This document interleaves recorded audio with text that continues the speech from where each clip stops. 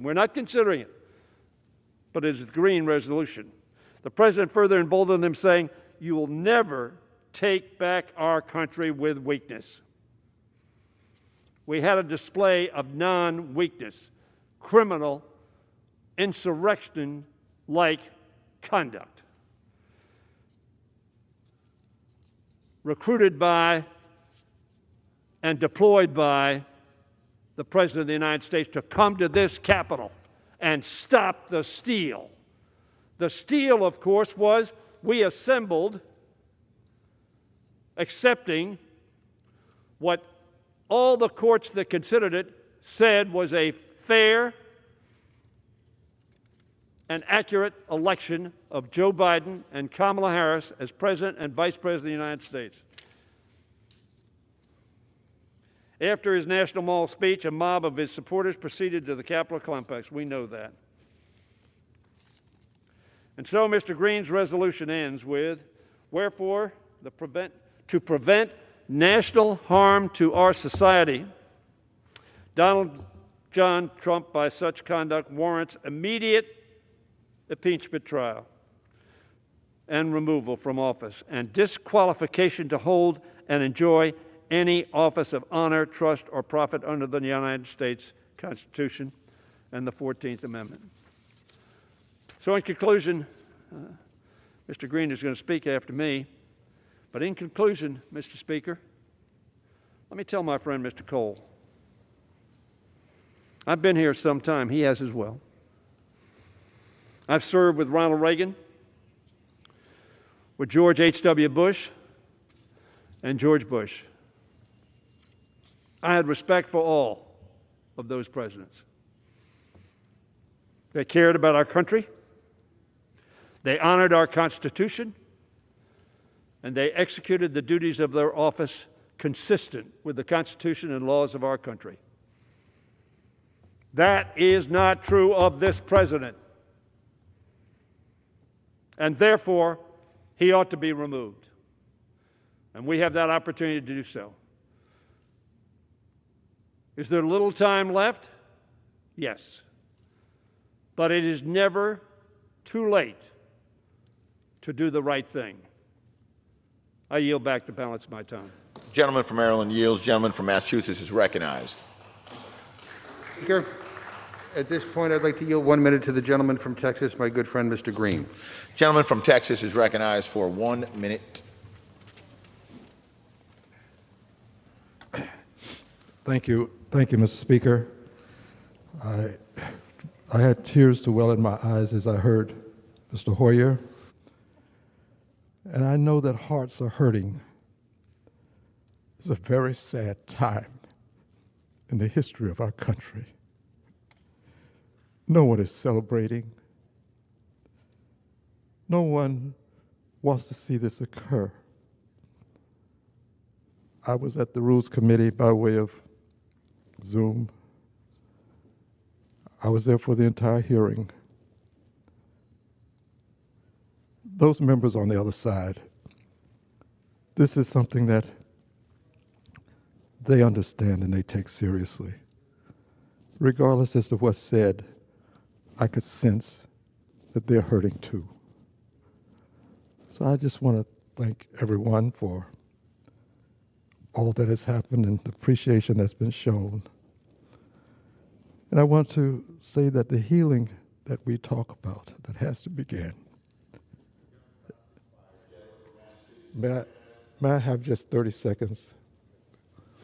I yield the gentleman 30 seconds. Gentleman has additional 30 seconds. Thank you. The healing, it has to start with some of these people who were there initially, who helped to lay this foundation, 110 people. I want to recognize Maxine Waters, Congresswoman. A lot of them were threatened. Their lives were disrupted. And if I may, with unanimous consent, I'd just like to insert their names in the record. Without objection. I thank you, and may God bless our country as we go forward. Gentleman from Texas yields. Gentleman from Massachusetts reserves. Gentleman from Oklahoma is recognized. Thank you, Mr. Speaker. Mr. Speaker, I yield 2 minutes to my good friend, distinguished Republican member, our leader of the Budget Committee, Mr. Smith of Missouri. Gentleman from Missouri is recognized for 2 minutes. Thank you, Mr. Speaker. If we defeat the previous question, we will amend the rule to immediately bring up the bill establishing a bipartisan national commission on the domestic terror attack of the United States Capitol. This has been a devastating week for our nation. Just last week, we stood right here in this very chamber while a violent mob laid siege to the seat of American democracy. It is vital we get the facts on what went wrong last week, why the security apparatus failed, and how we can ensure it never happens again. Less than 50 feet from where we stand in this room, a young lady lost her life through those doors.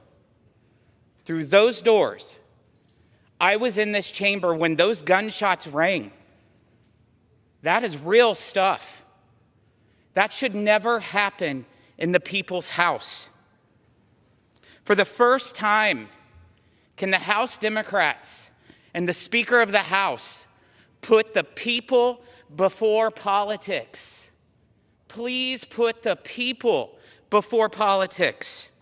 At a time when our nation is more divided than ever before, let's put people before politics.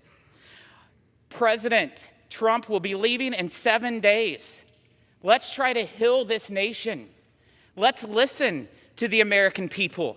This is the people's house. Let's operate for the people. This country is hurting. The people are hurting. Our colleagues are hurting.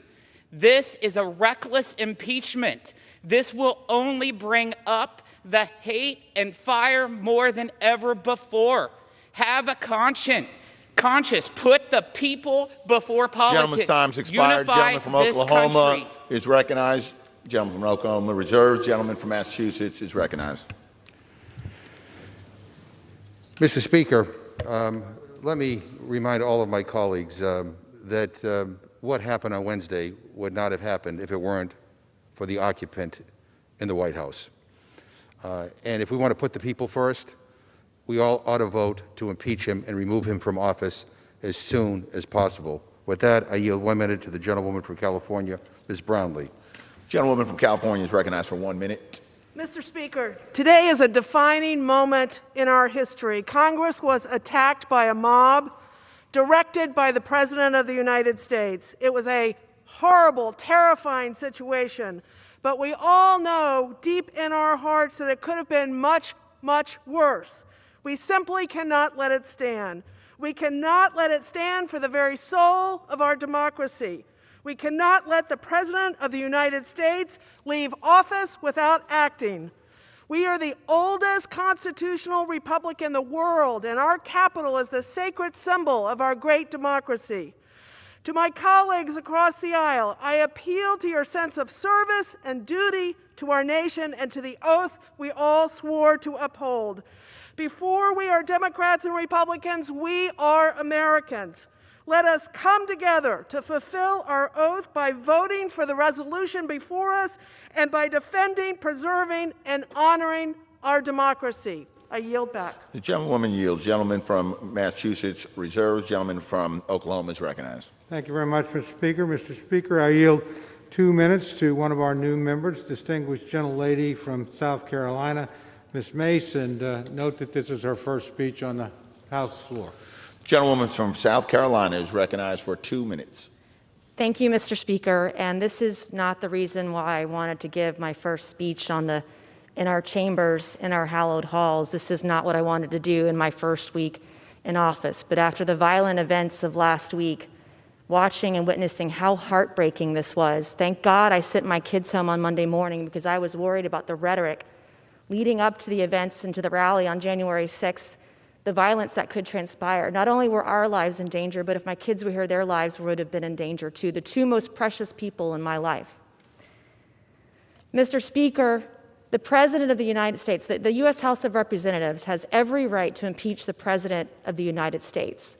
But what we're doing today, rushing this impeachment in an hour or 2 hour long debate on the floor of this chamber, bypassing judiciary, poses great questions about the constitutionality of this process.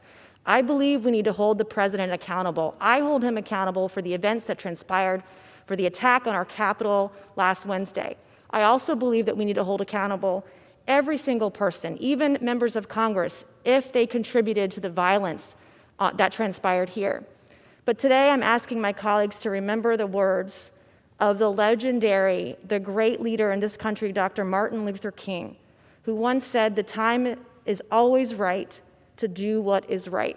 And if we're serious about healing the divisions in this country, Republicans and Democrats need to acknowledge this is not the first day of violence we've seen. We've seen violence across our country for the last 9 months. And we need to recognize, number one, that our words have consequences, that there is violence on both sides of the aisle. We've contributed to it. We need to take responsibility for our words and our actions. We need to acknowledge there is a problem, take responsibility for it, and stop being part of the problem and start being part of the solution. God bless every member in the chamber today, and God bless the United States of America. I yield back. Thank you. The gentlewoman yields. Gentleman from Oklahoma Reserve. Gentleman from Massachusetts is recognized. Mr. Speaker, I'm happy to yield 1 minute to the gentleman from Vermont, Mr. Welsh. Gentleman from Vermont is recognized for 1 minute. Mr. Speaker, our government is founded on the principle all power flows from the people. Donald Trump challenged this principle in 2 ways: deceit and violence. The deceit is repeated and baseless assertion of an electoral fraud. The violence, the attack on the United States Capitol on January 6th. The mob was assembled by Donald Trump, incited by Donald Trump, and in service of Donald Trump's effort to overturn, through violence, what he lost at the voting booth. The violent mob breached the Capitol, killed and injured Capitol Police, destroyed property, threatened the Vice President, members of Congress, and staff, all to obstruct the peaceful transfer of power. If we want unity, we must have accountability. So the question before this Congress: will Congress condone through acquiescence or condemn through impeachment Donald Trump's violent acts to overturn the election? Gentleman's Congress time has must expired. impeach. Gentleman from Massachusetts I yield is back. reserves. Gentleman from Oklahoma is recognized. Thank you very much, Mr. Speaker. Mr. Speaker, I yield 2 minutes to the distinguished Republican leader of the Judiciary Committee, Mr. Jordan of Ohio. Gentleman from Ohio is recognized for 2 minutes. Thank the gentleman for yielding. Mr. Speaker, in his opening remarks, the Democrat chair of the Rules Committee said that Republicans last week voted to overturn the results of an election. Guess who the first objector was on January 6, 2017? First objector, the Democrat chair of the Rules Committee. And guess which state he objected to? Alabama. The very first state called, Alabama. President Trump, I think, won Alabama by like 80 points. Actually, he won it by 30 points. They can object to Alabama in 2017, but tell us we can't object to Pennsylvania in 2021? Pennsylvania, where the state Supreme Court just unilaterally extended the election to Friday? Pennsylvania, where the Secretary of State unilaterally changed the rules, went around the legislature in unconstitutional fashion? Pennsylvania, where county clerks in some counties, and you can imagine which counties they were, let people fix their ballots against the law, cure their ballots, their mail-in ballots, direct violation of the law. And they tell us we tried to overturn the election. Guess who the second objector was in 2017? The individual managing the impeachment for the Democrats. Americans are tired of the double standard. They are so tired of it. Democrats object to more states in 2017 than Republicans did last week, but somehow we're wrong. Democrats can raise bail for rioters and looters this summer, but somehow when Republicans condemn all the violence this summer, the violence last week, somehow we're wrong. And Democrats can investigate the President of the United States, as Mr. Hoyer went through, try to impeach him, investigate him for 4 years, but will not look at an election that 80 million Americans, half the electorate, 80 million, Republicans and Democrats have their doubts about. I said this last night. I do not know where all this goes, and this is frightening for the country. We should defeat this rule, and we should defeat the impeachment resolution when it comes up. Gentleman's time's expired. Gentleman from Oklahoma reserved. Gentleman from Massachusetts is recognized. Mr. Speaker, some of us objected 4 years ago as a protest vote to raise concerns about what all of our intelligence agencies had stated clearly, that Russia interfered in our election. But what the gentleman fails to acknowledge is that we all acknowledge that Donald Trump was the president the day after the election. Hillary Clinton conceded the day after the election. None of us push conspiracy theories like some of my friends on the other side of the aisle have been doing, and this president, that somehow the president won in a landslide. Give me a break. You know, yesterday in the Rules Committee, I asked the gentleman from Ohio if he would just say 5 simple words. And if he was talking about healing. I said the 5 simple words that you could say that would help heal this nation are that the election was not stolen. That's it. 5 simple words. He refused. He said he never said the election was stolen. Well, the evidence shows otherwise. And let me quote from this Dana Milbank piece entitled, "5 Pesky Little Words Keep Stumping Jim Jordan." And Mr. Speaker, the bottom line is this. This Capitol was stormed. People died because of the big lies that were being told by this president and by too many people on the other side of the aisle. Enough. People should be outraged as to what happened. It was unforgivable, unconscionable. And coming up on this floor and talking about whataboutism and trying to make these false equivalencies, give me a break. The President of the United States instigated an attempted coup in this country. People died. Everybody should be outraged, whether you're a Democrat or Republican. If this is not an impeachable offense, I don't know what the hell is. This president is not fit to remain in office. With that, I yield 1 minute to the gentleman from Oregon, Mr. DeFazio. Gentleman from Oregon is recognized for 1 minute.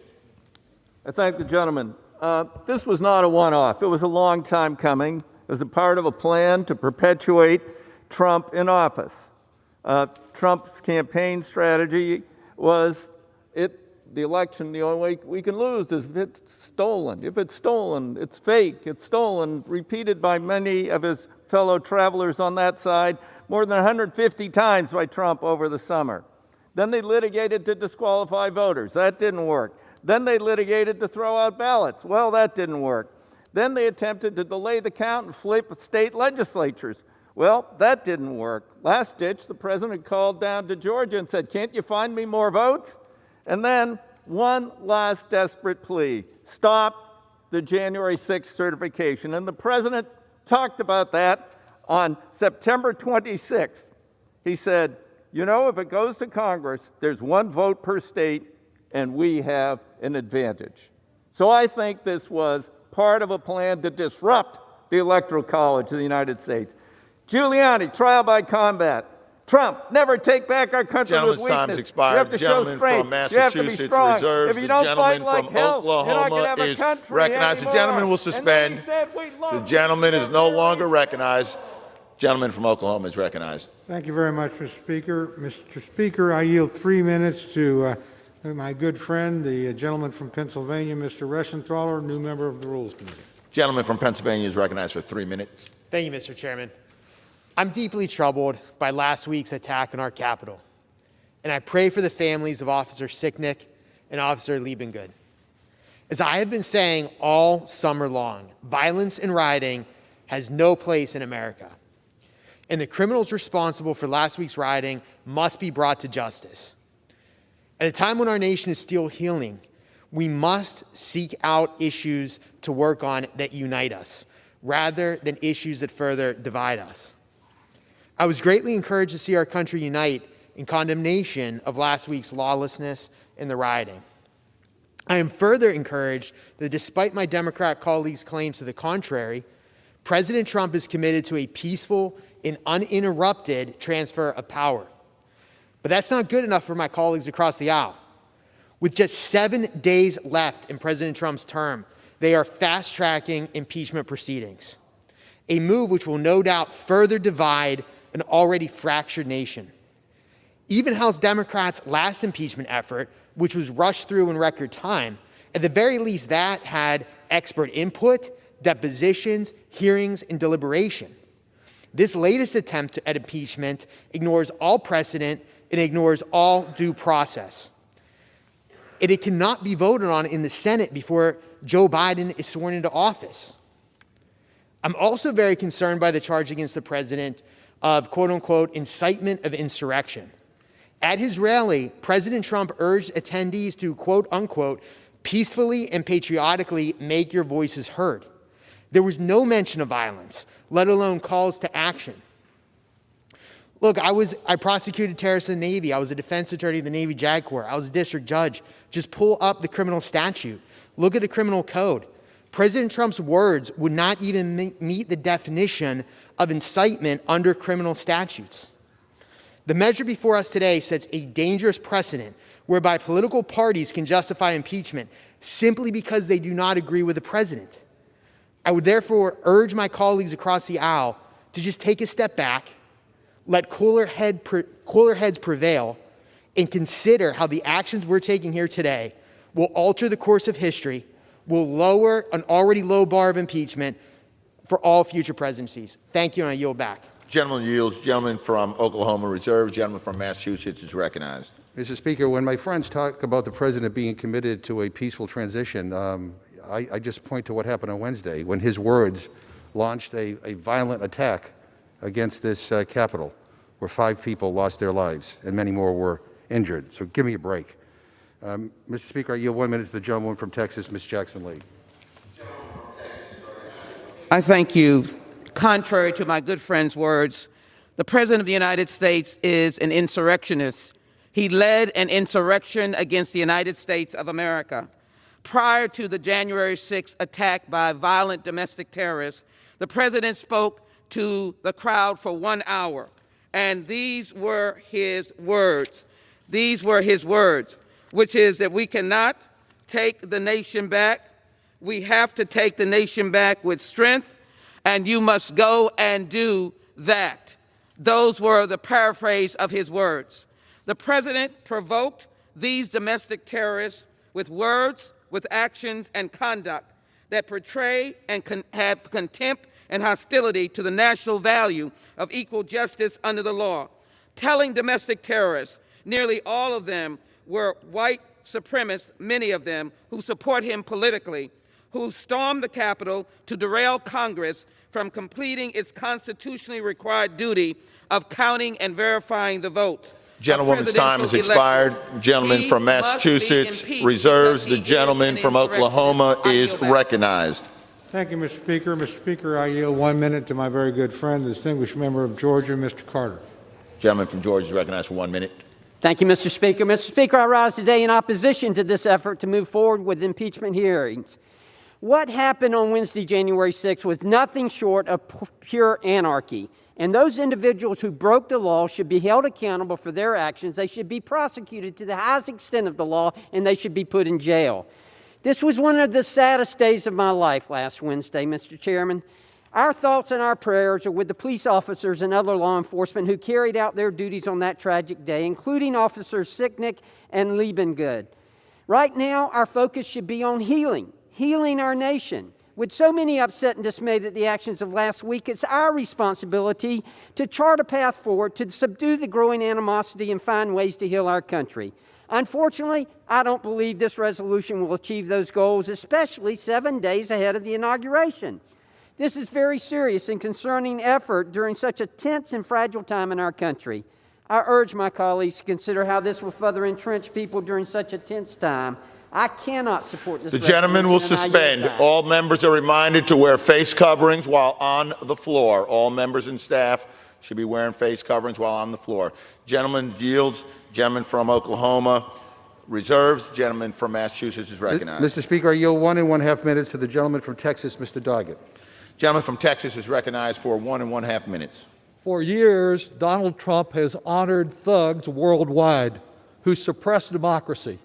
For months, with a daily diet of lies, he has made clear his refusal to accept any election in which he was not the winner.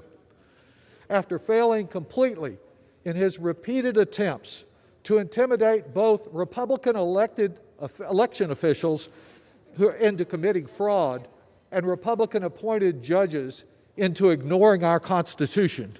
He made a desperate attempt last week to block the final election count and prevent the peaceful transition of power essential to democracy.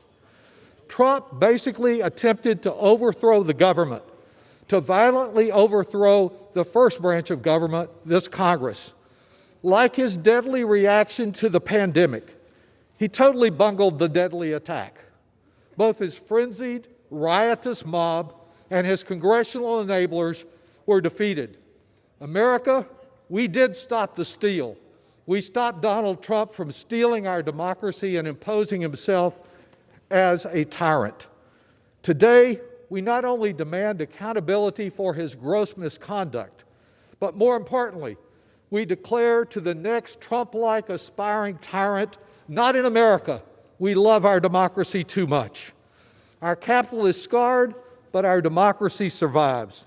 Violating his sworn duty to protect and defend our Constitution by seeking to violently overthrow the government. Gentleman's time's expired. The gentleman from Massachusetts If this is not reserves. impeachable, The gentleman nothing from is. Oklahoma is recognized. Thank you, Mr. Speaker. I advise the chair I have additional speakers on the way, but they're having a difficult time, so I will reserve my time. Gentleman from Oklahoma reserved. Gentleman from Massachusetts is recognized. Mr. Speaker, I yield 1 minute to the gentlewoman from Connecticut, Ms. DeLauro.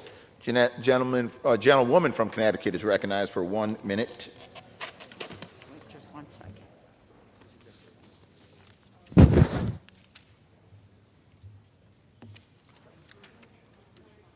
On November 3rd, the American people voted overwhelmingly for Joe Biden and Kamala Harris to serve as President and Vice President of the United States.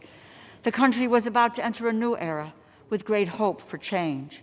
And yet, with a decisive mandate and majority, the President used untruthful claims to end the completion of a constitutional process of collecting the electoral votes, making Joe Biden President of the United States.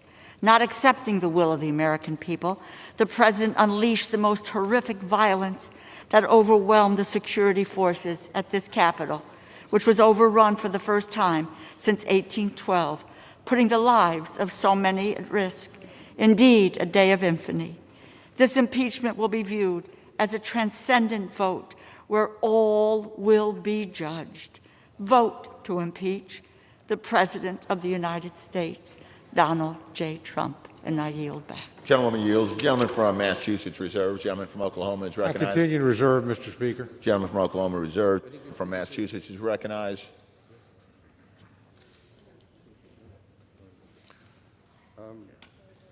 Mr. Speaker, I yield 1 minute to the gentlewoman from Florida, Ms. Castor.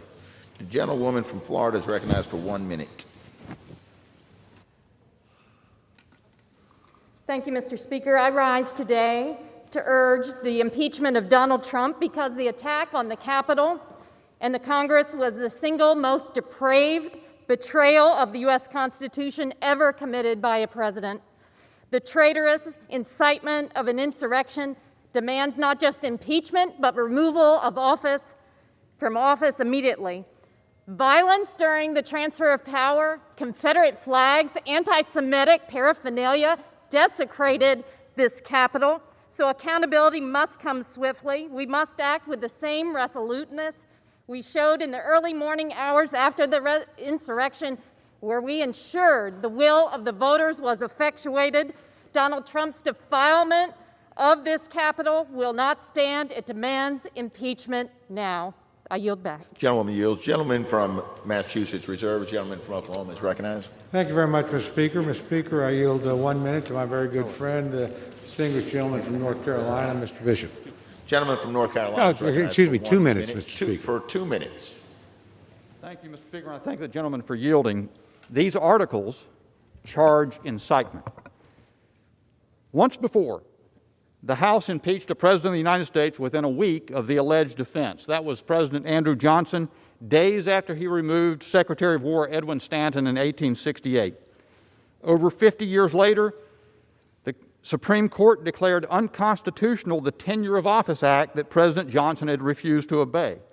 In other words, the House was not only hasty, it was wrong punishing noncompliance with an unconstitutional law. At least when that occurred, the constitutionality of the law in question was unsettled. Here, however, an angry House majority races to impeachment in direct violation of settled constitutional law. Again, the articles before the House charge incitement to insurrection. They do not specify inciting language. The law is well settled. Quote, "What is required to forfeit constitutional protection is incitement speech that specifically advocates for listeners to take unlawful action." The violence last Wednesday was abhorrent. Perpetrators should be prosecuted. Those responsible for security decisions held accountable. Congress can disapprove, revile, condemn, even censure, but you cannot, consistent with the rule of law, punish that which the Constitution's First Amendment declares protected. If you do it, the violators of duty to this Constitution, however angry, will be those who vote for this article of impeachment. It is not Mr. Green's article of impeachment. It is incitement. And the Constitution is settled on that point. Thank you. I yield back.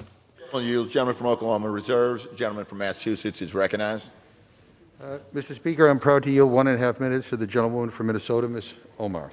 Gentlewoman from Minnesota is recognized for 1.5 minutes. Thank you, Chairman. Mr. Speaker, let us not mince words about what happened last week. It was a violent attempt to interrupt our democratic process. It was a targeted blow at the most essential process that makes us a democracy. It was a direct and specifically incited by the President of the United States. For years, we have been asked to turn a blind eye to the criminality, corruption, and blatant disregard to the rule of law by the tyrant president we have in the White House. We as a nation can no longer look away. The president not only incited an insurrection against our government, but has in word and deed led a rebellion. We cannot simply move past this or turn the page. For us to be able to survive as a functioning democracy, there has to be accountability. We must impeach and remove this president from the office immediately so that he cannot be a threat to our democracy. I stand ready to fulfill my oath of office, and I challenge my colleagues on the other side of the aisle to do the same. I yield back. Gentlewoman yields. Gentleman from Massachusetts reserved. Gentleman from Oklahoma is recognized. Thank you, Mr. Speaker. We continue to reserve. Gentleman from Oklahoma reserved. Gentleman from Massachusetts is recognized.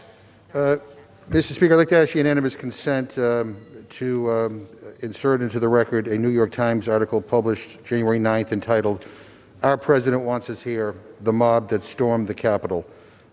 It's another example of why our country cannot risk even one more day of Donald Trump. Without objection. I now yield 1 minute to the gentleman from California, Mr. Correa. Gentleman from California is recognized for 1 minute. I thank the gentleman for yielding. And Mr. Speaker, last week, Congress was under siege by a mob motivated and directed by the President of the United States. Our Vice President was the target of that mob. Members of Congress, both Democrats and Republicans, were targets of this mob. And I witnessed, for the first time in my life, Americans fighting Americans, all at the behest of our own President of the United States. And as Americans, we can do better. And I will vote for impeachment today for our nation, for our children, and for our grandchildren. And I'll be voting for impeachment so that America will once again be the shining city upon the hill whose beacon light guides freedom-loving people everywhere. I urge my colleagues to join me and vote for impeachment. With that, I yield. The gentleman yields. Gentleman from Massachusetts reserves. Gentleman from Oklahoma is recognized. Thank you, Mr. Speaker. I continue to reserve. Gentleman from Oklahoma reserves. Gentleman from Massachusetts is recognized. May I ask the gentleman how many more speakers he may have? Whenever the gentleman is prepared to close, we'll close. We were hopeful that one of our speakers could arrive, but difficult circumstances, they're just having a hard time getting here. I think we have exhausted all of our speakers, so I will yield to the gentleman. Is my friend prepared to close? Yes. Then I'll close, Mr. Gentleman from Oklahoma is recognized. Thank you very much, Mr. Speaker. Mr. Speaker, I yield myself the balance of my time. Speaker, I want to thank you for presiding over these difficult proceedings today. I want to thank my good friend, the distinguished chairman of the Rules Committee, and I want to thank everybody that came to the floor, had something to say at an important moment. And I think the debate, while spirited, reflected the civility and decency of the institution that we're all privileged to be part of. And I'm very proud to have been part of it, very proud of all the members and the manner in which they participated. I want again to thank the staff and thank those who kept us safe in the process, particularly the Capitol Police. Mr. Speaker, in closing, I oppose this rule and I oppose the majority's actions today. After the traumatic events of last week, the majority should be taking steps to unite us. Instead, they are only dividing us further. They are rushing to judgment, in my opinion, and bringing up impeachment after failing to follow any meaningful process whatsoever. No hearings have been held, no witnesses heard, no process or opportunity to respond was provided to the President. No members had an opportunity to review or amend this article before it came to the floor. This is hardly the way the House should undertake such a serious act. Mr. Speaker, there's still a way to unite the country. Let us look forward, not backward. Let us come together, not apart. Let us celebrate the peaceful transition of power to a new president rather than impeaching an old president. And let us affirm and reaffirm with one united voice that the House does not rush to judgment on the most consequential action we can take. We deserve better than that, Mr. Speaker, and the American people deserve better than that. Mr. Speaker, I urge my colleagues, as they reflect on this minute and we move into our next stage of debate, to remember that we're all privileged to represent a great and a good people who've gone through a horrifying and tragic time, and that we owe them the opportunity to reflect, and we owe them our best efforts to bring together. I know people on this floor feel very passionately about this subject with different points of view. I honor each one of those points of view, and I honor the people that voice them. And let's remember when we're through this that we're one people, that we have one purpose, that we're free through the grace of God and millions of brave Americans over centuries of time, and we will remain that way, and we will move forward together once we settle this debate. With that, Mr. Speaker, I urge my colleagues to vote no on the previous question, no on the rule, no on the underlying measure, and I yield back the balance of my time. The gentleman yields back the balance of his time. The gentleman from Massachusetts is recognized. Thank you, Mr. Speaker, and let me thank my friend, the ranking member of the Rules Committee, Mr. Cole, for his friendship and for the way he conducts himself in this chamber. I know he has great respect for this institution. Mr. Speaker, it is impossible for me to fully capture the reverence that I have for the United States Capitol. You know, I worked on these grounds starting back when I was a college intern, working for Senator George McGovern back in 1977. No relation. Great last name. But since that time, I have done everything from working as a staffer for Congressman Joe Moakley of Massachusetts to being elected to the United States House of Representatives myself. But that internship will always be a high point of my life. Coming here for the first time, walking these hallowed halls, and seeing the glory of American democracy up close. The idea that someone would incite an out-of-control mob of homegrown fascists and domestic terrorists to desecrate the People's House fills me with a deep sadness for our country. The contempt that these people had for our democracy and our freedom fills me with horror. And what Donald Trump did, encouraging them, fills me with rage. Rage, not just on behalf of all of those serving here, but all of those who work in these halls. And I'm talking about the reporters, the cafeteria workers, the custodians, the clerks, the parliamentarians. I go on and on and on. And the staff, the Democratic staff, the Republican staff, the nonpartisan support staff who were terrorized, some hiding under their desks and barricading in their offices. I was in the Speaker's chair the day this unfolded, and many of the people who are sitting up there now were present at that time. What a horrifying thing for anybody to have to experience. Now, some of my Republican friends have been trying to lecture us about unity here today. Unity, after they voted to overturn a free and fair election in the United States of America, but also preaching unity and not acknowledging that for 4 years, many of them gave oxygen to Donald Trump's conspiracy theories, to the big lies. They turned the other way in the face of racism and bigotry and how he embraced some of the most intolerant voices in this country. They just let it go. You know, I will remind everybody here that words have consequences. And ignoring words that are wrong also have consequences.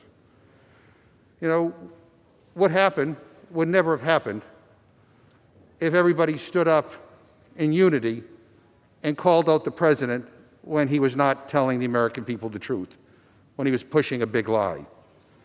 We will never have unity without truth and also without accountability.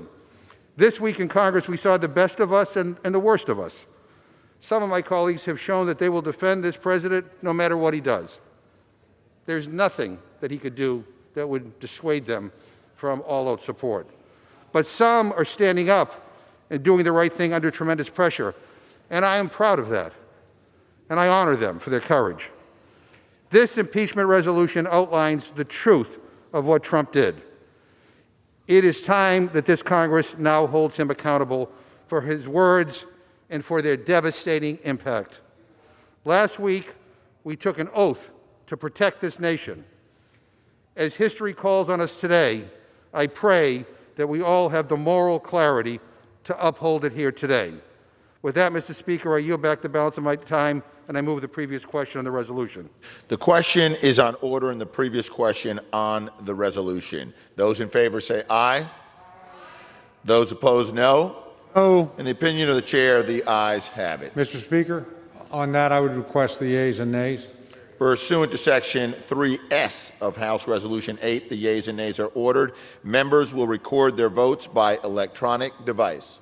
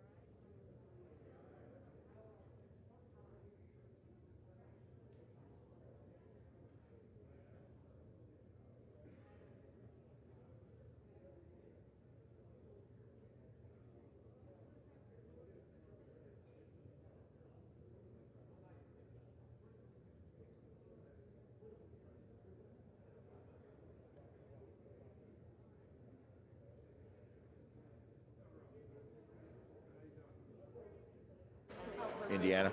For what purpose does the gentleman from Indiana seek recognition?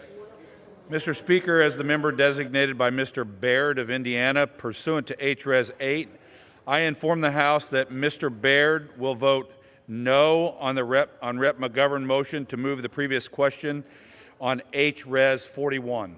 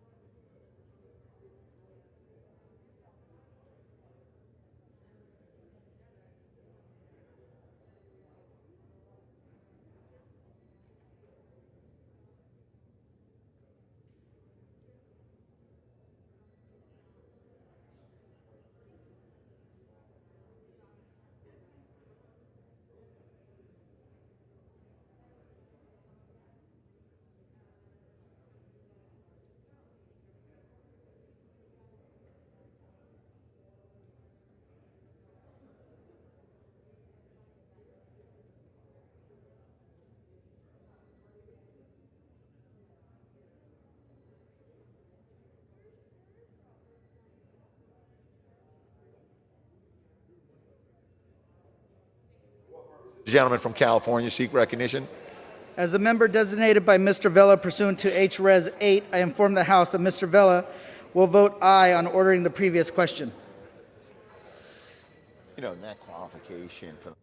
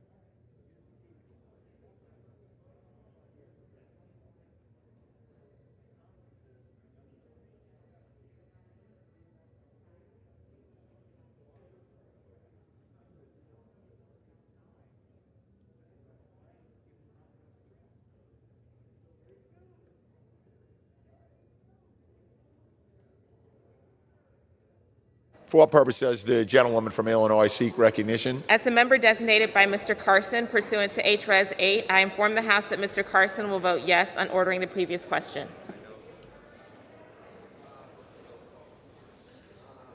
What do we have over here?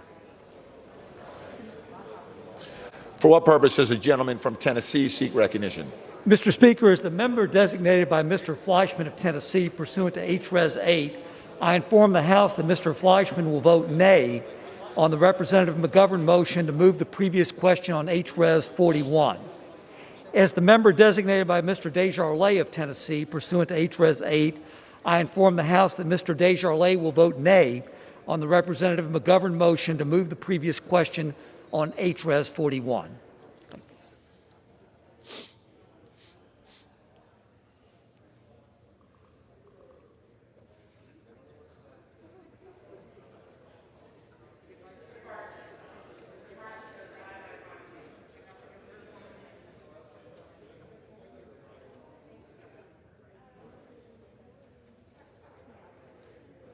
Kansas. For what purpose does the gentleman from Kansas seek recognition? Mr. Speaker, as the member designated by Mr. LaTurner of Kansas pursuant to House Resolution 8, I inform the House that Mr. LaTurner will vote nay on the Rep. McGovern motion to move the previous question on House Resolution 41.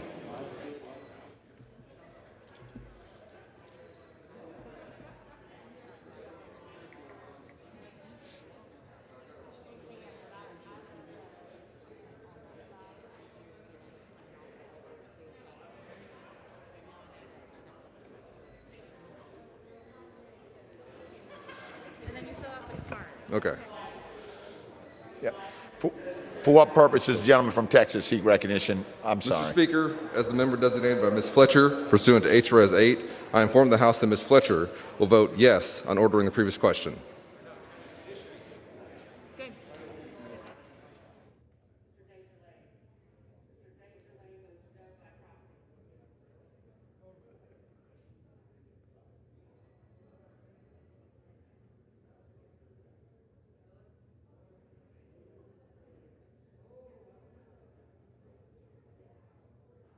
Virginia.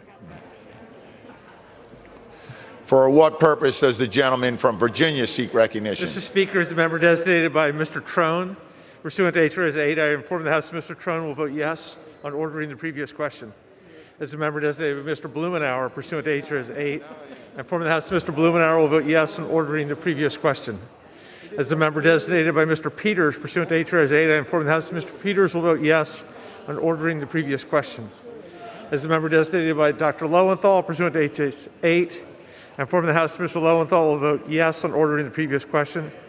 As the member designated by Mr. Liu, pursuant to HRES 8, I inform the House that Mr. Liu will vote yes on ordering the previous question.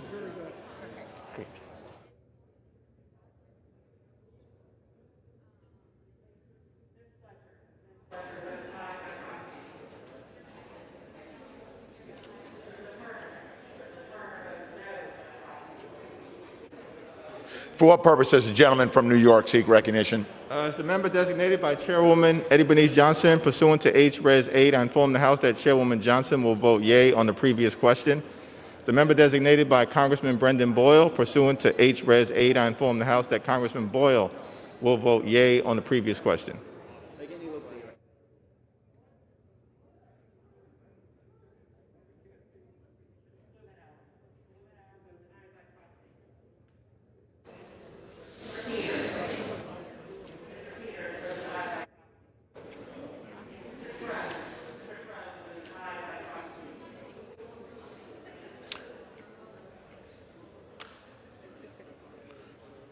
For what purpose does the gentleman from Connecticut seek recognition?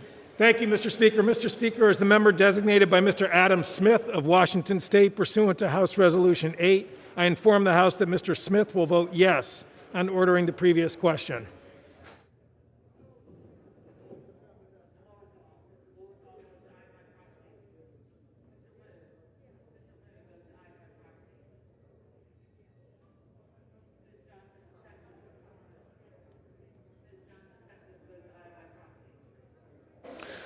For what purpose does the gentleman from Arizona seek recognition? As a member designated by Representative Kirkpatrick, pursuant to H.R. 8, I inform the House Representative Kirkpatrick will vote aye on ordering the previous question. As a member designated by Representative Cardenas, pursuant to H.R. 8, I inform the House that Representative Cardenas will vote aye on ordering the previous question.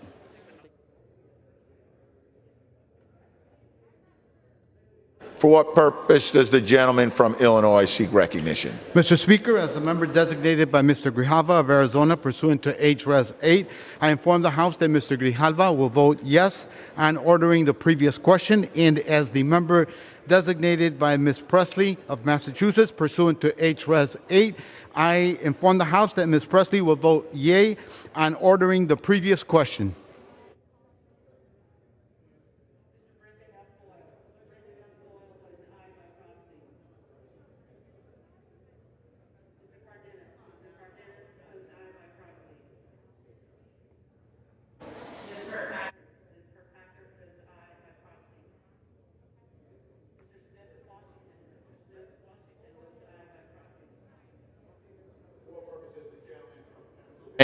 seek recognition.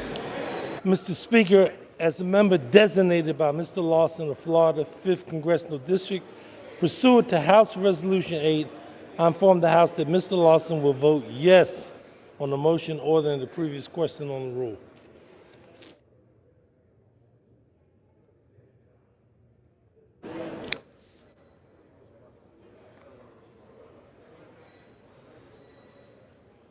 For what purpose does the gentleman from Washington seek recognition?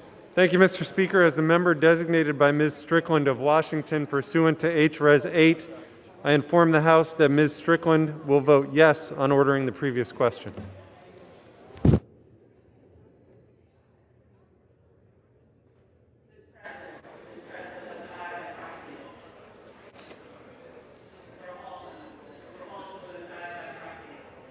You said 10. For what purpose does the gentleman from Michigan seek recognition? Mr. Speaker, as the member designated by Mr. Bergman, pursuant to House Resolution 8, I inform the House that Mr. Bergman will vote no on ordering the previous question. Mr. Speaker, as the member designated by Mr. Lamborn, pursuant to House Resolution 8, I inform the House that Mr. Lamborn will vote no on ordering the previous question.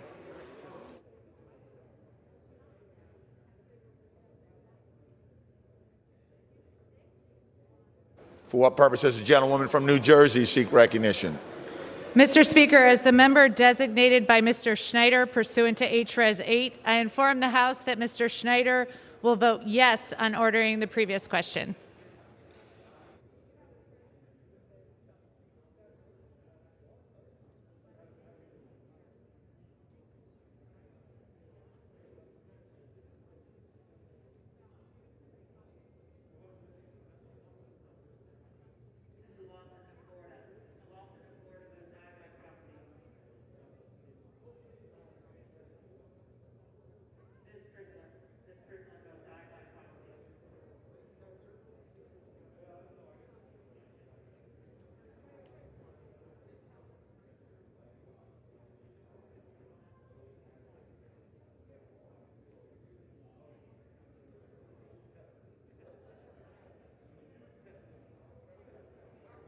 Tell him from the chair.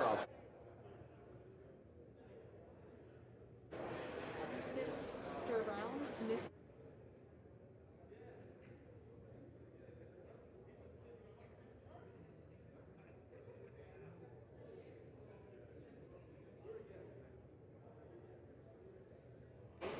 For what purpose does the gentlewoman from Maine seek recognition?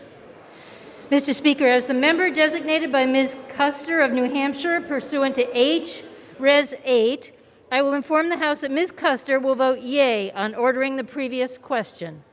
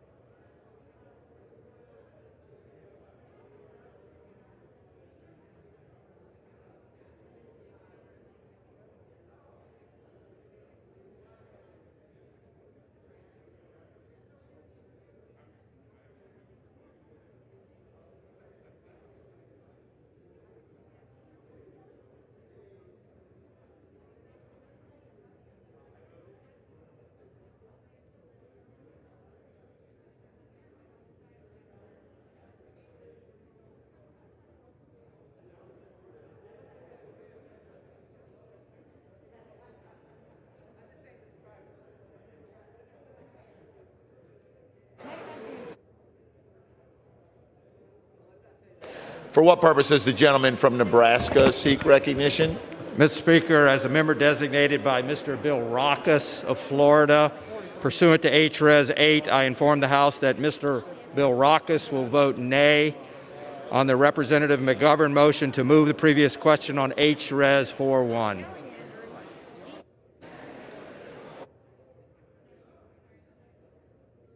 For what purpose does the gentlewoman from California seek recognition? Mr. Speaker, as a member designated by Mr. Desagne pursuant to H-Res 8, I inform the House that Mr. Desagne will vote yes on ordering the previous question.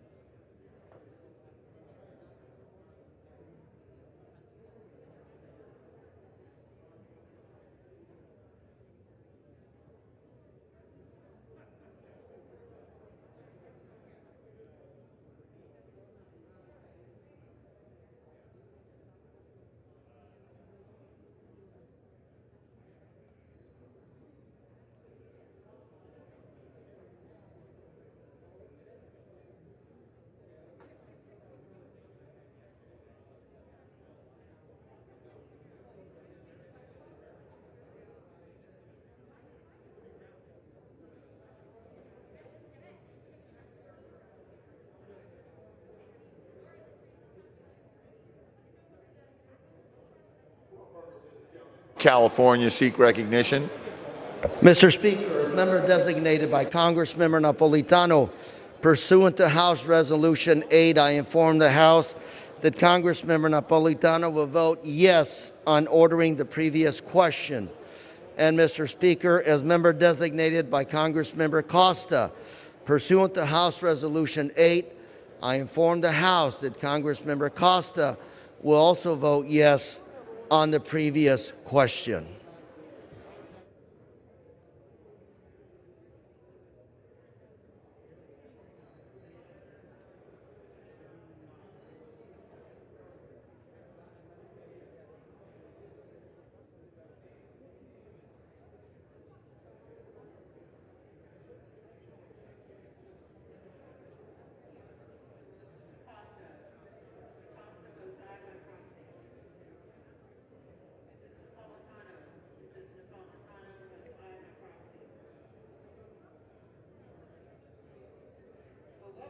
Does the gentleman from Maryland seek recognition?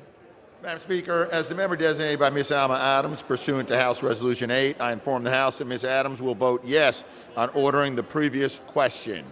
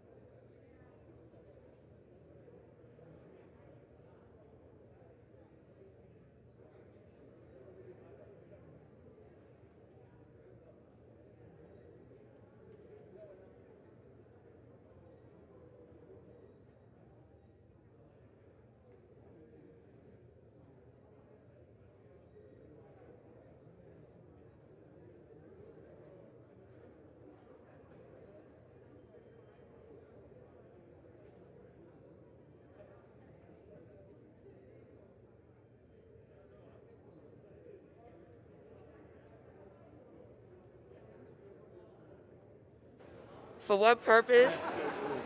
For what purpose does the gentlewoman from New York seek recognition? Ms. Speaker, as the member designated by Mr. Young of Alaska pursuant to House Resolution 8, I inform the House that Mr. Young will vote nay on the motion to move the previous question on House Resolution 41. Thank you.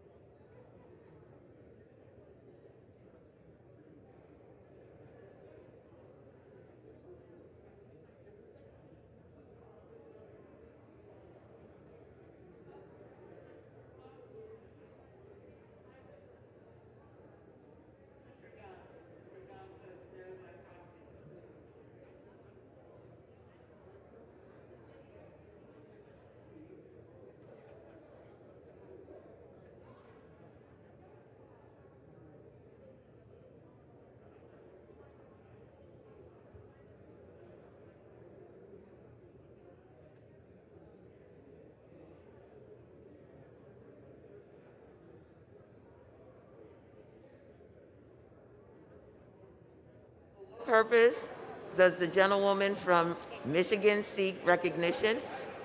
Madam Speaker, as the member designated by Ms. Lee of Nevada pursuant to H-Res 8, I will inform the House that Ms. Lee will vote yea on ordering the previous question. As the member designated by Mrs. Dingle pursuant to H-Res 8, I will inform the House that Mrs. Dingle will vote yea on ordering the previous question. As the member designated by Ms. Axney pursuant to H-Res 8, I inform the House that Ms. Axney will vote yea on ordering the previous question.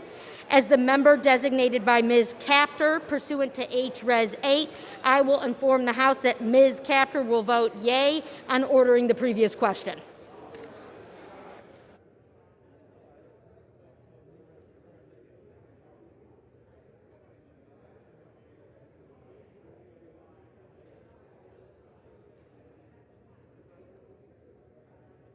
For what purpose does the gentlewoman from Connecticut seek recognition? As the member designated by Ms. Wilson pursuant to H-Res 8, I inform the House that Ms. Wilson will vote yes on ordering the previous question.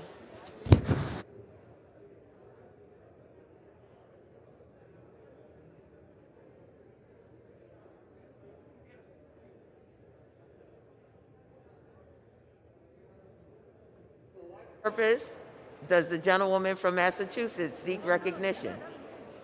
As the member designated by Ms. Frankel pursuant to H-Res 8, I inform the House that Ms. Frankel will vote yes on ordering the previous question. As the member designated by Ms. Bonamici pursuant to H-Res 8, I inform the House that Ms. Bonamici will vote yes on ordering the previous question. What purpose does the gentlewoman from Florida seek recognition? Madam Speaker, as the member designated by Mr. Buchanan of the state of Florida pursuant to H-Res 8, I inform the House that Mr. Buchanan will vote nay on the Rep. McGovern motion to move the previous question on H-Res 41. As the member designated by Mr. Dunn of the state of Florida pursuant to H-Res 8, I inform the House that Mr. Dunn will vote nay on the Rep. McGovern motion to move the previous question on H-Res 41.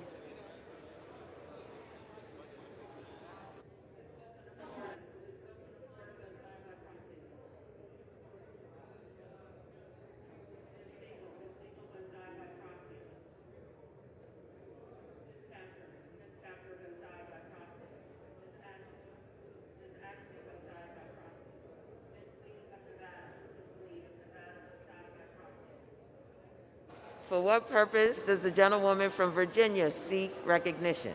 Thank you, Madam Speaker. As the member designated by Mr. McEachin pursuant to H-Res 8, I inform the House that Mr. McEachin will vote yes on ordering the previous question. And as the member designated by Ms. Porter pursuant to H-Res 8, I inform the House that Ms. Porter will vote yes on ordering the previous question.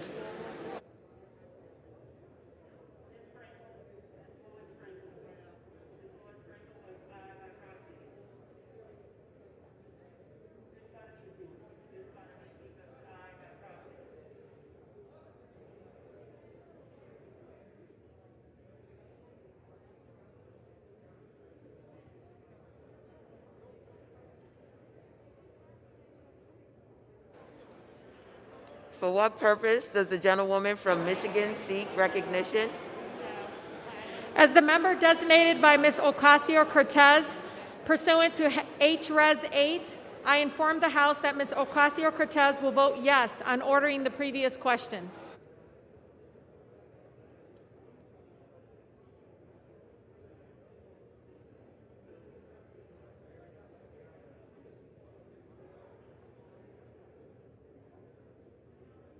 Purpose does the gentleman from New Jersey seek recognition? Madam Speaker, as the member designated by Ms. Bonnie Watson Coleman pursuant to H-Res 8, I inform the House that Ms. Bonnie Watson Coleman will vote yes on ordering the previous question. And as the member designated by Mr. Bill Pascrell pursuant to H-Res 8, I inform the House that Mr. Pascrell will vote yes on ordering the previous question. And as the member designated by Mr. Albio Series pursuant to H-Res 8, I inform the House that Mr. Series will vote yes on ordering the previous question. And finally, Madam Speaker, as the member designated by Mr. Paul Tonko pursuant to H-Res 8, I inform the House that Mr. Tonko will vote yes on ordering the previous question.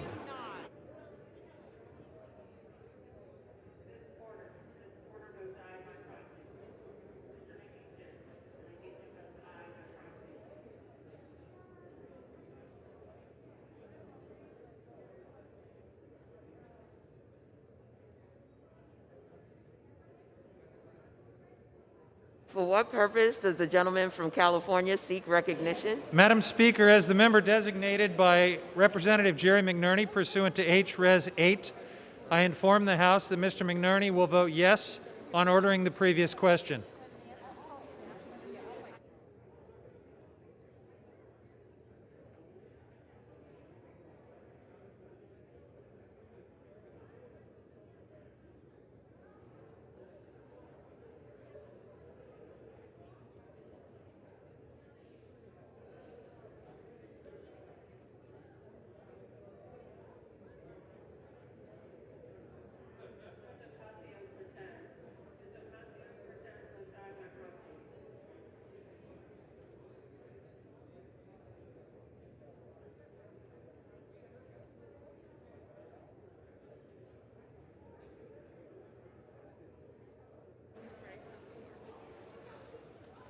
For what purpose does the gentlewoman from New York seek recognition?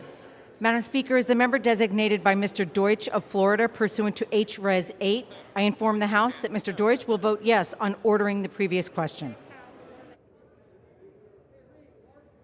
For what purpose does the gentleman from Indiana seek recognition? Madam Speaker, as the member designated for Ms. Walorski pursuant to H-Res 8, I inform the House that Ms. Walorski will vote nay on the motion to move the previous question on H-Res 41.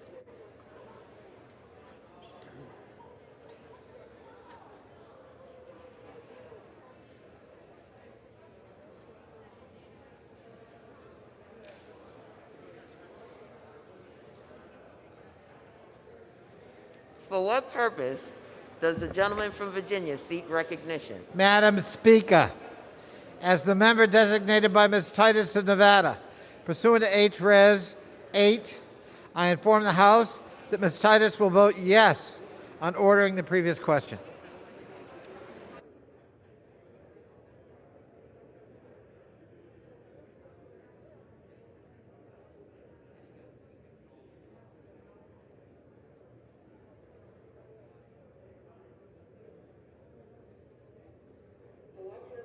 The gentleman from Pennsylvania seek recognition.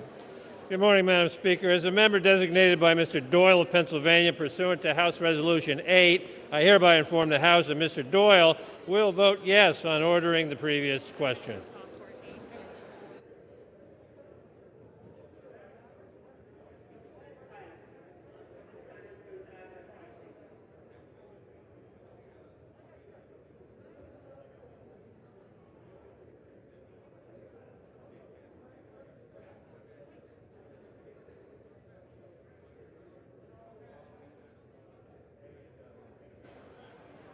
For what purpose does the gentlewoman from Florida seek recognition? Madam Speaker, as the member designated by Mr. Payne of New Jersey pursuant to H-Res 8, I inform the House that Mr. Payne will vote yea on ordering the previous question. And Madam Speaker, as the member designated by Mr. Hastings of Florida pursuant to H-Res 8, I inform the House that Mr. Hastings will also vote yea on ordering the previous question.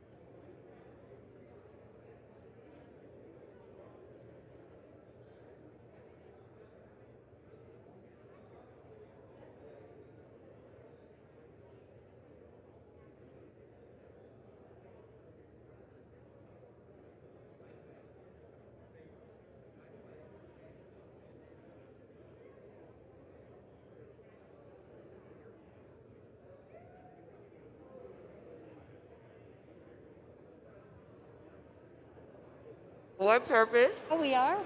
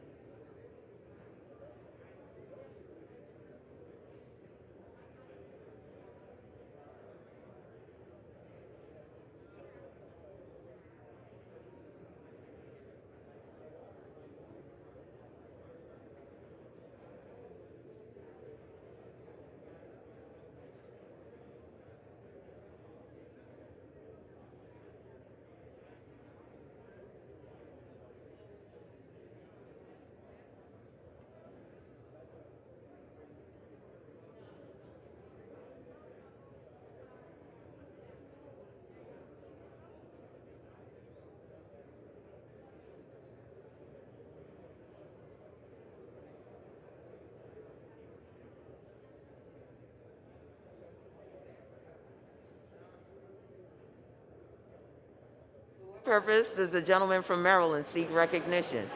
As the member designated by Ms. Jayapal pursuant to House Resolution 8, I rise to announce that Ms. Jayapal will vote aye on ordering the previous question. I forgot we were doing proxy voting.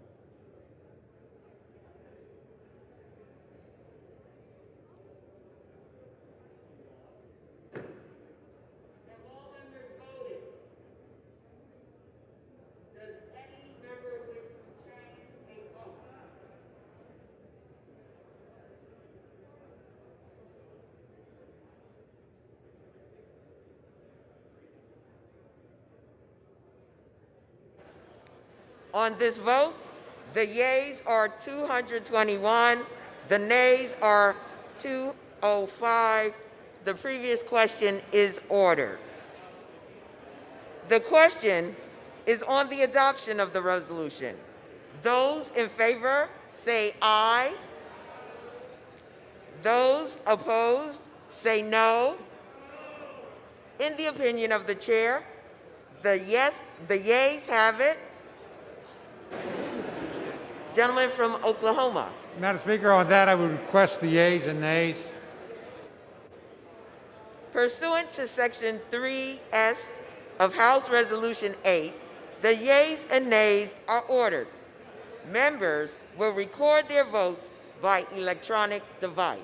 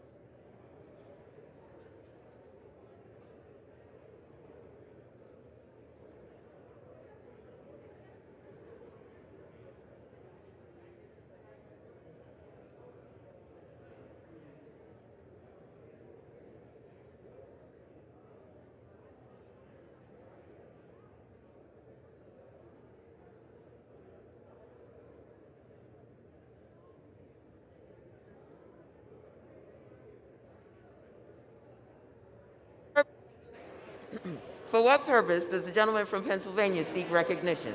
Thank you, Madam Speaker. As a member designated by Mr. Doyle of Pennsylvania, pursuant to House Resolution 8, I hereby inform the House that Mr. Doyle will vote yes on House Resolution 41. For what purpose does the gentleman from Michigan seek recognition? Madam Speaker, as the member designated by Mr. Bergman, pursuant to House Resolution 8, I inform the House that Mr. Bergman will vote no on the rule H-Res 41. Madam Speaker, as the member designated by Mr. Lamborn, pursuant to House Resolution 8, I inform the House that Mr. Lamborn will vote no on the rule H-Res 41.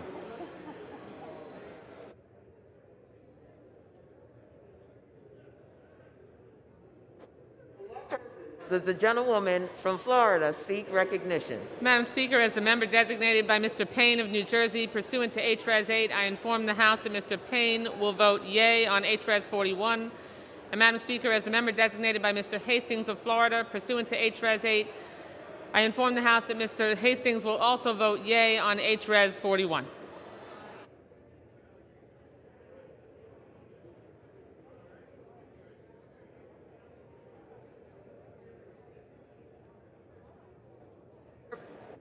For what purpose does the gentleman from Massachusetts seek recognition? As the member designated by Ms. Frankel pursuant to H-Res 8, I inform the House that Ms. Frankel will vote yes on H-Res 41. As the member designated by Ms. Bonamici pursuant to H-Res 8, I inform the House that Ms. Bonamici will vote yes on H-Res 41.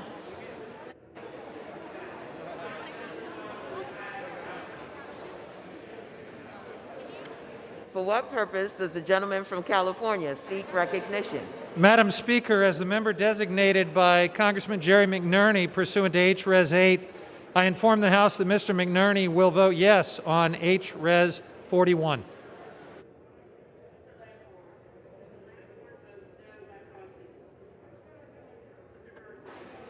The gentleman from Illinois seek recognition. Madam Speaker, as the member designated by Ms. Presley of Massachusetts pursuant to House Res 8, I inform the House that Ms. Presley will vote yea on House Resolution 41.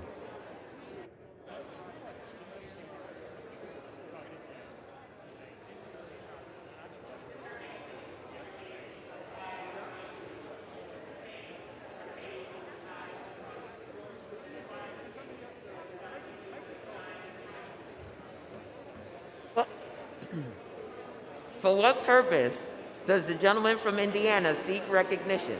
Madam Speaker, as a member designated by Ms. Walorski pursuant to H-Res 8, I inform the House that Ms. Walorski will vote nay on H-Res 41.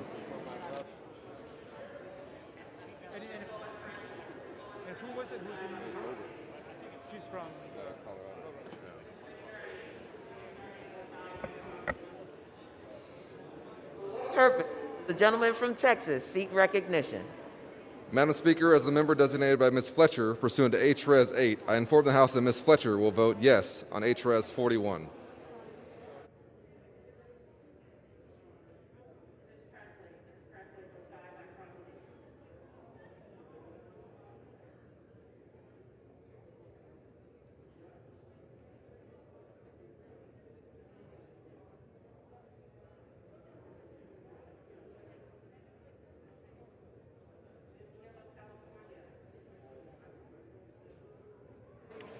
For what purpose does the gentlewoman from New York seek recognition? Madam Speaker, as the member designated by Mr. Young of Alaska pursuant to House Resolution 8, I inform the House that Mr. Young will vote nay on the rule of House Resolution 24.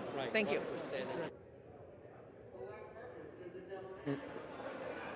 For what purpose does the gentleman from New York seek recognition?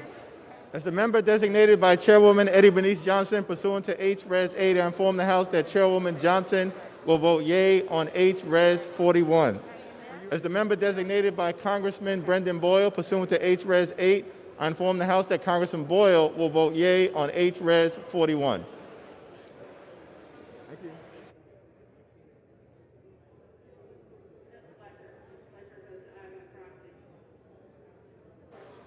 For what purpose does the gentleman from Maryland seek recognition? As the member designated by Ms. Jayapal pursuant to House Resolution 8, I inform the House that Ms. Jayapal votes aye on H-Res 41.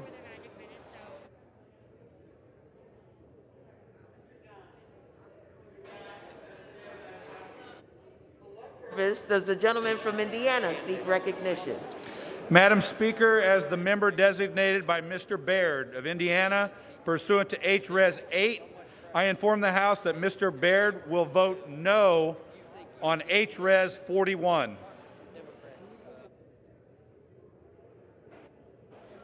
Mr. California. For what purpose does the gentleman from California seek recognition? Madam Speaker, as member designated by Congressmember Napolitano, pursuant to House Resolution 8, I inform the body that Congressmember Napolitano will vote yes on H-Res 41. And Madam Speaker, as member designated by Congressmember Costa, pursuant to House Resolution 8, I inform the body that Congressmember Costa will also vote aye on H-Res 41.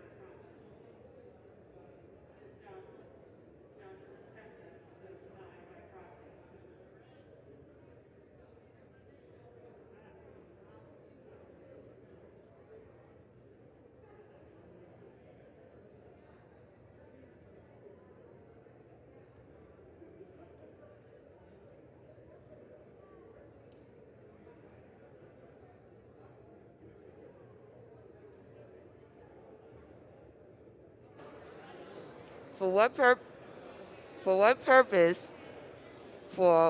purpose does the gentleman from California seek recognition? As the member designated by Mr. Vella pursuant to H-Res 8, I inform the House that Mr. Vella will vote aye on H-Res 41.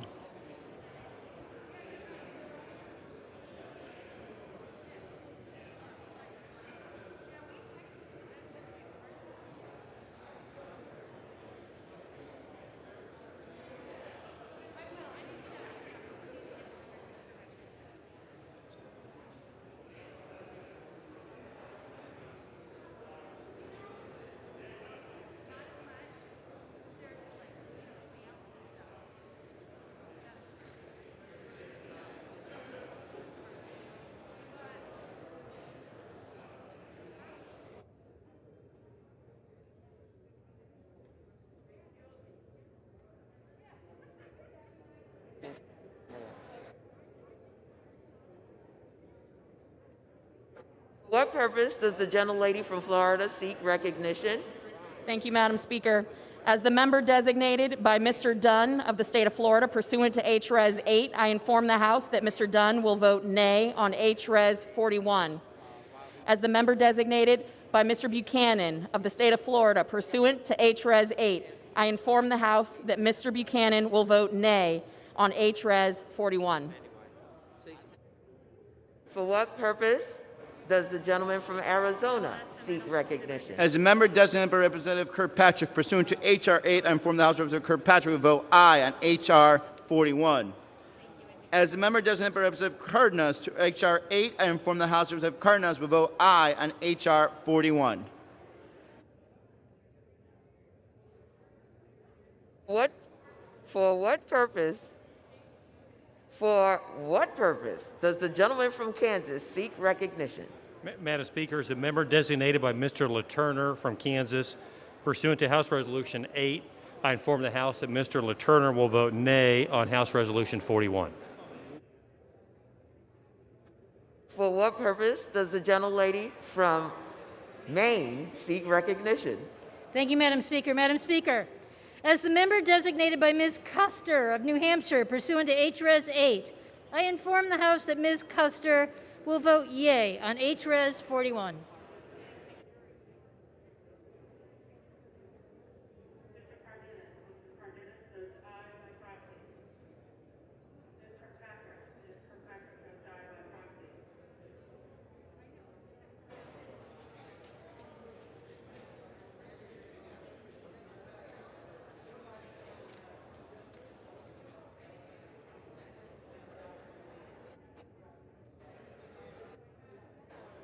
For what purpose does the gentleman from Virginia seek Madam Speaker, as the member designated by Ms. Titus of Nevada, pursuant to H-Res 8, I inform the House that Ms. Titus will vote yes on H-Res 41.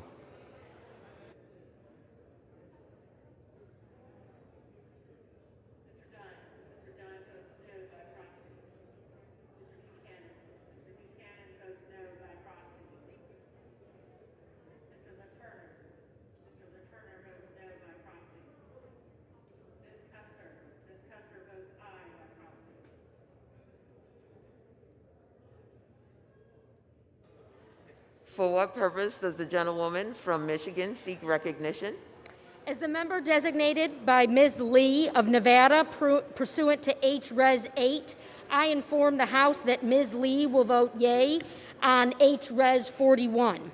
As the member designated by Mrs. Dingle pursuant to H-Res 8, I inform the House that Mrs. Dingle will vote yea on H-Res 41. As the member designated by Ms. Axney pursuant to H-Res 8, I inform the House that Ms. Axney will vote yea on H-Res 41. As the member designated by Ms. Capter pursuant to H-Res 8, I inform the House that Ms. Capter will vote yea on H-Res 41.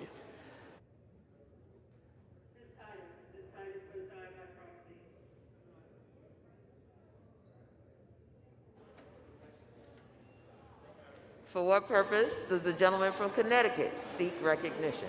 Thank you, Madam Speaker. Madam Speaker, as the member designated by Mr. Adam Smith of Washington State pursuant to H-Res 8, I inform the House that Mr. Smith will vote yes on House Resolution 41.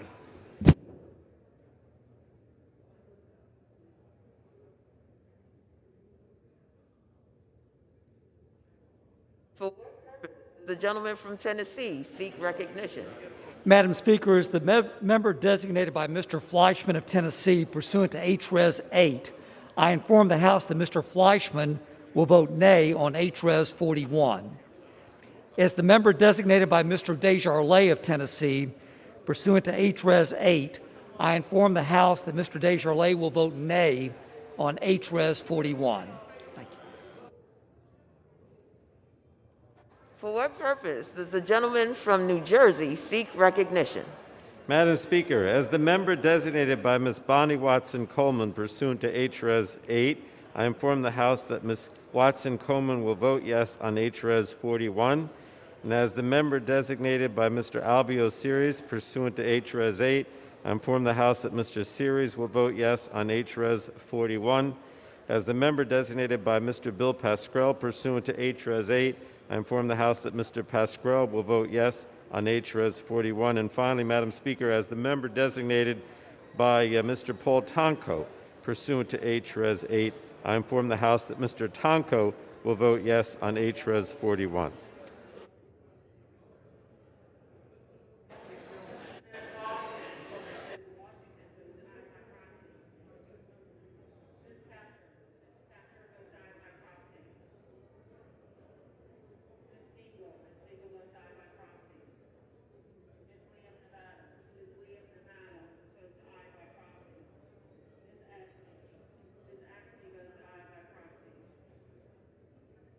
For what purpose does the gentleman from Virginia seek recognition? Madam Speaker, as the member designated by Mr. Blumenauer pursuant to H.R.S. 8, I inform the House that Mr. Blumenauer will vote yes on H.R.S. 41. As the member designated by Mr. Liu pursuant to H.R.S. 8, I inform the House that Mr. Liu will vote yes on H.R.S. 41. As the member designated by Mr. Lowenthal pursuant to H.R.S. 8, I inform the House that Mr. Lowenthal will vote yes on H.R.S. 41. As the member designated by Mr. Peters pursuant to H.R.S. 8, I inform the House that Mr. Peters will vote yes on H.R.S. 41. As the member designated by Mr. Trone pursuant to H.R.S. 8, I inform the House that Mr. Trone will vote yes on H.R.S. 41.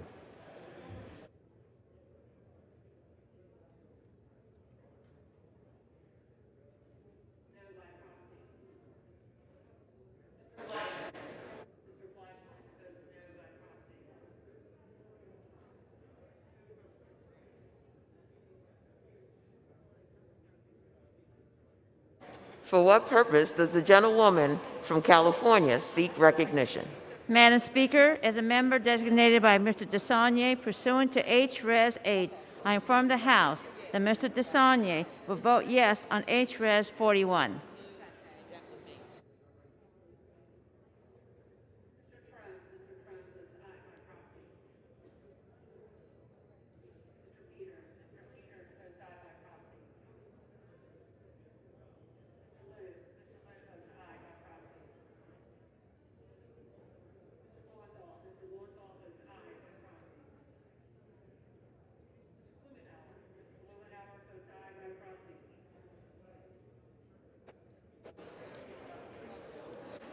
For what purpose does the gentleman from Pennsylvania seek recognition? Madam Speaker, as the member designated by Mr. Lawson of Florida 5th Congressional District pursuant to House Resolution 8, I inform the House that Mr. Lawson will vote yea on H.R. Resolution 41.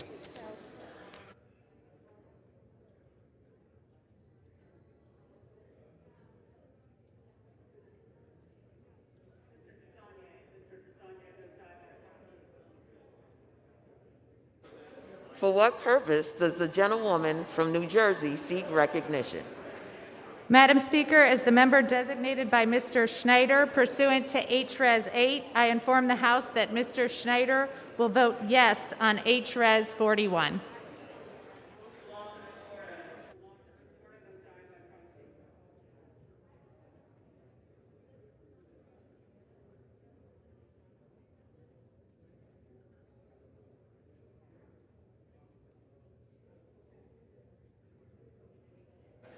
For what purpose does the gentleman from Washington seek recognition? Thank you, Madam Speaker. As the member designated by Ms. Strickland of Washington pursuant to H-Res 8, I inform the House that Ms. Strickland will vote yes on H-Res 41.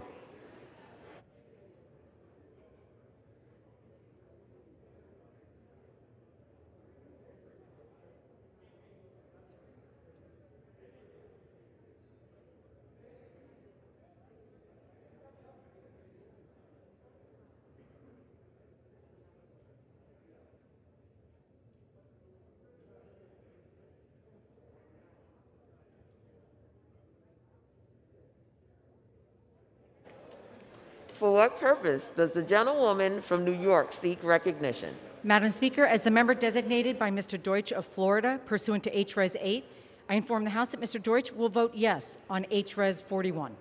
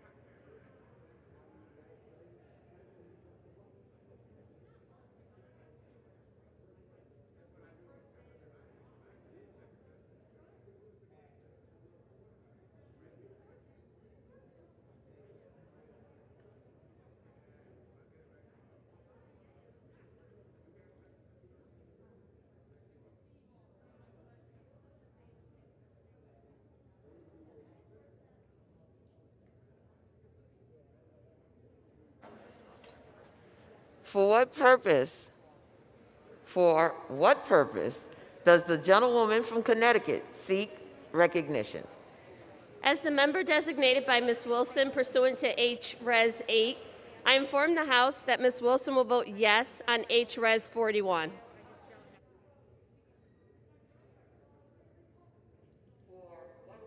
Does the gentleman from Nebraska seek recognition?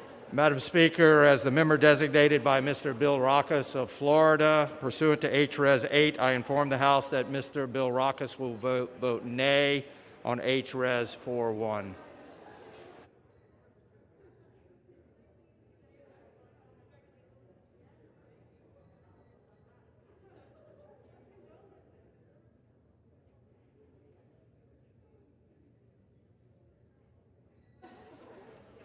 For what purpose does the gentlewoman from Virginia seek recognition?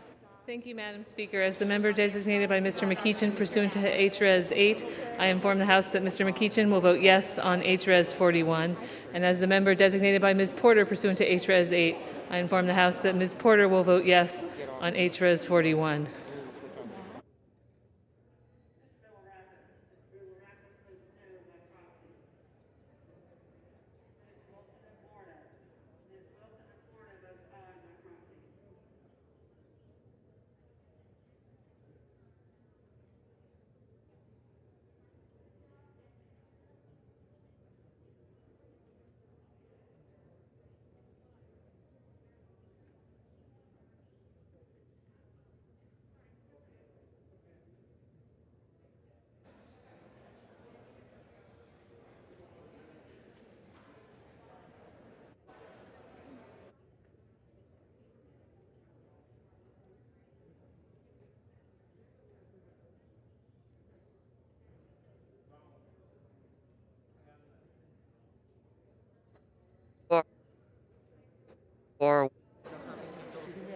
For what purpose does the gentlelady from Michigan seek recognition? As the member designated by Ms. Ocasio-Cortez pursuant to House Res. 8, I inform the House that Ms. Ocasio-Cortez will vote yes on House Res. 41.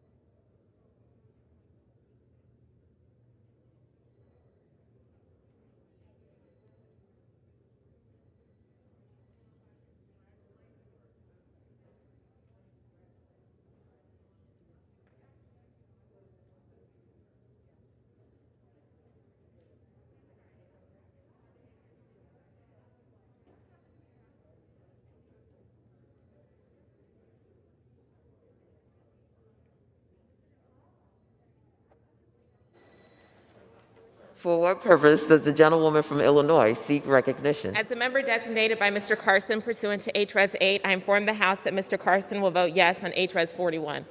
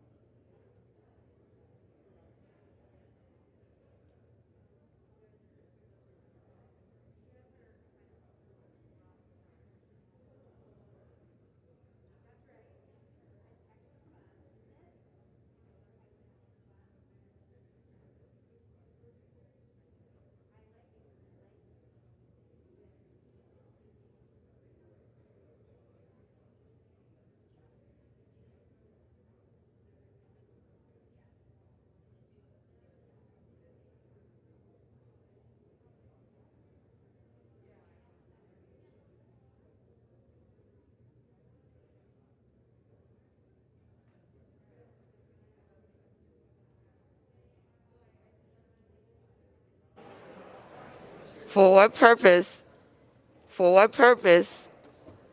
does the gentleman from Maryland seek recognition? Madam Speaker, as a member designated by Ms. Alma Adams of North Carolina, pursuant to House Resolution 8, I inform the House that Ms. Adams will vote yes on H-Res 41.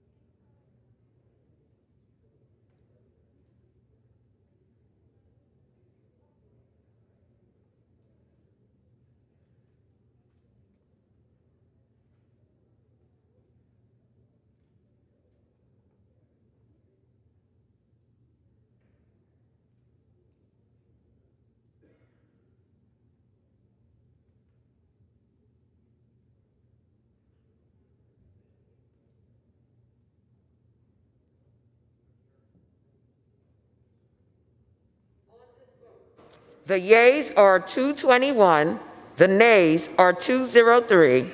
The resolution is adopted. Without objection, the motion to reconsider is laid on the table.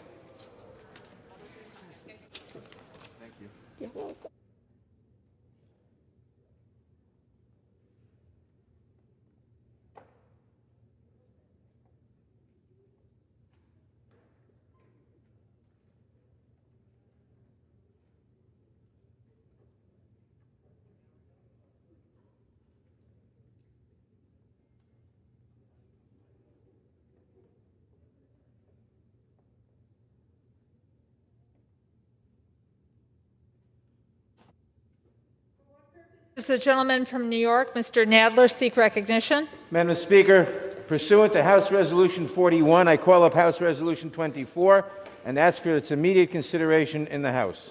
The clerk will report the resolution. House Resolution 24, resolved that Donald John Trump, President of the United States, is impeached for high crimes and misdemeanors, and that the following article of impeachment be exhibited to the United States Senate. Article of impeachment exhibited by the House of Representatives of the United States of America in the name of itself and of the people of the United States of America against Donald John Trump, President of the United States of America, in maintenance and support of its impeachment against him for high crimes and misdemeanors. Article 1, incitement of insurrection. The Constitution provides that the House of Representatives shall have the sole power of impeachment, and that the President shall be removed from office on impeachment for and conviction of treason, bribery, or other crimes and misdemeanors. Further, Section 3 of the 14th Amendment to the Constitution prohibits any person who has engaged in insurrection or rebellion against the United States from holding any office under the United States in his conduct while President of the United States, and in violation of his constitutional oath faithfully to execute the office of the President of the United States and to the best of his ability preserve, protect, and defend the Constitution of the United States, and in violation of his constitutional duty to take care that the laws be faithfully executed, Donald John Trump engaged in high crimes and misdemeanors by inciting violence against the government of the United States, and that on January 6, 2021, pursuant to the 12th Amendment to the Constitution of the United States, the Vice President of the United States, the House of Representatives, and the Senate met at the United States Capitol for a joint session of Congress to count the votes of the Electoral College. In the months preceding the joint session, President Trump repeatedly issued false statements asserting that the presidential election results were the product of widespread fraud and should not be accepted by the American people or certified by state or federal officials. Shortly before the joint session commenced, President Trump addressed a crowd at the Ellipse in Washington, D.C. There, he reiterated false claims that we won this election and we won it by a landslide. He also willfully made statements that, in context, encouraged and foreseeably resulted in lawless action at the Capitol, such as, if you don't fight like hell, you're not going to have a country anymore. Thus incited by President Trump, members of the crowd he had addressed, in an attempt to, among other objectives, interfere with the joint session's solemn constitutional duty to certify the results of the 2020 presidential election, unlawfully breached and vandalized the Capitol, injured and killed law enforcement personnel, menaced members of Congress, the Vice President, and congressional personnel, and engaged in other violent, deadly, destructive, and seditious acts. President Trump's conduct on January 6, 2021 followed his prior efforts to subvert and obstruct the certification of the results of the 2020 presidential election. Those prior efforts included a phone call on January 2, 2021, during which President Trump urged the Secretary of State of Georgia, Brad Raffensperger, to find enough votes to overturn the Georgia presidential election results, and threatened Secretary Raffensperger if he failed to do so. In all of this, President Trump gravely endangered the security of the United States and its institutions of government. He threatened the integrity of the democratic system, interfered with the peaceful transition of power, and imperiled a co-equal branch of government. He thereby betrayed his trust as president to the manifest injury of the people of the United States. Wherefore, Donald John Trump, by such conduct, has demonstrated that he will remain a threat to the national security, democracy, and the Constitution if allowed to remain in office, and has acted in a manner grossly incompatible with self-governance and the rule of law. Donald John Trump thus warrants impeachment and trial, removal from office, and disqualification to hold and enjoy any office of honor, trust, or profit under the United States. The resolution shall be debatable for 2 hours, equally divided and controlled by the chair and the ranking minority member of the Committee on the Judiciary. The gentleman from New York, Mr. Nadler, and the gentleman from Ohio, Mr. Jordan, will each control 1 hour. The chair recognizes the gentleman from New York, Mr. Nadler. Madam Speaker, I ask unanimous consent that all members may have 5 legislative days in which to revise and extend their remarks and insert extraneous material on HRes 224. Without objection. Madam Speaker, I yield 1 minute to the distinguished Speaker of the House, the gentlelady from California, Ms. Pelosi. The gentlewoman from California is yielded 1 minute. Thank you, Madam Speaker. I thank the gentleman for yielding and for his leadership. Madam Speaker, in his annual address to our predecessors in Congress in 1862, President Abraham Lincoln spoke of the duty of the patriot in an hour of decisive crisis for the American people. Fellow citizens, he said, we cannot escape history. We will be remembered in spite of ourselves. No personal significance or insignificance can spare one or another of us. The fiery trial through which we pass will light us down in honor or dishonor to the latest generation. Even we here, he said, hold the power and bear the responsibility. In the Bible, St. Paul wrote, think on these things. We must think on what Lincoln told us. We, even us here, hold the power and bear the responsibility. We, you and I, hold and trust the power that derives most directly from the people of the United States. And we bear the responsibility to fill that oath that we all swear before God and before one another.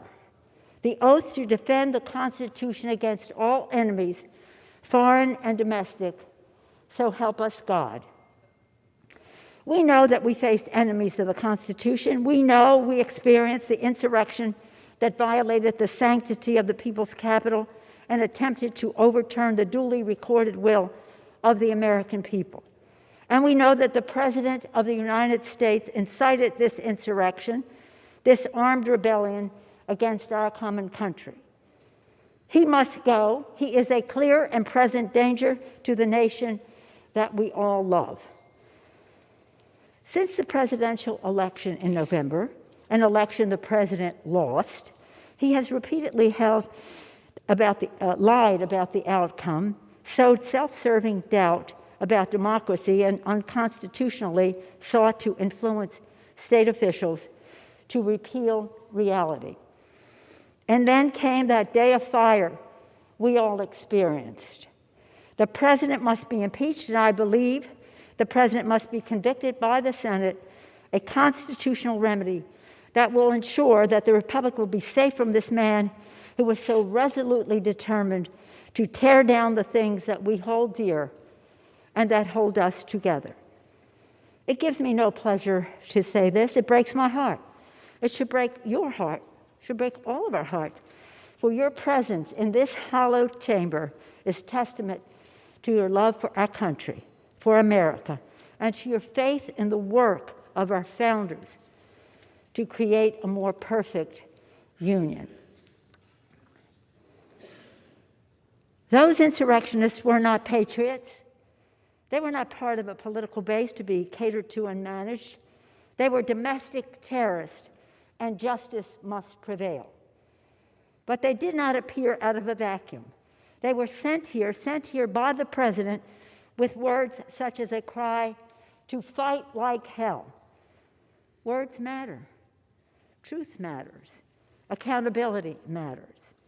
In his public exhortations to him, the president saw the insurrectionists not as the foes of freedom, as they are, but as a means to a terrible goal, the goal of his personally clinging to power, the goal of thwarting the will of the people, the goal of ending in a fiery and bloody clash nearly 2.5 centuries of our democracy.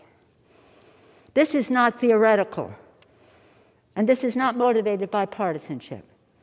I stand before you today as an officer of the Constitution, a Speaker of the House of Representatives.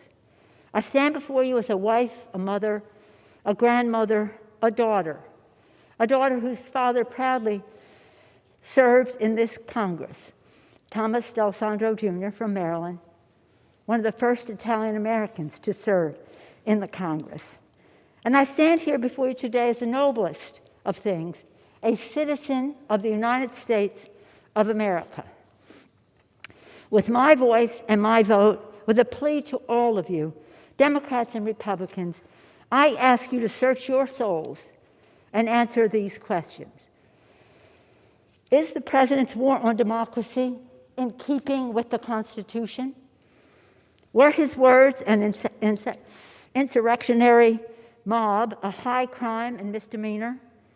Do we not have the duty to our oath to do all we constitutionally can to protect our nation and our democracy from the appetites and ambitions of a man who has self-evidently demonstrated that he is a vital threat to liberty, to self-government, and to the rule of law? Our country is divided. We all know that. There are lies abroad in the land spread by a desperate president who feels his power slipping away. We know that too. But I know this as well, that we here in this House have a sacred obligation to stand for truth, to stand up for the Constitution, to stand as guardians of the Republic. In a speech he was prepared to give in Dallas on Friday, November 22nd, 1963, President John F. Kennedy was to say, "We in this country, in this generation, are, by destiny rather than choice, the watchmen on the walls of world freedom. We ask, therefore, that we may be worthy of our power and responsibility." That we may be worthy. President Kennedy was assassinated before he could deliver those words to the nation, but they resonate more even now, in our time, in this place. Let us be worthy of our power and responsibility, that what Lincoln thought was the world's last best hope, the United States of America, may long survive. My fellow members, my fellow Americans, we cannot escape history. Let us embrace our duty, fulfill our oath, and honor the trust of our nation. And we pray that God will continue to bless America. I thank you, Madam Speaker, and yield back. The gentleman from New York reserves. The gentleman from Ohio is recognized. Madam Speaker, I yield myself such time as I may consume. The gentleman's recognized. Thank you, Madam Speaker. 19 minutes. 19 minutes. 4 years ago on Inauguration Day, January 20th, 2017, 19 minutes into President Trump's administration, at 12:19 p.m., the Washington Post headline was, "Campaign to impeach President Trump has begun." And now, with just 1 week left, they're still trying. In 7 days, there will be a peaceful transfer of power, just like there has been every other time in our country. But Democrats are going to impeach President Trump again. This doesn't unite the country. There's no way this helps the nation deal with the tragic and terrible events of last week that we all condemn. And Republicans have been consistent. We've condemned all the violence all the time. We condemned it last summer. We condemned it last week. We should be focused on bringing the nation together. Instead, Democrats are going to impeach the president for a second time 1 week before he leaves office. Why? Why? Politics and the fact that they want to cancel the president. The president who cut taxes, the president who reduced regulations, the president prior to COVID had the greatest economy, lowest unemployment in 50 years, the president who got us out of the Iran deal, put the embassy in Jerusalem, brought hostages home from North Korea, put 3 great justices on the Supreme Court, gave us a new NAFTA agreement, the Abraham Accords, the COVID vaccine, and who built the wall. It's about politics. This is about getting the President of the United States. They spied on his campaign before he was elected. 19 minutes into his presidency, they started the impeachment push. 3-year Mueller investigation, 19 lawyers, 40 agents, 500 witnesses, 2,500 subpoenas, $40 million to find nothing. Impeachment round 1 based on an anonymous whistleblower with no firsthand knowledge who was biased against the president and who worked for Joe Biden. And now it's impeachment round 2. It's always been about getting the president no matter what. It's an obsession that is now broadened. It's not just about impeachment anymore, it's about canceling, as I've said. Canceling the president and anyone that disagrees with them. The Ayatollah can tweet, the president can't. Democrats can object on January 6, 2017, but Republicans aren't allowed to object on January 6, 2021. Democrats say Antifa is a myth. Republicans condemn all violence all the time. The double standard has to stop. And frankly, the attack on the First Amendment has to stop. And stop and think about it. Do you have a functioning First Amendment when the cancel culture only allows one side to talk? When you can't even have a debate in this country, this great country, the greatest country ever? It needs to stop, because if it continues, it won't just be Republicans who get canceled. It won't just be the President of the United States. The cancel culture will come for us all. Right. America's a great country, the greatest country ever. It seems to me that we need to think about how great the people of this nation really are. Think about what we've accomplished in the past and begin to come together as leaders who represent so many great folks across our districts. Think about this. Think about this. In 1903, in Kitty Hawk, North Carolina, 2 guys fly this thing they called a plane 100 feet. Barely got off the ground. Barely got off the ground. Amazing thing. 44 years later, Chuck Yeager breaks the sound barrier. In 44 years, we go from 2 guys flying a contraption they called a plane a few hundred feet to Chuck Yeager breaking the sound barrier. And 22 years after that, another American steps on the moon. Think about it. In one lifetime, in 66 years, 2 guys flying 100 feet to putting a man on the moon. That's what this country is capable of. That's what we can do. And we, as the Congress who represent the people who did that, should start leading. should start understanding what really is going on here. So I hope we defeat this. I hope we can begin to come together and recognize the greatness of the American people and focus on the things they want us to focus on. I yield back our time. Gentleman reserves.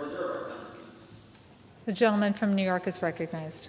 Madam Speaker, I yield myself 3 minutes. Gentleman from New York is recognized for 3 minutes.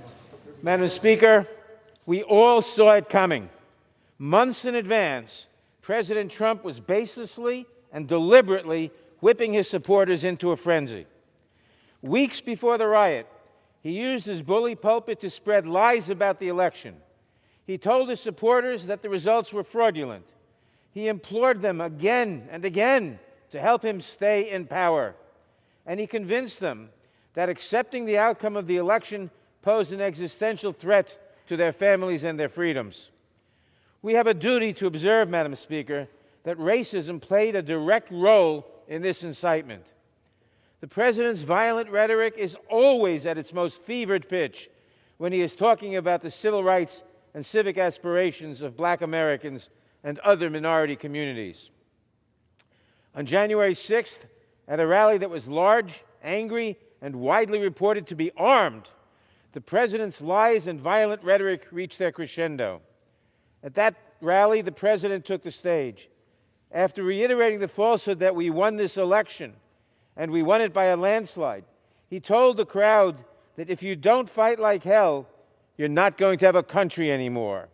And then he urged the mob to walk down Pennsylvania Avenue to prevent the Congress from confirming the election of an illegitimate president. On that day, President Trump unleashed the force of a mob on this, the People's House. He encouraged that attack with the explicit intent to disrupt the joint session of Congress, an attack that threatened the safety of the Vice President, the Speaker of the House, and the President pro tem of the Senate, the next 3 officers in the line of succession. And look at what that violence has wrought. At least 6 dead, offices ransacked, the sanctity of our Capitol breached for the first time in 2 centuries. Our hallways littered with broken glass, the battle flags of a long-dead Confederacy, and the debris we have come to associate with the Trump campaign. Madam Speaker, I have faith in the resiliency of our government. We will bring the rioters to justice. Their accomplices in this House will be held responsible. But today, we must focus on the gravest threat first. President Trump, who incited this riot and who remains a grave danger to the nation. As we warned the Senate when we tried him for his first impeachment, President Trump has made clear in word and deed that he will persist in such conduct if he is not removed from power. He poses a continuing threat to our nation, to the integrity of our elections, and to our democratic order. He must not remain in power 1 moment longer. Not 1 moment longer. The danger is too great. We must impeach. I reserve the balance of my time. Gentleman reserves the balance of his time. The gentleman from Ohio is recognized. Thank you, Madam Speaker. I would yield 2 minutes to the gentleman from California, Mr. McClellan. The gentleman from California is recognized for 2 minutes. The gentleman from California is recognized for 2 minutes. We'll go 4 minutes. Excuse me. I didn't realize that. The gentleman from Ohio, in control of the time on that side of the aisle, wishes to yield 4 minutes to the gentleman from California. Correct? Yes. The gentleman from California is recognized for 4 minutes. Thank you, Madam Speaker. You know, I didn't like the President's speech on January 6th either. I thought he was wrong to assert that the Vice President in Congress can pick and choose which electoral votes to count. He was wrong to set such a confrontational tone in a politically tense situation. But what did he actually say?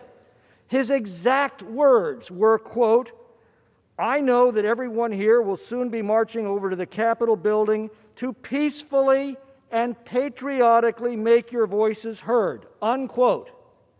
That's impeachable? That's called freedom of speech. Now, he also threatened to oppose candidates in future elections. And by the way, that was directed at Republicans like me who'd resolved to uphold the constitutional process and protect the Electoral College. Well, so what? That's called politics. If we impeached every politician who gave a fiery speech to a crowd of partisans, this Capitol would be deserted. That's what the president did. That is all he did. He specifically told the crowd to protest peacefully and patriotically, and the vast majority of them did.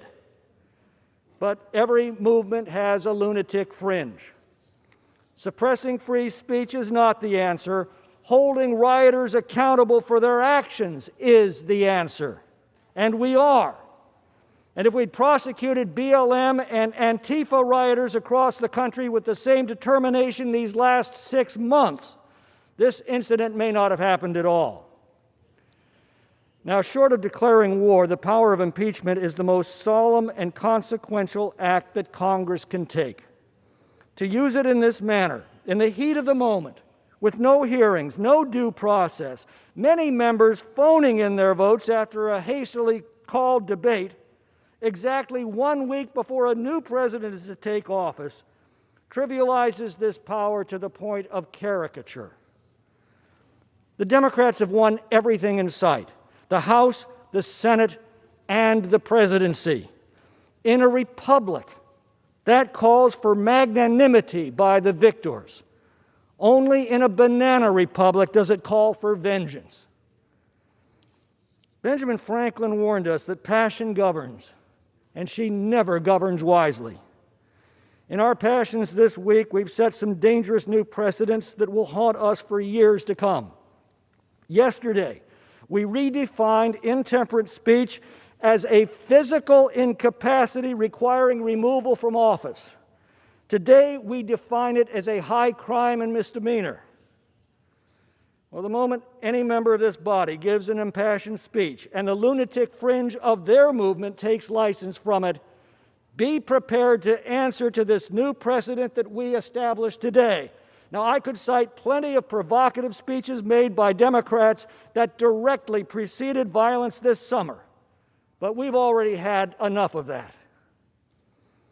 You know, after 600,000 Americans had perished in the Civil War, Abraham Lincoln appealed to the better angels of our nature. He said, "With malice toward none, with charity for all, let us bind up the nation's wounds." Those words were so important to the unity of our nation, they're inscribed in marble at the Lincoln Memorial. I cannot think of a more petty, vindictive, and gratuitous act than to impeach an already defeated president a week before he is to leave office. President-elect Biden's promise to heal the nation becomes a hollow mockery in the harsh reality of this unconstitutional act. God help our country. Has expired. Good job, Tommy. The gentleman from Ohio reserves. Reserve. The gentleman from New York is recognized. And now yield 1 minute to the gentlelady from California, Ms. Lofgren. The gentlewoman from California is recognized for 1 minute. Madam Speaker, I'm the only member of Congress who's been involved in all 3 of the last presidential impeachments. Those were long proceedings. Today, we don't need a long investigation to know the president incited right-wing terrorists to attack the Congress to try to overturn constitutional government. The actions were in public, plain as day. His actions are the most serious offense against our Constitution and our country. They are impeachable acts. The founders devised the impeachment clause to protect against a president who would threaten constitutional order. If we don't act now, the impeachment clause would essentially be meaningless. Faced with these facts, if we don't impeach to protect our country, we will fail our own oath to protect and defend the Constitution of the United States against all enemies, foreign and, yes, domestic. We have no choice. We must impeach. Time has expired. God bless America. The gentleman from New York reserves. I reserve. The gentleman from Ohio is recognized. Thank you, Madam Speaker. I yield 2 minutes to the gentleman from Arizona, Mr. Biggs. The gentleman from Arizona is recognized for 2 minutes. It is with wariness and a certain unhealthy, morbid curiosity that I watch the beast attempt to devour President Donald J. Trump again. The craving to crush President Trump has never been satisfied, not through investigations, not through false allegations, and not even through an impeachment that was wholly without merit. And the timing of this impeachment makes little sense. Your candidate will take office in a few hours, and President Trump will relinquish the levers of power to President-elect Biden. But your craving was never a Biden victory, nor was it even a Trump defeat. You believe that your hunger will be finally satiated by impeaching this president without completion of his full term of office. You don't merely seek victory, but you seek obliteration of your nemesis.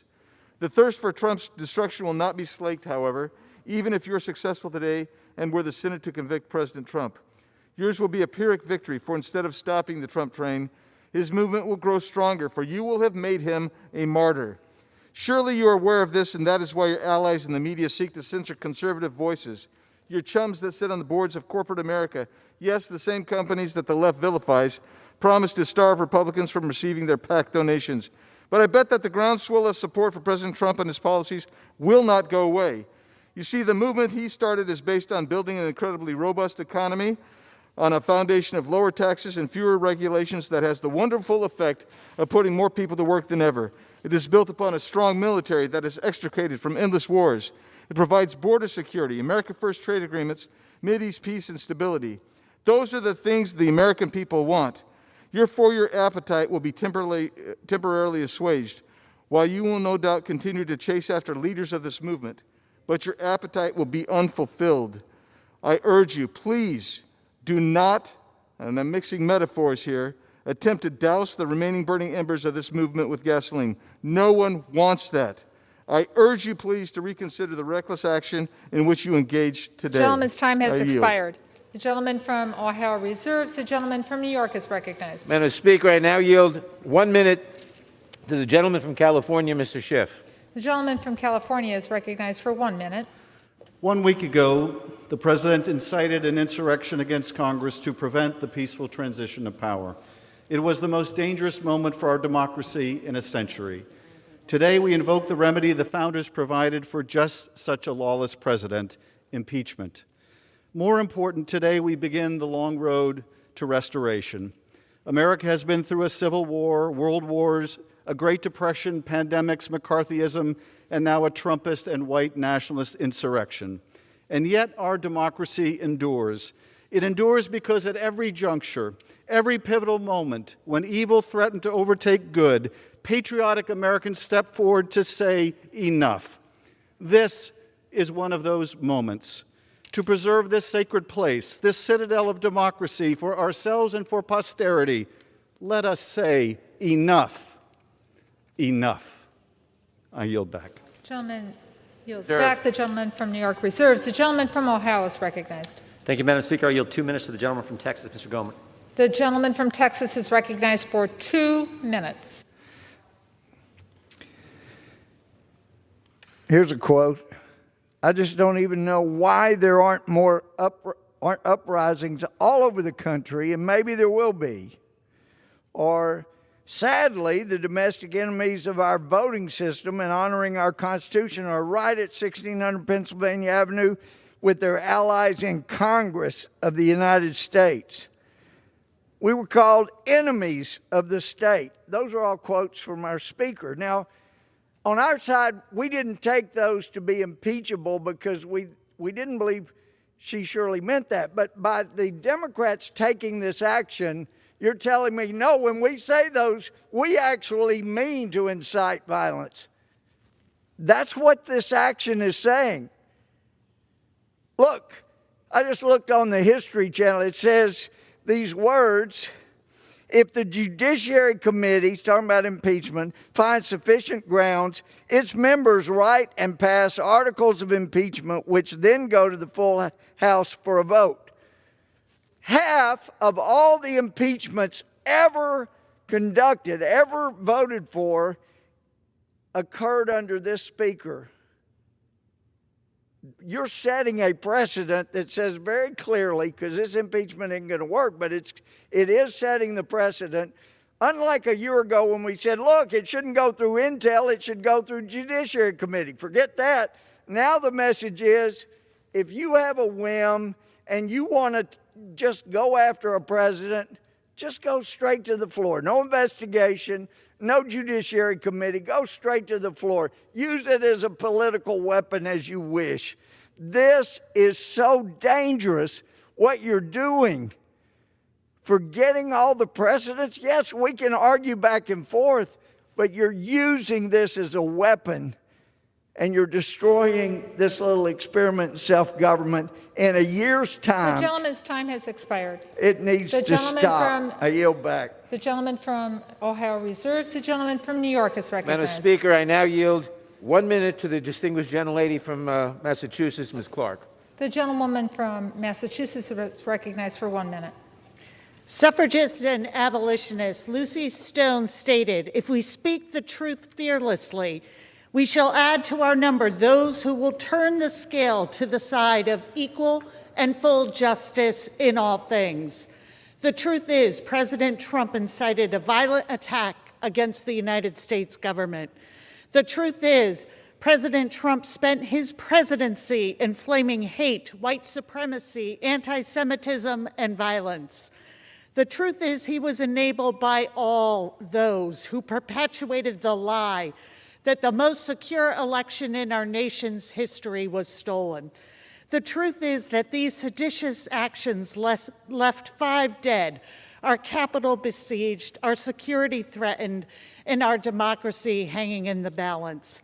And the truth is, a vote to impeach is our resounding declaration that the government of the people, by the people, for the people, shall not perish from the earth. The gentleman from New York wishes to reserve. Reserve. The gentleman from Ohio is recognized. Thank you, Madam Speaker. I yield 1 minute to the gentleman from California, Mr. Issa. The gentleman from California is recognized for 1 minute. Thank you, Madam Speaker. The last speaker said that for 4 years, the president did all these terrible, insightful things, including anti-Semitism. I take exception with that, but I think it's important that we embrace one thing that was said. Yes, the president has been consistent for the last 4 years. During his campaign, I even, representing another candidate, said that the president had political Tourette's. He said what was on his mind without a filter. I don't think that's being debated here today. We all know that's true. What's being debated is whether, with 167 hours left until he leaves office, is he a clear and present danger? And he clearly isn't. The president has acted substantially the same for 4 years.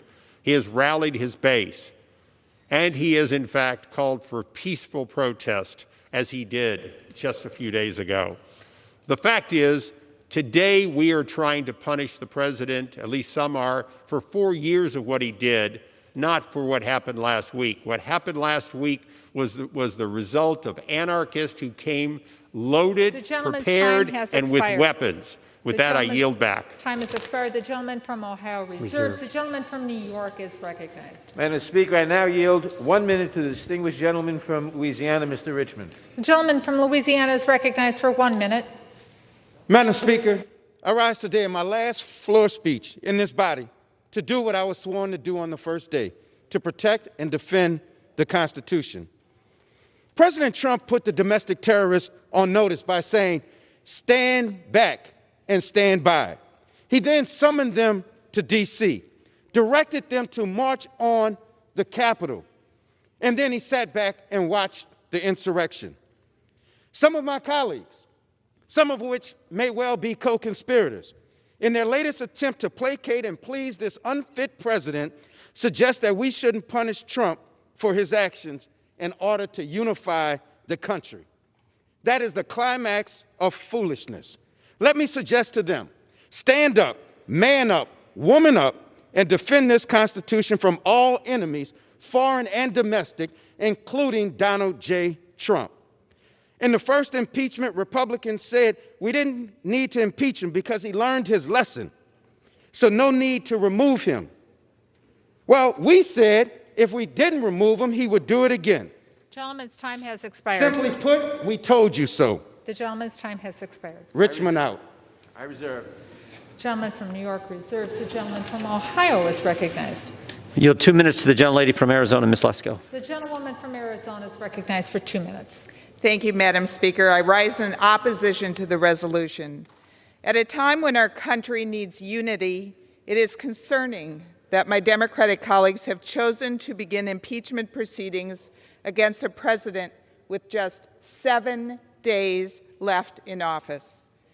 All legal challenges have been exhausted. Congress has certified electors over objections, and Joe Biden will be the next president of the United States.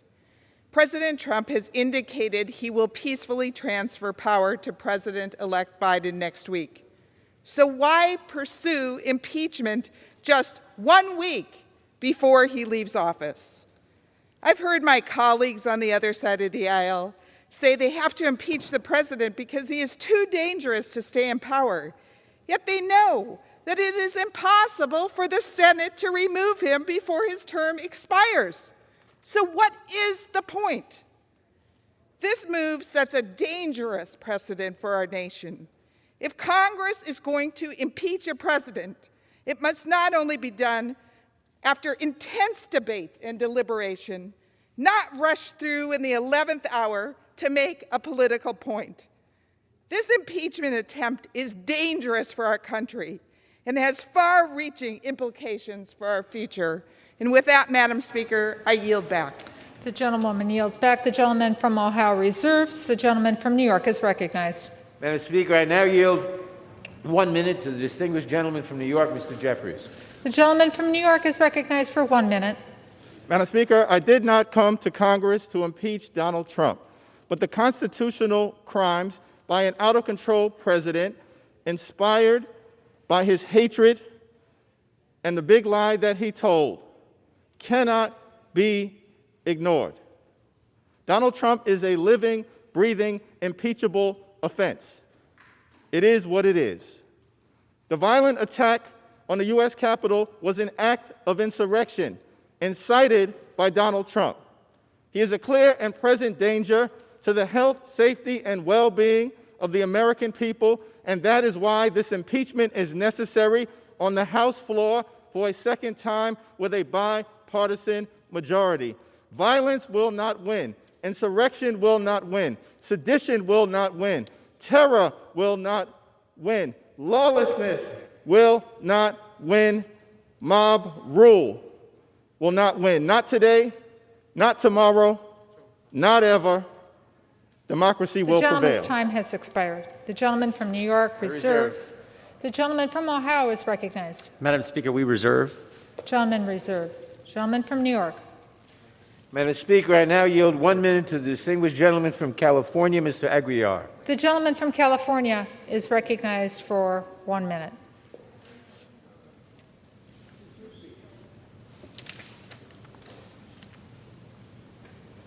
Thank you, Madam Speaker.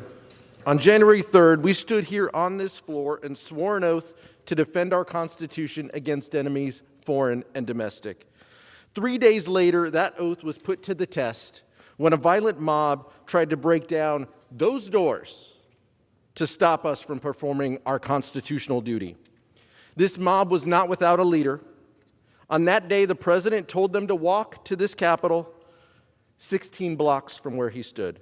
They were radicalized by his lies and conspiracy theories he spent months fueling, many of which I've heard on this floor the last week. He needed to say only 2 words to end the violence: I concede, because that's what leaders do in a democracy, because that's what we do in the United States. They put politics aside and put country first. And as I look to our colleagues over on the other side, I wonder how many of them will demonstrate that leadership and join us in holding President Trump accountable for inciting this deadly attack. How many will uphold our oath and put our country first to defend this Constitution from the threat in the White House? To do anything less is to turn your back on the oath altogether. Thank you. I yield back. Gentleman yields back. The gentleman from New York reserves. The gentleman from Ohio is recognized. Madam Speaker, we continue to reserve. The gentleman from Ohio continues to reserve. The gentleman from New York is recognized. Madam Speaker, I now yield 3 minutes to the gentleman from Rhode Island, Mr. Cicilline. The gentleman from Rhode Island, Mr. Cicilline, is recognized for 3 minutes. Madam Speaker, for more than 220 years since George Washington yielded the presidency to John Adams, the peaceful transfer of power has been a hallmark of our democracy. In this country, the will of the American people reigns supreme over the ambitions of any individual. Every single president has honored and upheld these principles until now. Donald Trump lost his bid for re-election last November. It was a free and fair election. In fact, President Trump's own election security director called it the most secure election in U.S. history. But for 2 months now, Donald Trump has refused to accept the will of the American people. Over and over again, he's told his supporters he didn't really lose. The election was stolen from him and from them. And as they grew angrier and angrier over this perceived injustice, he told them there was still a way to keep him in power. So as Congress prepared to meet for the sacred ritual of certifying the results of the presidential election, the president made his move. He directed his supporters to travel to Washington for a rally to stop the steal. They did. He then, once assembled, he had one final request: march on the U.S. Capitol, do what it takes to help me hold on to power. We will never give up. We will never concede, he told them. If you don't fight like hell, he warned, you're not going to have a country anymore. The people on the ellipse that day heard his message loud and clear. They answered his call for insurrection. As the third-ranking Republican in this chamber put it, he summoned the mob, assembled the mob, and lit the flame of this attack. Armed with guns, pipe bombs, bats, shields, zip ties, and more, they set their sights on the U.S. Capitol. They stormed the citadel of our democracy. Hundreds of domestic terrorists did what Donald Trump wanted them to do. They seized the Capitol and tried to end our country's 234-year experiment in democracy, as the Trump family and White House aides watched gleefully on television. They searched the halls of this building for the vice president, who they came to hang for treason. They overran the office of the speaker, who they came to assassinate. They sought above all else to seize control of our government in the name of Donald Trump. Let that sink in.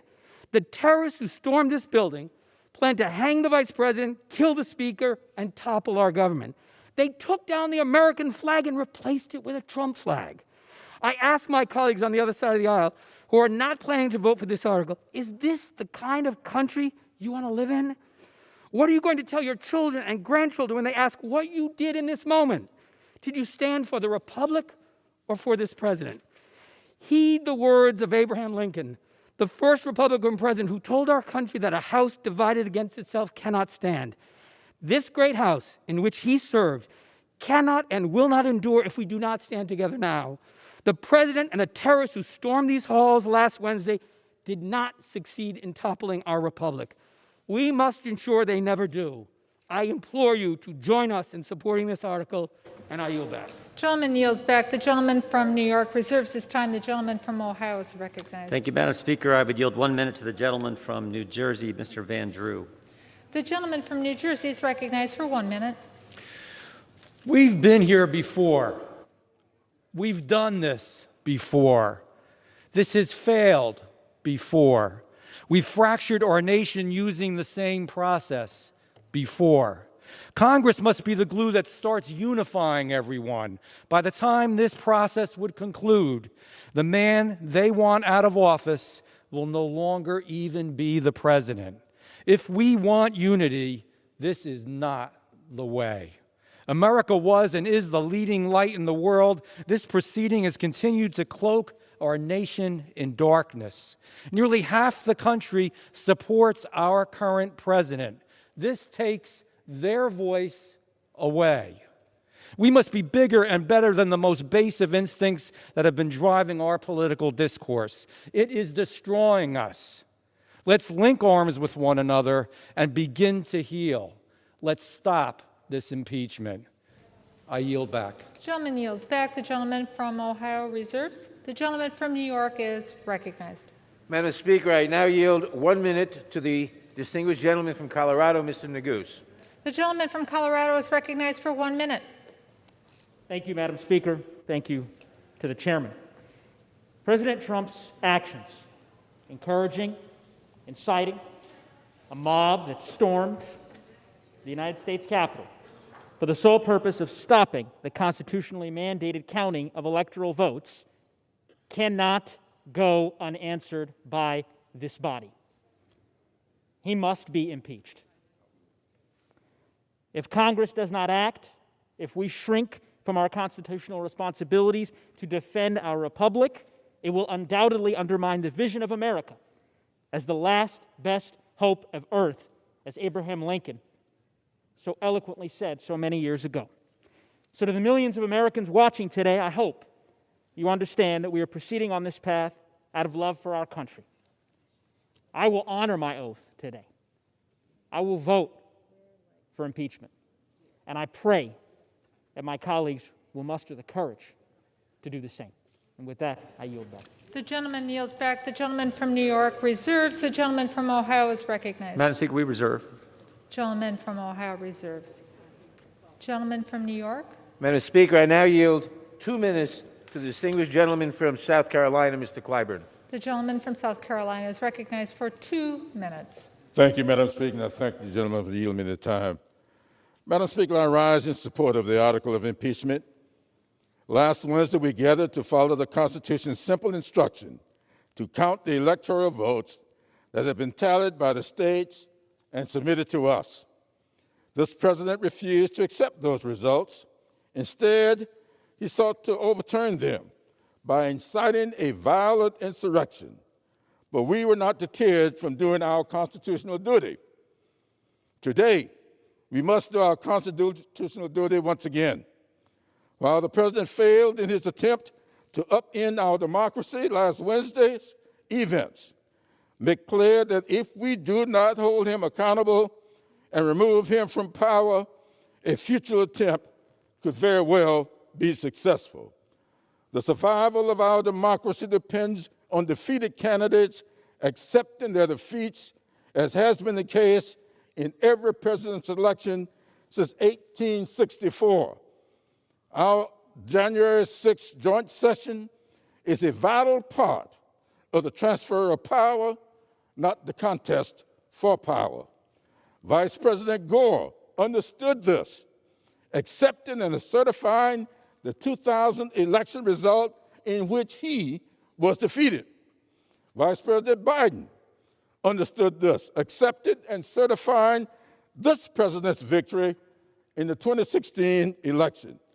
This president's refusal to participate in the peaceful transfer of power and his role in the inciting of the last week's violence pose an existential threat to our constitutional democracy. This threat must be extinguished immediately. This president must be impeached and convicted, and he must be prevented from ever attempting to seize power again. With that, I'll yield back.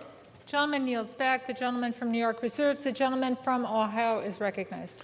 Thank you, Madam Speaker. I yield 2 minutes to the gentleman from Colorado, Mr. Buck. The gentleman from Colorado is recognized for 2 minutes. I thank the gentleman for yielding time.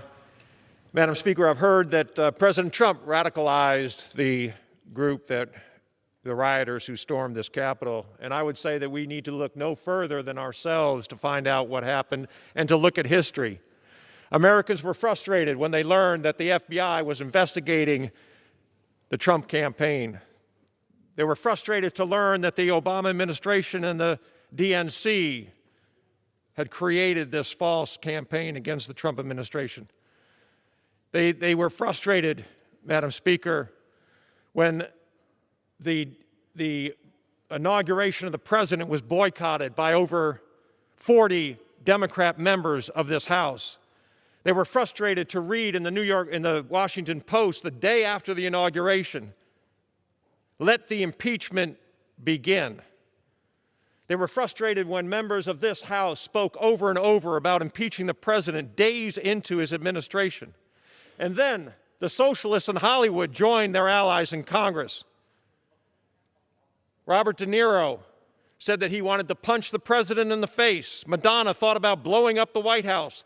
Kathy Lee Griffin held up a likeness of the president's beheaded head, and nothing was said by my colleagues at that point in time.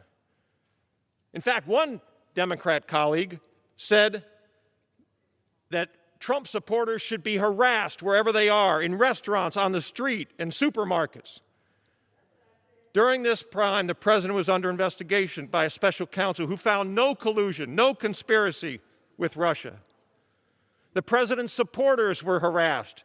Ajit Pai, the head of the FCC, was called a dirty, sneaky Indian. His children were harassed in school. The press secretary, the press secretary, Sarah Sanders, was kicked out of a restaurant for being a Trump employee. The DHS secretary, Kirstjen Nielsen, harassed at her home. Trump donors were publicly... Gentleman's time has expired. I'm sorry you couldn't hear me. The mic wasn't on. The gentleman from Ohio reserves. Good job, Ken.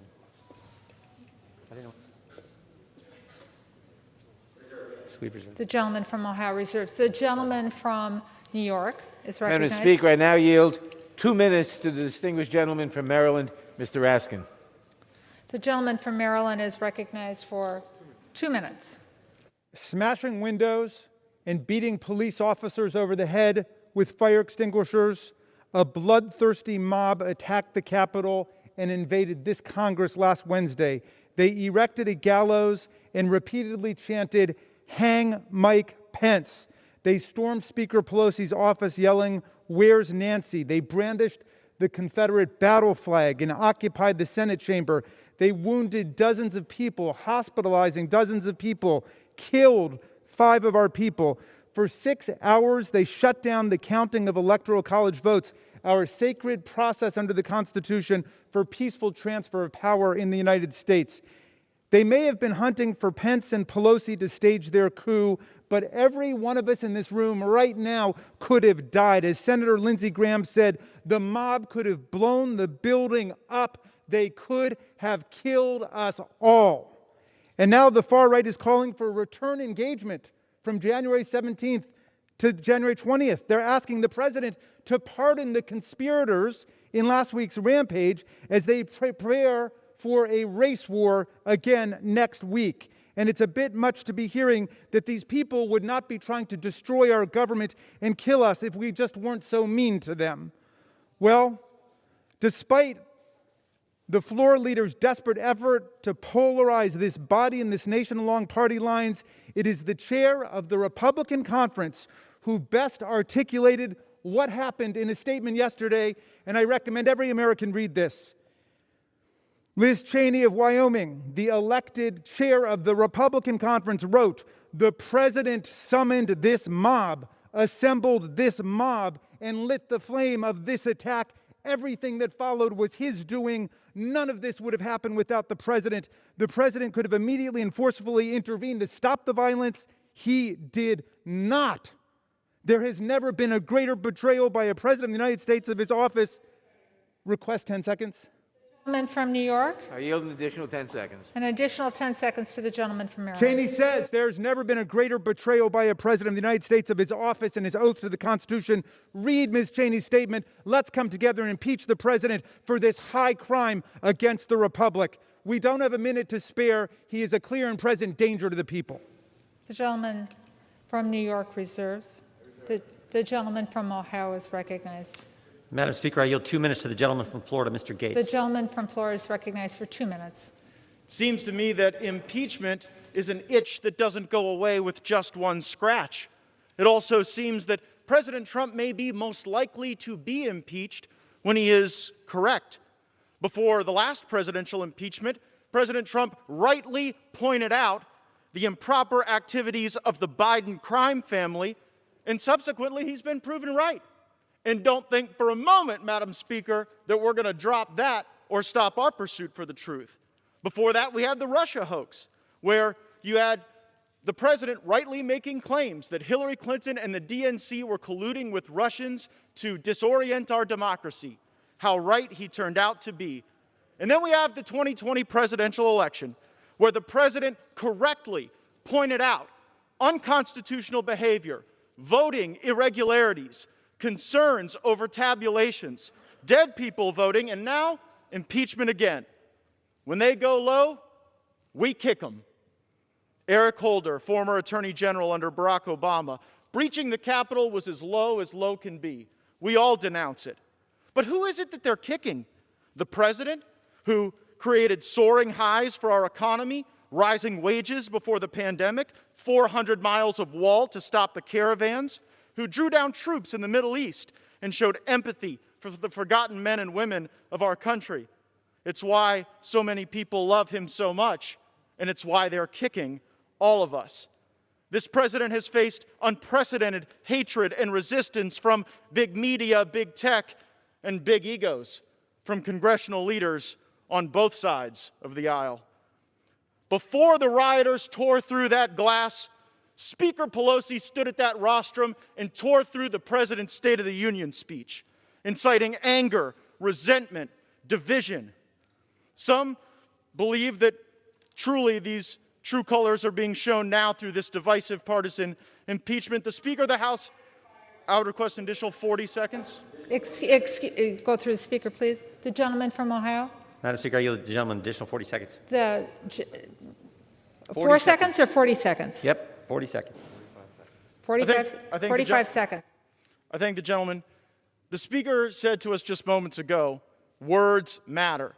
But apparently those words don't matter when they're uttered by Democrats. When the gentlelady from Massachusetts calls for unrest in the streets. When the gentlelady from California brazenly brags that she called for people to get in the faces of those who serve and support the president.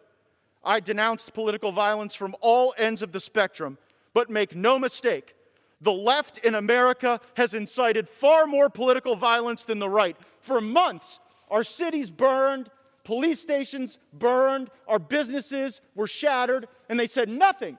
Or they cheerled for it, and they fundraised for it, and they allowed it to happen in the greatest country in the world. Now, some have cited the metaphor that the president lit the flame. Well, they lit actual flames, actual fires, and we Time put them out. expired. There will be order in the House. I yield back. The gentleman from Ohio, do you wish to reserve your time? The gentleman from New York is recognized. Madam Speaker, I now yield 1 minute to the distinguished gentleman from California, Mr. Swalwell. The gentleman from California is recognized for 1 minute. America has been attacked before, but not like this. On January 6, Donald Trump incited thousands of radicalized terrorists to attack the Capitol to stop a transition of power. Let that sink in. Our president incited our citizens to attack our Capitol. America was not attacked in the past sense. This president has inspired future plots. America is still under attack, and that's why Donald Trump must be impeached. I've read many of my GOP colleagues know what the president did was wrong, but are afraid for their lives if they cross the president. I'm sorry that you're living in fear, but now is a time to summon your courage to guide you. We have all seen the images of the courageous officers who have risked their lives so that you could flee this floor and see your families. That was almost a week ago right now. Officers engaged in hand-to-hand combat for hours with these terrorists. Capitol Police were spit on, beaten, stampeded, and one of them lost their lives. I'm not asking you to summon the courage that they did. I'm just asking you to do your job and hold this president accountable. The gentleman's time has expired. The gentleman from New York reserves. Yeah, Madam Speaker, we reserve. The gentleman from Ohio is recognized. Yeah, Madam Speaker, we reserve. The gentleman reserves. The gentleman from New York is recognized.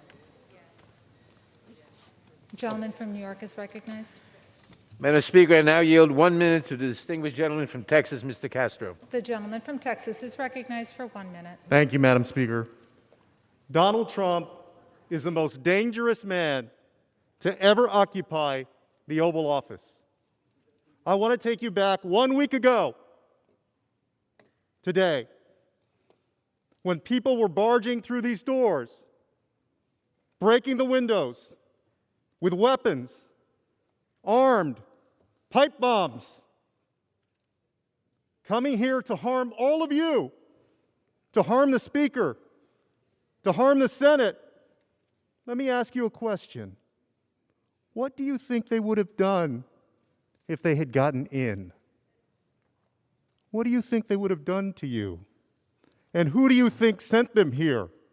The most dangerous man to ever occupy the Oval Office.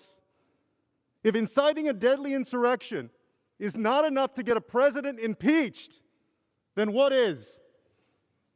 All of us must answer that question today. The Constitution requires us to impeach and remove Donald John Trump. Gentleman's time has expired. Gentleman from New York reserves. I reserve. The gentleman from Ohio is recognized. Madam Speaker, we reserve. Gentleman from Ohio reserves his time. The gentleman from New York is recognized. Madam Speaker, I now yield 1 minute to the distinguished gentlelady from Pennsylvania, Ms. Dean. The gentlelady from Pennsylvania is recognized for 1 minute. Madam Speaker, 1 week ago today, I was trapped in this House chamber as the banging on the doors began. I feared for colleagues, reporters, and staff. I feared for myself. The attack on the Capitol will never be forgotten. The President and many in this chamber have shamelessly peddled dangerous untruths about the election, despite the warnings of where those lies would lead. And last Wednesday, those lies and dangers found themselves inside this Capitol. This hateful rhetoric is another deadly virus. It is time to remove it from its host. To heal, we need accountability and truth. That begins by acknowledging the President's dangerous lies and their deadly consequences. Removing Donald Trump is the beginning of restoring decency and democracy. What happened last week will not be forgotten, and what we do this week will long be remembered. Vote yes on impeachment, and I yield back. Gentlelady yields back. The gentleman from New York reserves his time. The gentleman from Ohio is recognized. Thank you, Madam Speaker. It's my pleasure to yield 1 minute to the Republican leader. Gentleman from California, Mr. McCarthy. The gentleman from California is recognized for 1 minute. Thank you, gentlemen, for yielding. Madam Speaker, let me be clear. Last week's violent attack on the Capitol was undemocratic, un-American, and criminal. Violence is never a legitimate form of protest. Freedom of speech and assembly under the Constitution is rooted in nonviolence. Yet the violent mob that descended upon this body was neither peaceful nor democratic. It acted to disrupt Congress's constitutional responsibility. It was also an attack on the people who work in this institution, members, staff, and the hundreds who work behind the scenes so that we can serve the American people. The greatest statesman in the history of our country understood that the most dangerous threat to freedom is lawlessness. A young lawyer named Abraham Lincoln famously said, "There is no grievance that is a fit object of redress by mob law." Yet for several hours last week, mob law tried to interfere with constitutional law.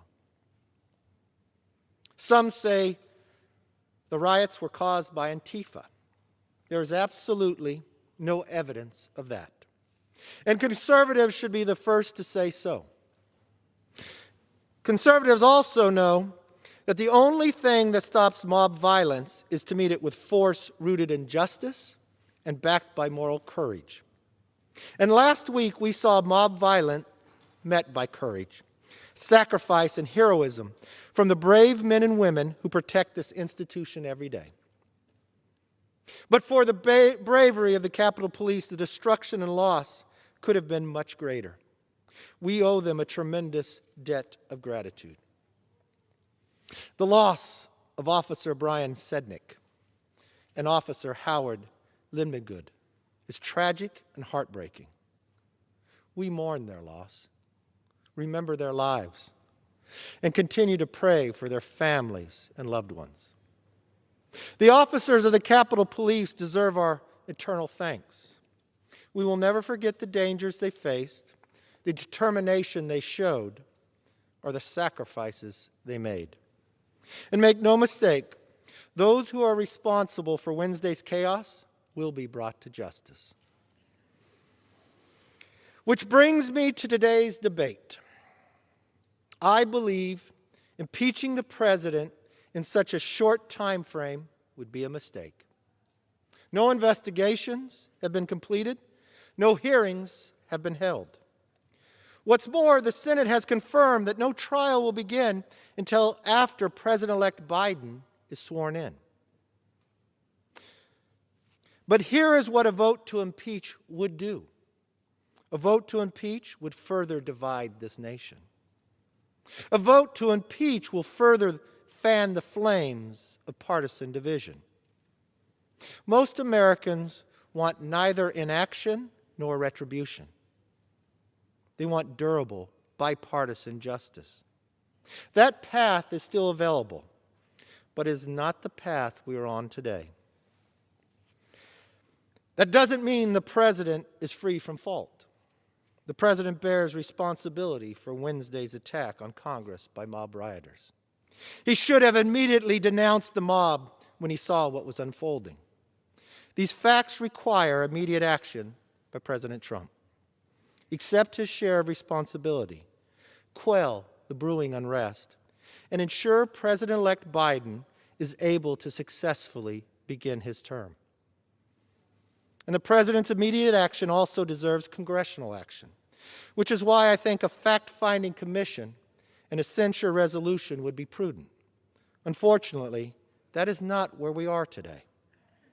Truly, this past week was one of the most difficult for Congress and our nation.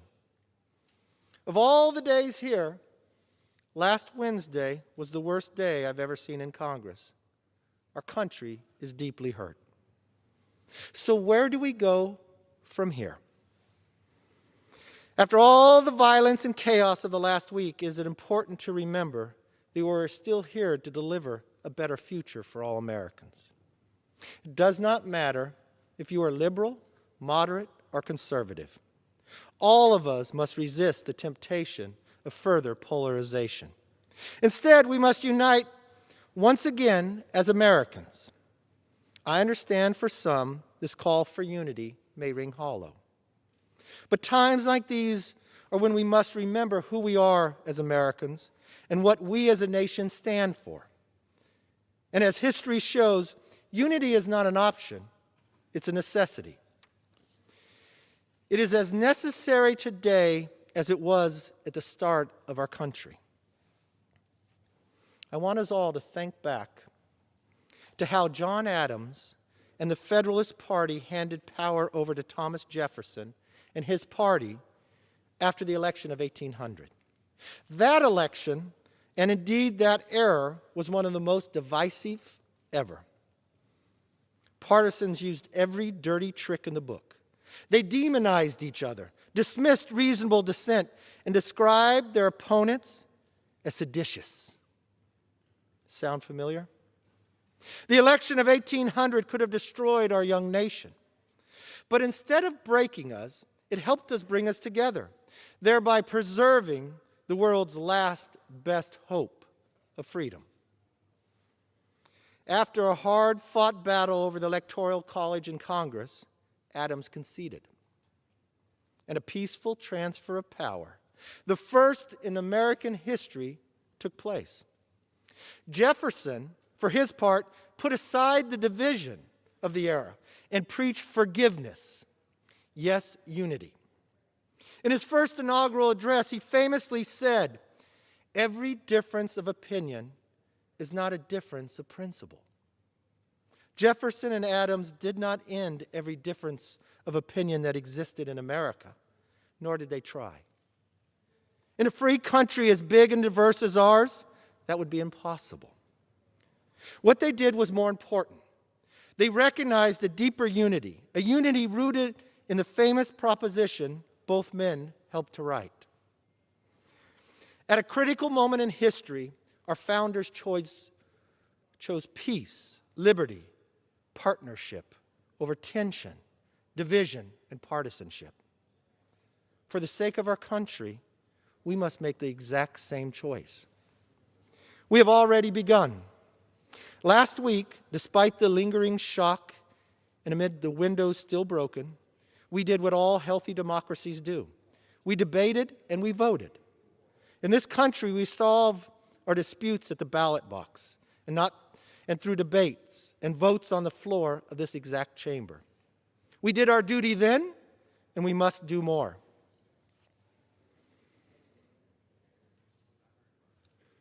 The eyes of the nation and the world are upon us. We must seize this opportunity and heal and grow stronger. As leaders, our place in history depends on whether we call on our better angels and refocus our efforts to work directly for the American people. United, we can deliver peace, strength, and prosperity our country desperately needs. Divided, we will fail. What we saw last week was not the American way. Neither is the continued rhetoric that Joe Biden is not the legitimate president. Let's be clear. Joe Biden will be sworn in as President of the United States in 1 week because he won the election. And the presidency and this Congress will face immediate challenges that must be addressed. I stand ready to assist in that effort with good faith, goodwill, and an open hand. The United States remains exceptional. We remain extraordinary. In the coming weeks and months, we must work together, all of us, to recharge the light of our shining city on the hill.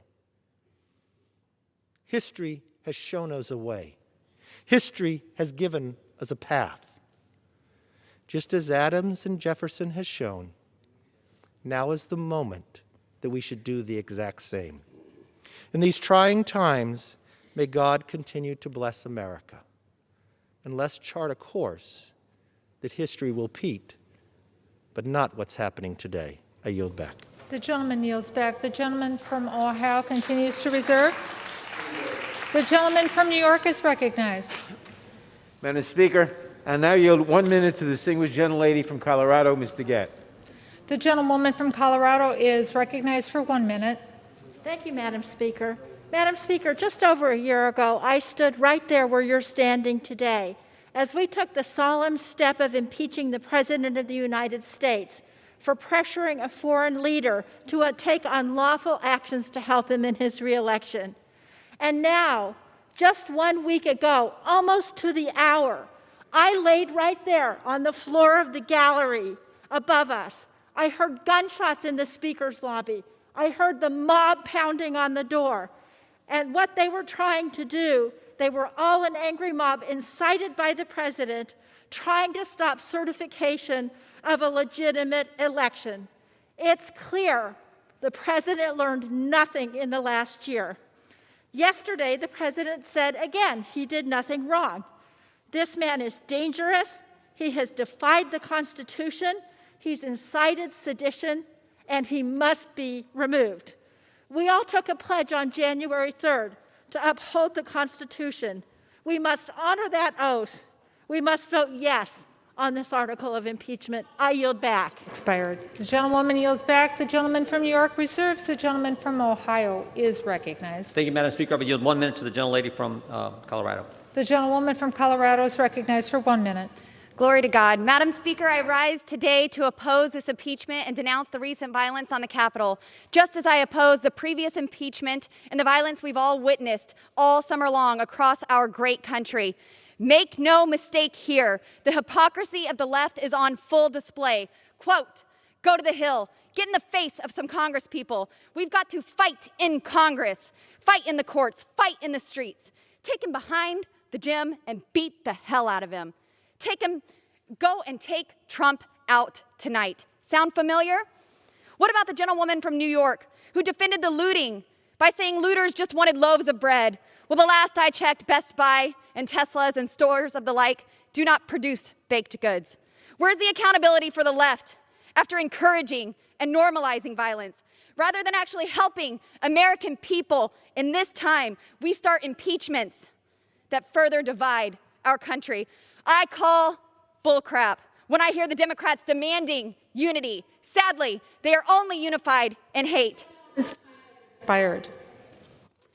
Thank you. I yield.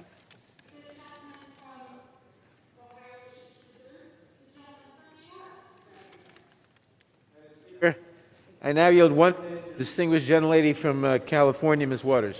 The gentlewoman from New York is recognized for 1 minute. Thank you very much, Madam Speaker. I rise in support of impeaching again the worst president in the history of the United States. Since his first day in office, this president has spent 4 years abusing his power, lying, embracing authoritarianism, radicalizing his supporters against democracy. This corruption poisoned the minds of his supporters, inciting them to willingly join with white supremacists, neo-Nazis, and paramilitary extremists in a siege of the United States Capitol building, the very seat of American democracy. The Republican Party is now the Trump Party. And I want you to know that this is a Trump power grab that will not stop. It will not stop with attacking the Capitol and our state legislatures. This president intends to exercise power long after he is out of office. It is reported that the President of the United States watched the invasion from the Oval Office of our Capitol and seemingly enjoyed it. I want you to know we should be concerned that the Republicans will not defend him, and he is capable of starting a civil war. He must be impeached. He must be stopped now. The gentleman from New York reserves. The gentleman from Ohio is recognized. Thank you, Madam Speaker. I would yield 1 minute to the gentleman from Washington, Mr. Newhouse. Thank you, Mr. Jordan. The gentleman from Washington is recognized for a minute. Thank you, Mr. Jordan. Madam Speaker, this is a sad day in our republic, but not as sad or disheartening as the violence we witnessed in the Capitol last Wednesday. We are all responsible.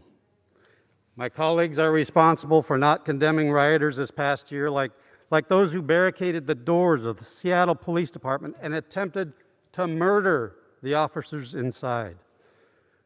Others, including myself, are responsible for not speaking out sooner, before the president misinformed and inflamed a violent mob who tore down the American flag and brutally beat Capitol Police officers. Madam Speaker, we must all do better. These articles of impeachment are flawed, but I will not use process as an excuse. There is no excuse for President Trump's actions. The president took an oath to defend the Constitution against all enemies, foreign and domestic.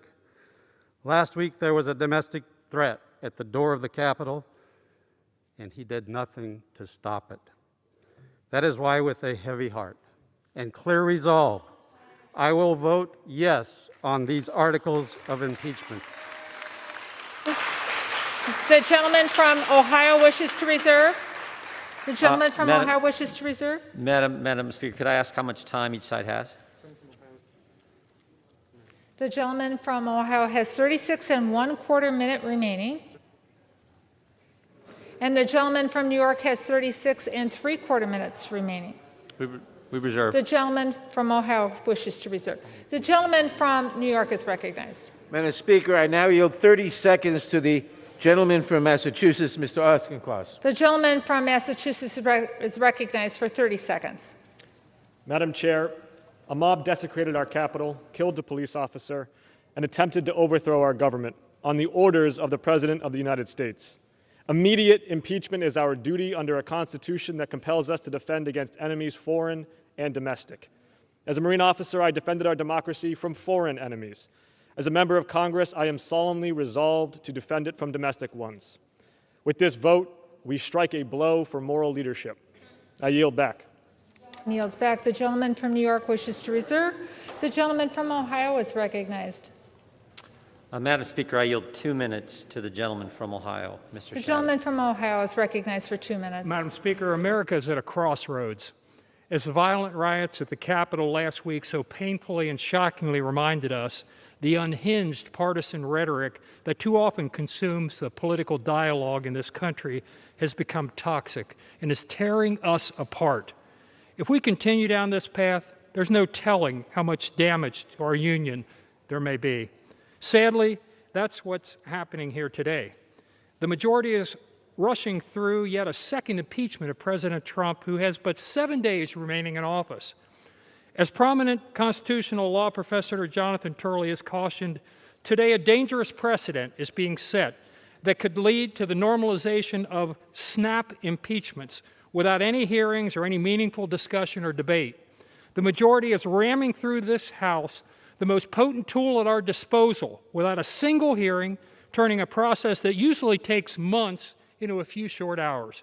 We haven't heard a testimony from a single witness. We haven't heard from any experts on the nature of these charges, nor the damage this effort could inflict on our republic. We didn't even know how this debate would unfold until 9 o'clock this morning. This is truly an unprecedented situation, and one which could cause irrevocable harm to our nation. But, Madam Speaker, it doesn't have to be this way. We don't have to continue down this misguided path. We could instead follow the wisdom provided by none other than Abraham Lincoln during another divisive time in our nation's history and listen to the better angels of our nature. We could choose a more positive, constructive path and vote down this ill-conceived effort. We should tone down the political rhetoric. We should work together to solve the problems that face our nation. We should put aside our differences and find common ground. And we should bring Americans back together, because there's no crisis we can't overcome if we stand united. And I yield back.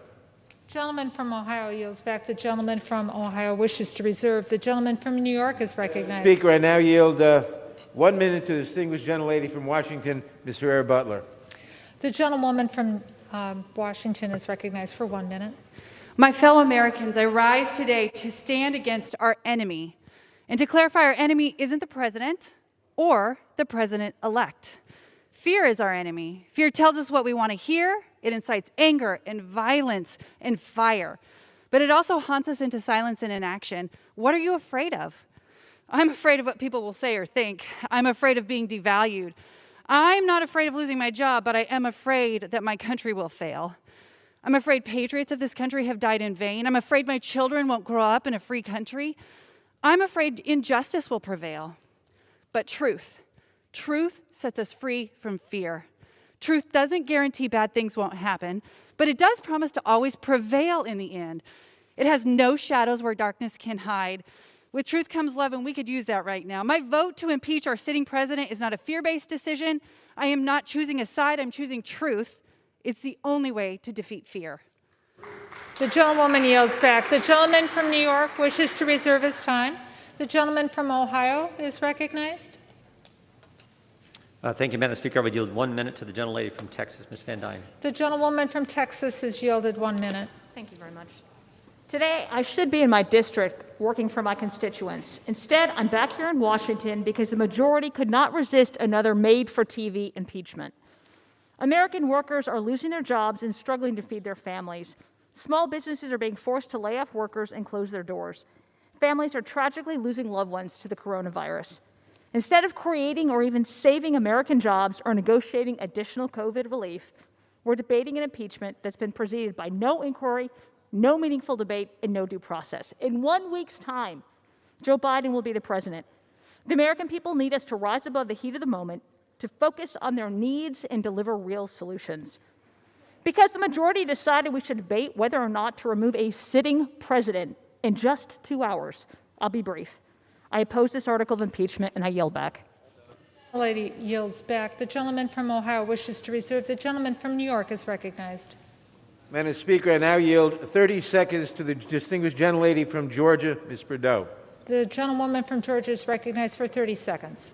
Madam Speaker, I teach a civics class where I point out that our democracy is not self-executing. It requires people of good faith and ethics to make it work. The president has repeatedly challenged Georgia's election results, but despite 3 recounts and many investigations, the results are clear. Joe Biden won Georgia.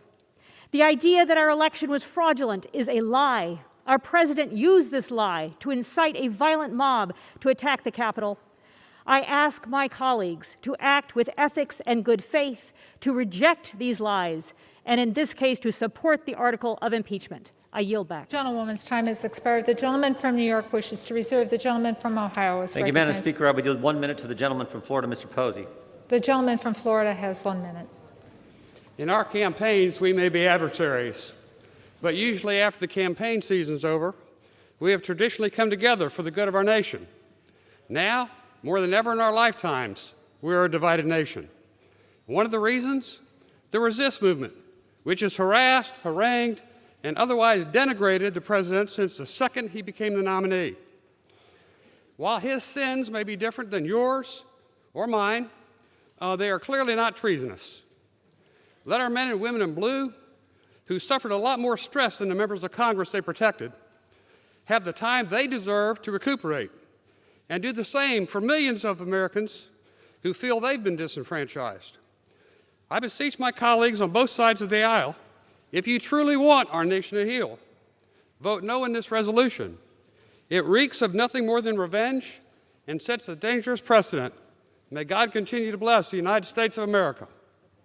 The gentleman yields back. The gentleman from Ohio wishes to reserve. The gentleman from New York is recognized. Madam Speaker, I now yield 30 seconds to the distinguished gentleman from Maryland, Mr. Brown. The gentleman from Maryland is recognized for 30 seconds. Thank you, Madam Speaker. A week ago, Americans in this chamber lived through one of our darkest days. The Commander-in-Chief incited a mob of insurrectionists to overturn the results of a free and fair election through terror and intimidation. They failed, but this violence took its toll. People died, our country's temple of democracy was vandalized, and our image as the world's leading democracy was shaken. President Trump represents a real threat to our national security, our democratic institutions, and the people of this country. We cannot let Donald Trump, who actively orchestrated sedition, lead our nation's government for another 7 days. We cannot wait until January 20th. Donald Trump must be removed. Thank you, and I yield back the balance. The gentleman yields back. The gentleman from New York continues to reserve. The gentleman from Ohio is recognized. Thank you, Madam Speaker. I will yield 1 minute to the gentleman from Texas. The gentleman from Texas is recognized for 1 minute. Thank you, Madam Speaker. And I also want to thank my Democratic colleagues for finally joining Republicans in condemning mob violence after 6 months of refusing to acknowledge it. But I'm really tired of sanctimonious sermons on being a sore loser from some of the same Democrats who opposed accepting results in elections past.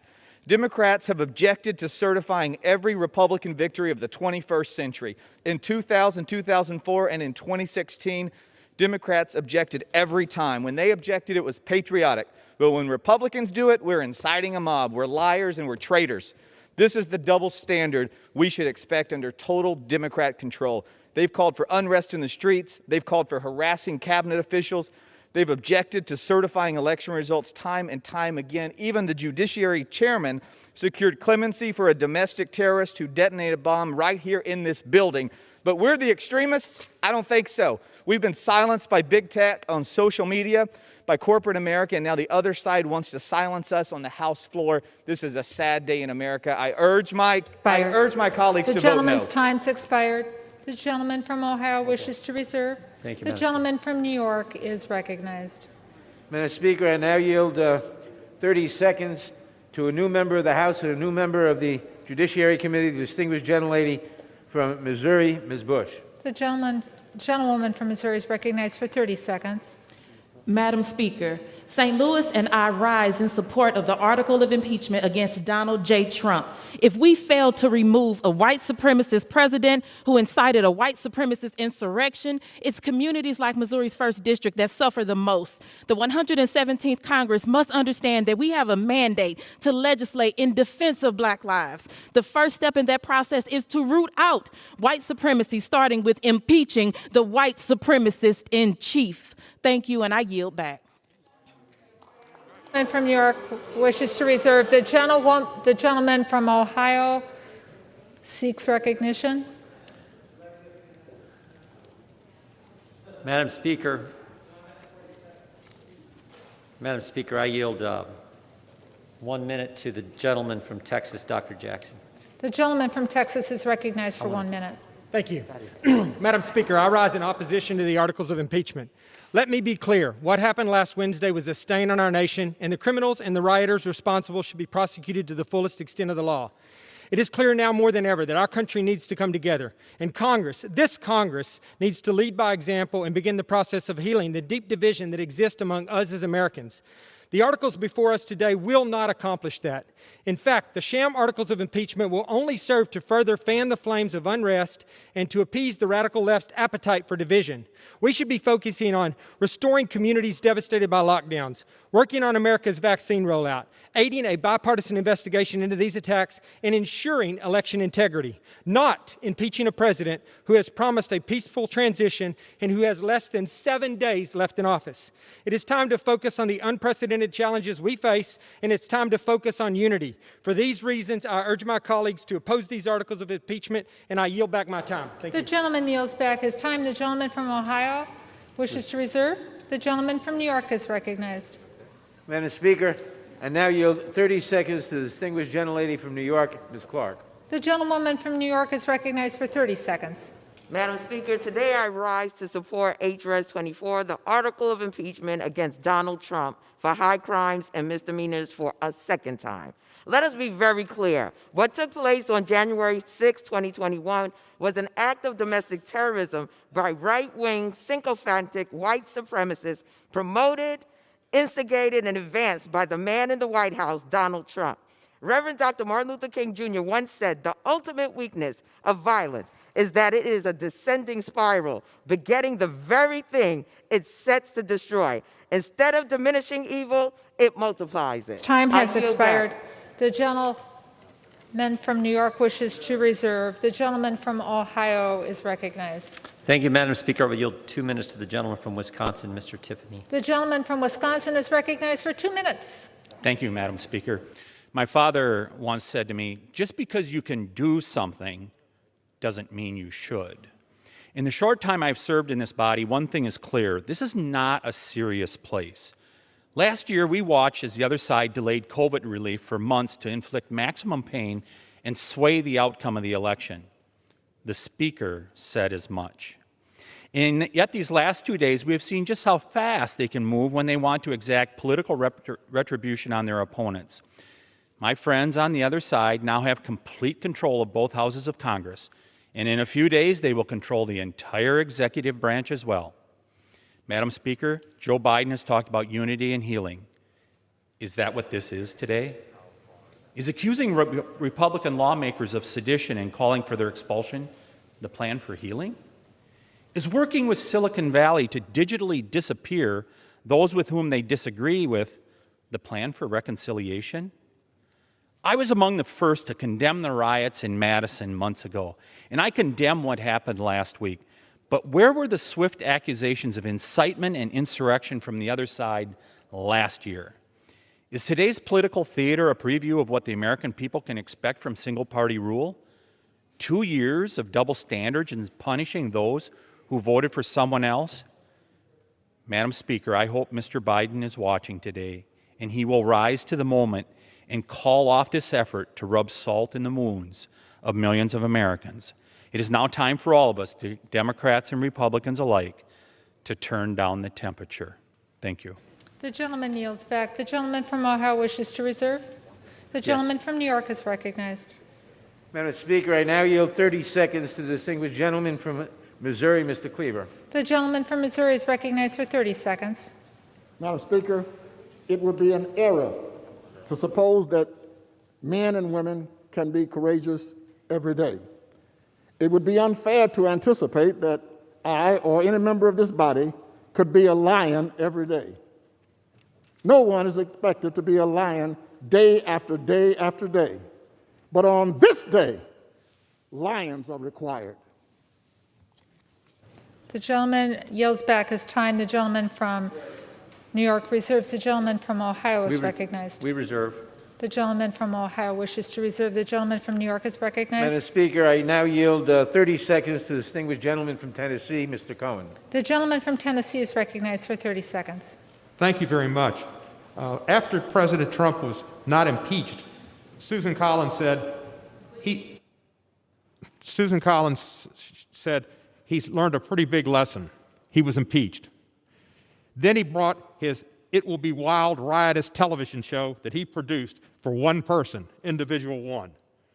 Intelligence reports indicate that the people he said he loves and are special are going to attack this city and attack this Capitol next week. He has not asked them not to do it. He has not told them to stand down. I most fear January 20, because I think he will try to go out with a bang and take attention away from Joe Biden. The gentleman's time has expired, and there will be order in the House. The gentleman from New York reserves. The gentleman from Ohio is recognized. Madam Speaker, statement from the President. I urge that there must be no violence, no lawbreaking, no vandalism of any kind. This is not what I stand for. It is not what America stands for. I call on all Americans to help ease tensions and calm down. Just put out that statement by the President of the United States. I yield 2 minutes to the gentleman from Virginia, Mr. Klein. The gentleman from Virginia is recognized for 2 minutes. Thank you, Madam Speaker, and I thank the President for his words. Above the entrance to the House of Representatives is a sculpture called the Apotheosis of Democracy. It depicts allegorical peace, dressed in armor and protecting the genius of America. Last week, that piece was tragically torn apart as our U.S. Capitol was invaded for the first time since the War of 1812. A violent mob, including many with the most hostile of intentions, broke past security barriers and unleashed destruction and chaos throughout the Capitol. When it was over, 6 individuals were dead, including 2 Capitol Police officers.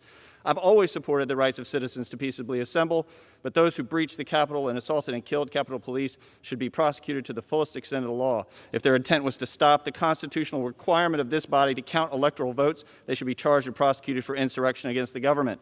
But we are a nation of laws, not of men, and the legal standard for incitement to violence has not been met. Now, a week since the riots threatened the People's House, and a week until a new president takes office, we are rushing through an impeachment without all of the facts and evidence and without due process. We don't know what kind of information the offenders have, what evidence will come out during their trials, whether it bolsters the majority's claims or the minority's views, or whether it implicates other individuals, groups, or other officials in the attack on this hallowed institution. We just don't know. And that's why we must treat the power of impeachment and our responsibility as holders of this power with the seriousness and solemnity it deserves. Let us gather the evidence. Let us hear it in judiciary. Make an informed decision together. This action will only further fuel the political divide among our citizens and will be detrimental to the long-term efforts to unify our country. I reiterate my call from last night. Let us work together.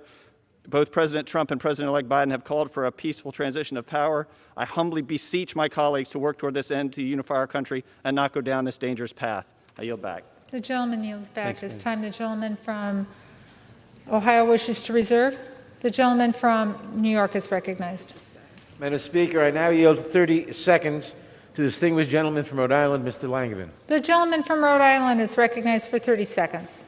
Madam Speaker, January 6th was a horrific day for our country, for our democracy.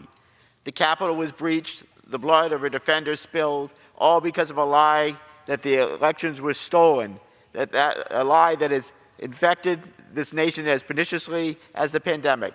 President Trump is the source of that lie. He has perverted and betrayed his oath to defend the Constitution, attacking the foundation of our democracy by inciting his supporters to violence. He is not fit to serve and is a danger to our country while he does.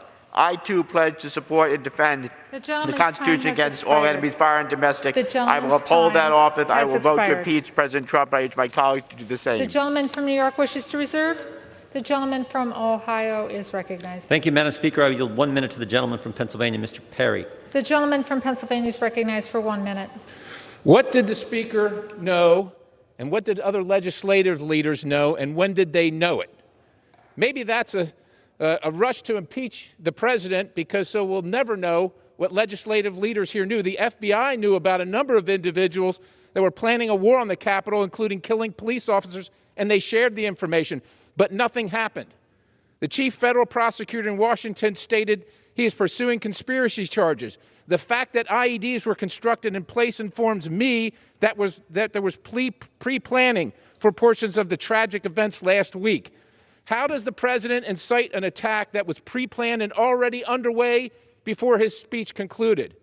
Now, I know my colleagues on the left want America to believe that the president incited a spontaneous riot that they'd like to call an insurrection, but the facts are stubborn things, even if you choose to ignore them. The truth is the multiple lawless and violent events last summer, including months-long siege of a federal courthouse, burning, looting, physical violence in so-called sanctuary cities, more closely fits the definition of insurrection the gentleman's than time anything has the president said last week. The gentleman's time has expired. The gentleman from it. Ohio wishes to reserve. The gentleman from New York is recognized. Madam Speaker, I yield 30 seconds to the distinguished gentleman from Virginia, Mr. Connolly. The gentleman from Virginia is recognized for 30 seconds. I thank my friend.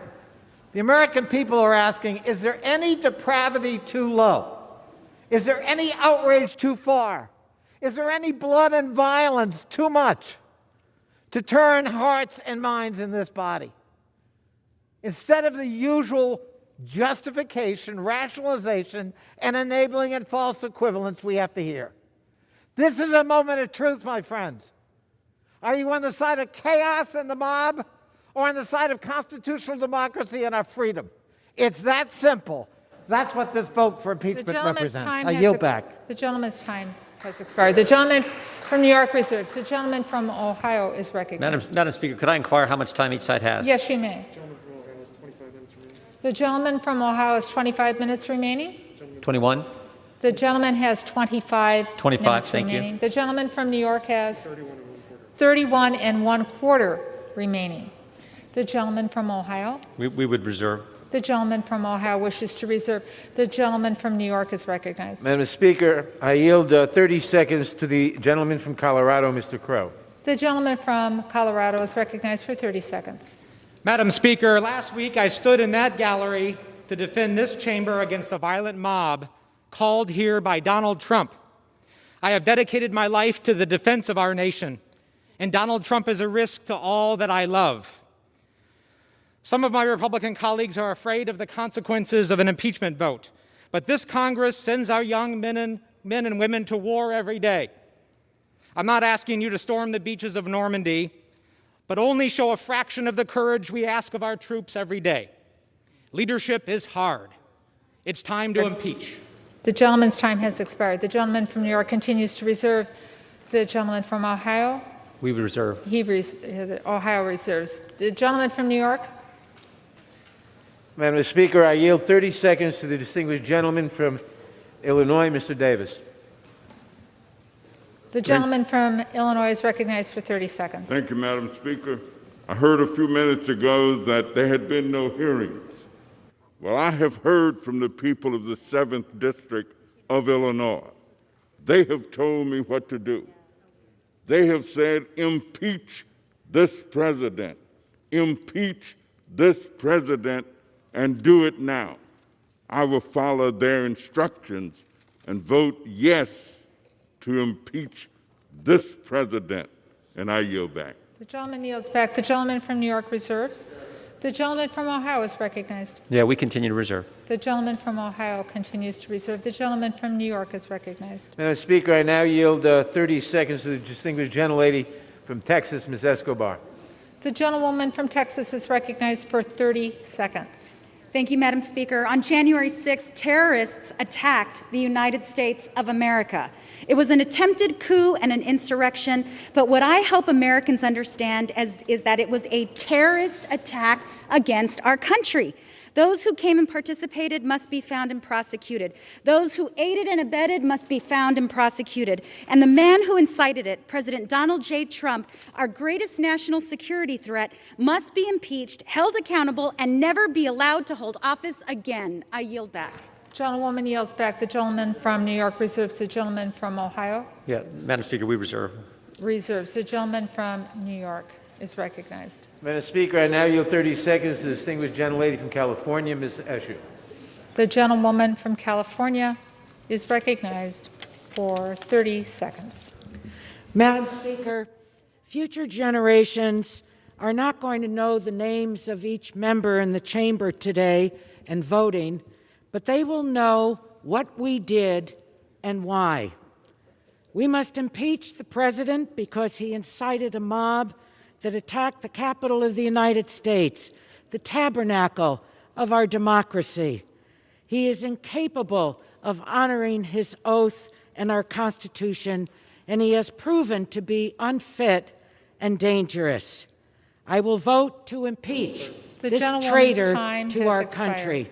The gentlewoman yields back. The gentleman from New York reserves. The gentleman from Ohio Reserve. reserves his time. The gentleman from New York is recognized. Madam Speaker, I now yield 30 seconds to the distinguished gentleman from New York, Mr. Espaillat. The gentleman from New York is recognized for 30 seconds. Madam Speaker, today I cast my vote for the second time to impeach Donald J. Trump. He is unfit to hold office. He summons and dispatches mob to kidnap and hurt many of us. He is unfit to hold office. He summons and dispatches mob to assassinate Vice President Pence, to assassinate Speaker Pelosi. He is unfit to hold office. He summons and dispatches a mob that waved the racist Confederate flag and assaulted this Capitol, resulting in the death of 5 Americans, including 2 Capitol police officers. He is unfit The gentleman's to time hold has office. expired. We must The impeach gentleman's time now. has expired. The gentleman from New York reserves the balance of his time. The gentleman from Ohio is recognized. Reserve. The gentleman from Ohio continues to reserve. The gentleman from New York. No. Madam Speaker, I now yield 30 seconds to the distinguished gentleman from Illinois, Mr. Garcia. The gentleman from Illinois is recognized for 30 seconds.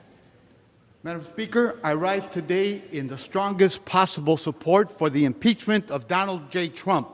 When Trump made a last desperate attempt to steal the presidency, to reject the will of the people by encouraging insurrection, he became the first president to incite an attempted overthrow of the institutions he is sworn to protect.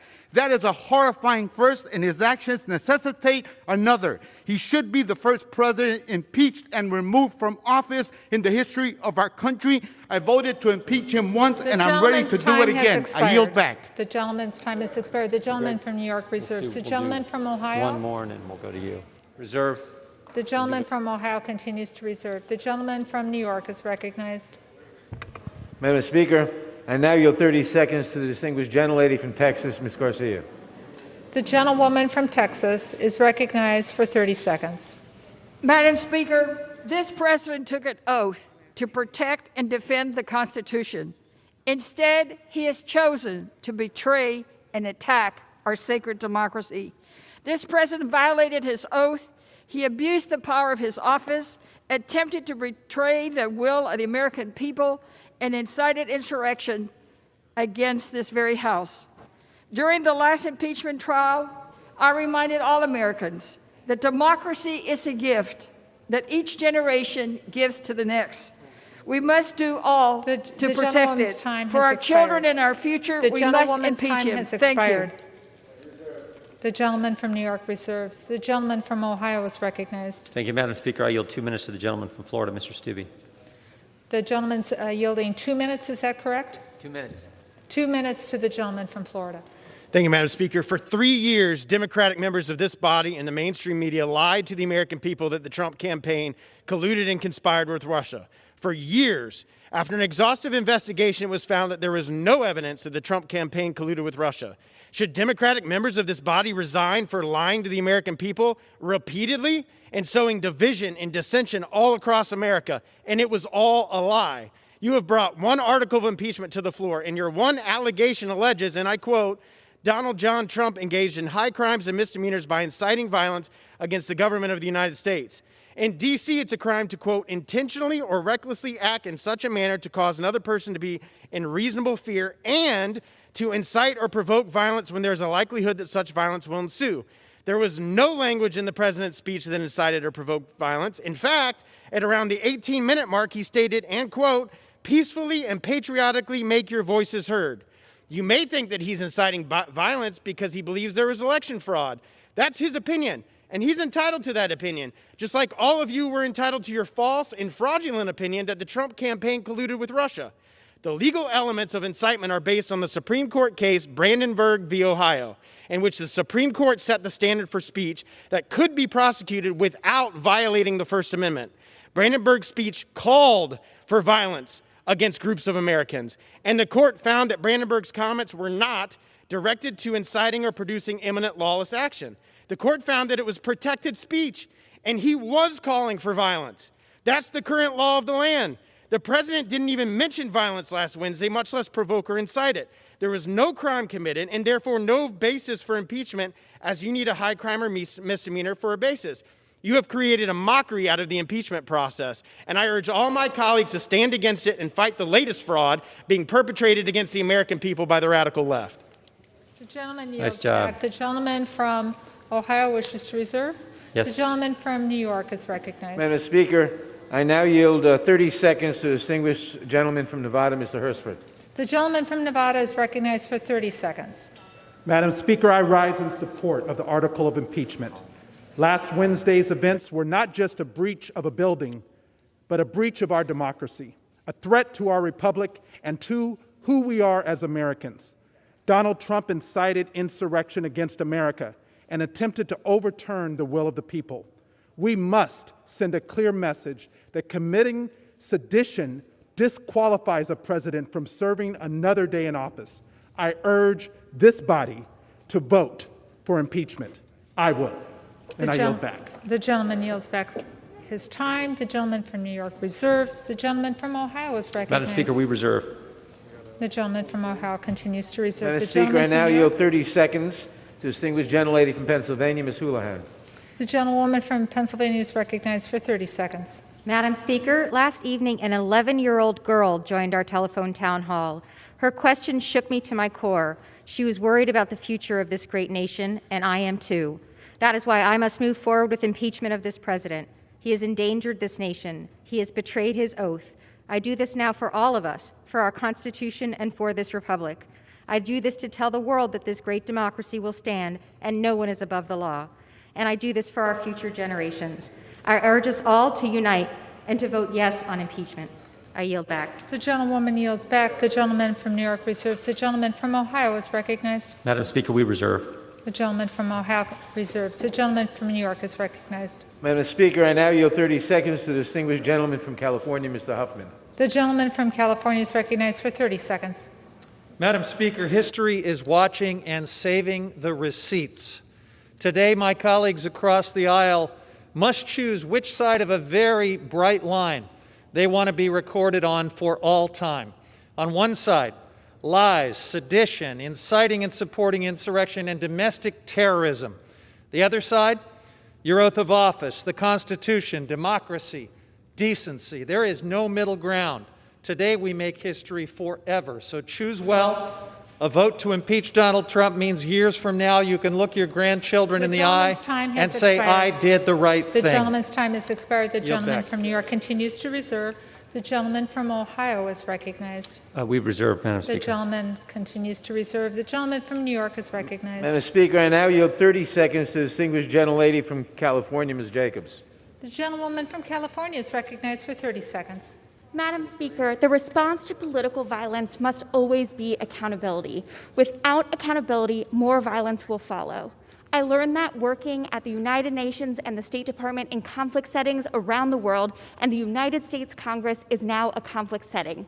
A violent mob threatened our lives in this chamber and almost succeeded, incited by the president who broadcasted lies about the outcome of our election. We must hold this president accountable. It's the only way to protect our democracy. I yield back. Gentlewoman yields back. The gentleman from New York continues to reserve. The gentleman from Ohio is recognized. Madam Speaker, we reserve. The gentleman from Ohio reserves. The gentleman from New York is recognized. Madam Speaker, I now yield 30 seconds to the distinguished gentleman from Georgia, Mr. Johnson. The gentleman from Georgia is recognized for 30 seconds. Thank you, Madam Speaker. I'm certain that every member of Congress would say that if they had been in Congress when John Lewis walked across that Edmund Pettus Bridge and the Civil Rights Act was passed, that they would have stood on the right side of history. Well, Madam Speaker, today we're going to see exactly what side of history you all are going to be on. And with that, I yield back. The gentleman yields back. The gentleman from New York continues to reserve. The gentleman from Ohio is recognized. Thank you, Madam Speaker. I would yield 1 minute to the gentleman from North Carolina, Mr. Cawthorn. The gentleman from North Carolina is recognized for 1 minute. Madam Speaker, today represents a unique opportunity in our nation's history. An opportunity to put America first, to put her people first. Today is a moment for members of Congress to put aside partisan politicking and place people over power. I urge my colleagues to vote against this divisive impeachment and realize that dividing America will not save this republic. I urge my colleagues to not simply vote for what feels good. Of course, it feels good for the Democrats to have a united constituency for a few more days. But I was elected to come here and vote for things that actually do good, to bring much needed help to the American people. I am willing to take the first step and extend my hand across the aisle to say, vote against impeachment, vote in favor of a unified nation, and I will forsake partisanship and work with you, no matter who you are or what party you come from. Madam Speaker, I urge that we all vote to finally put America first. And with that, I yield back. The gentleman yields back. The gentleman from Ohio wishes to reserve. The gentleman from New York is recognized.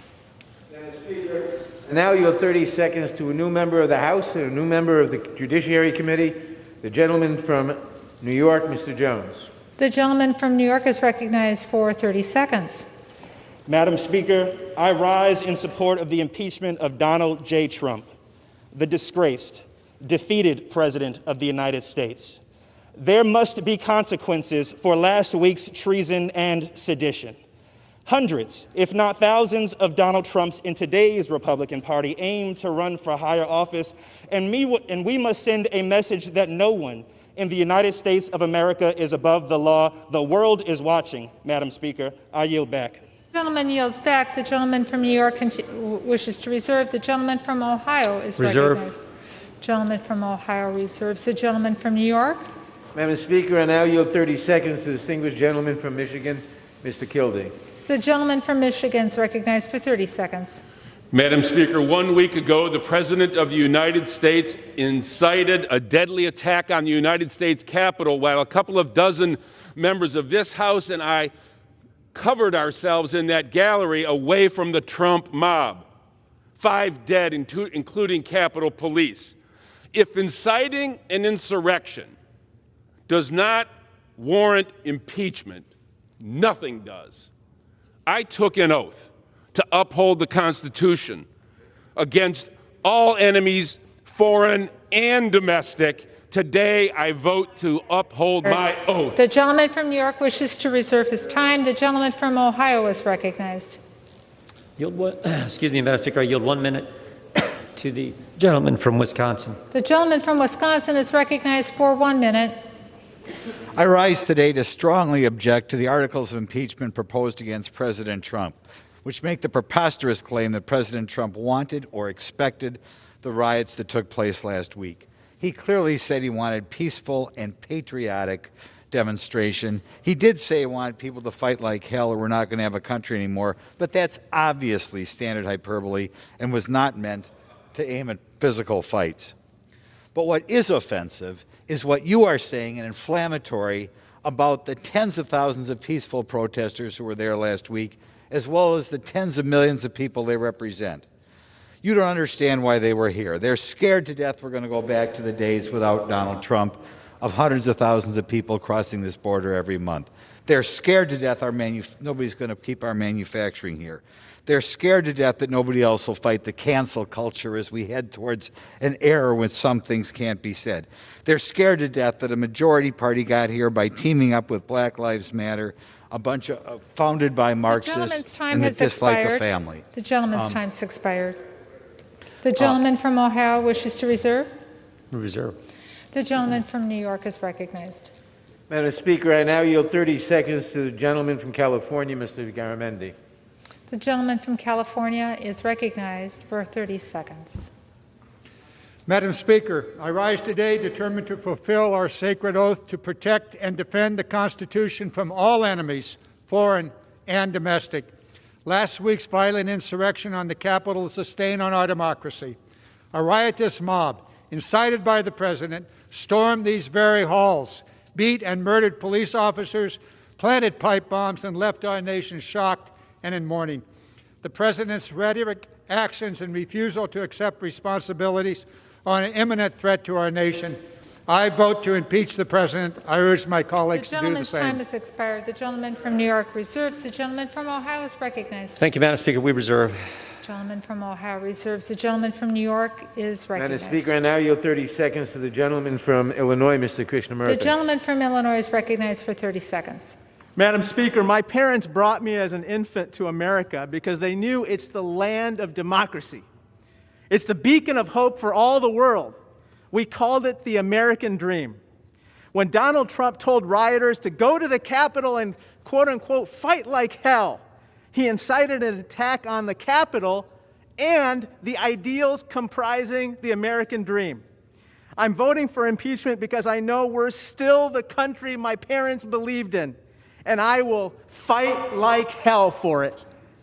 I yield back. The gentleman yields back. The gentleman from New York reserves. The gentleman from Ohio is recognized. Reserve. The gentleman from Ohio reserves. The gentleman from New York. Madam Speaker, I now yield 30 seconds to the gentlelady from Michigan, Ms. Lawrence. The gentlewoman from Michigan is recognized for 30 seconds. Madam Chair, on Wednesday the 6th, Democrats and Republicans hid on the floor, put on gas masks, and was ushered out of this room. We in this country cannot begin healing in unity without accountability and justice. The President of the United States incited a violent insurrection against Congress, you, me, and the Vice President of the United States. This cannot be ignored. Impeach now. Thank you, Madam Chair. The gentlewoman yields back. The gentleman from New York continues to reserve. The gentleman from Ohio is recognized. Reserve. The gentleman from Ohio wishes to reserve. The gentleman from New York is recognized. Madam Speaker, I now yield 30 seconds to the distinguished gentlelady from California, Ms. Lee. The gentlewoman from California is recognized for 30 seconds. Madam Speaker, on January 6, Donald Trump incited his white nationalist supporters to initiate an attempted coup against the heart of our democracy, the United States Capitol. This heinous act of domestic terrorism demands that Congress act to remove this president. Donald Trump has been and remains a threat to our national security and our democracy, and wholly unfit to serve as president. He and his supporters must be held accountable for inciting violence against the government of the United States. Congress must act immediately to remove this clear and present danger to our country. It's time to impeach Donald Trump again. The gentleman's time has expired. The gentleman from New York reserves. The gentleman from Ohio is recognized. Thank you, Madam Speaker. I would yield 1 minute to the gentlelady from Georgia, Ms. Taylor Greene. The gentlewoman is recognized for 1 minute. Madam Speaker, I am against the impeachment effort by the Democrats. President Trump has held over 600 rallies in the last 4 years. None of them included assaulting police, destroying businesses, or burning down cities. Democrats have spent all this time endorsing and enabling violent riots that left billions in property damage and 47 dead across the United States. Democrats are on record supporting violence when it serves their cause, in their own words, on social media, on interviews, and on fundraising platforms. Act Blue. Democrats support defunding the police when it's someone else's city, someone else's home, and someone else's business.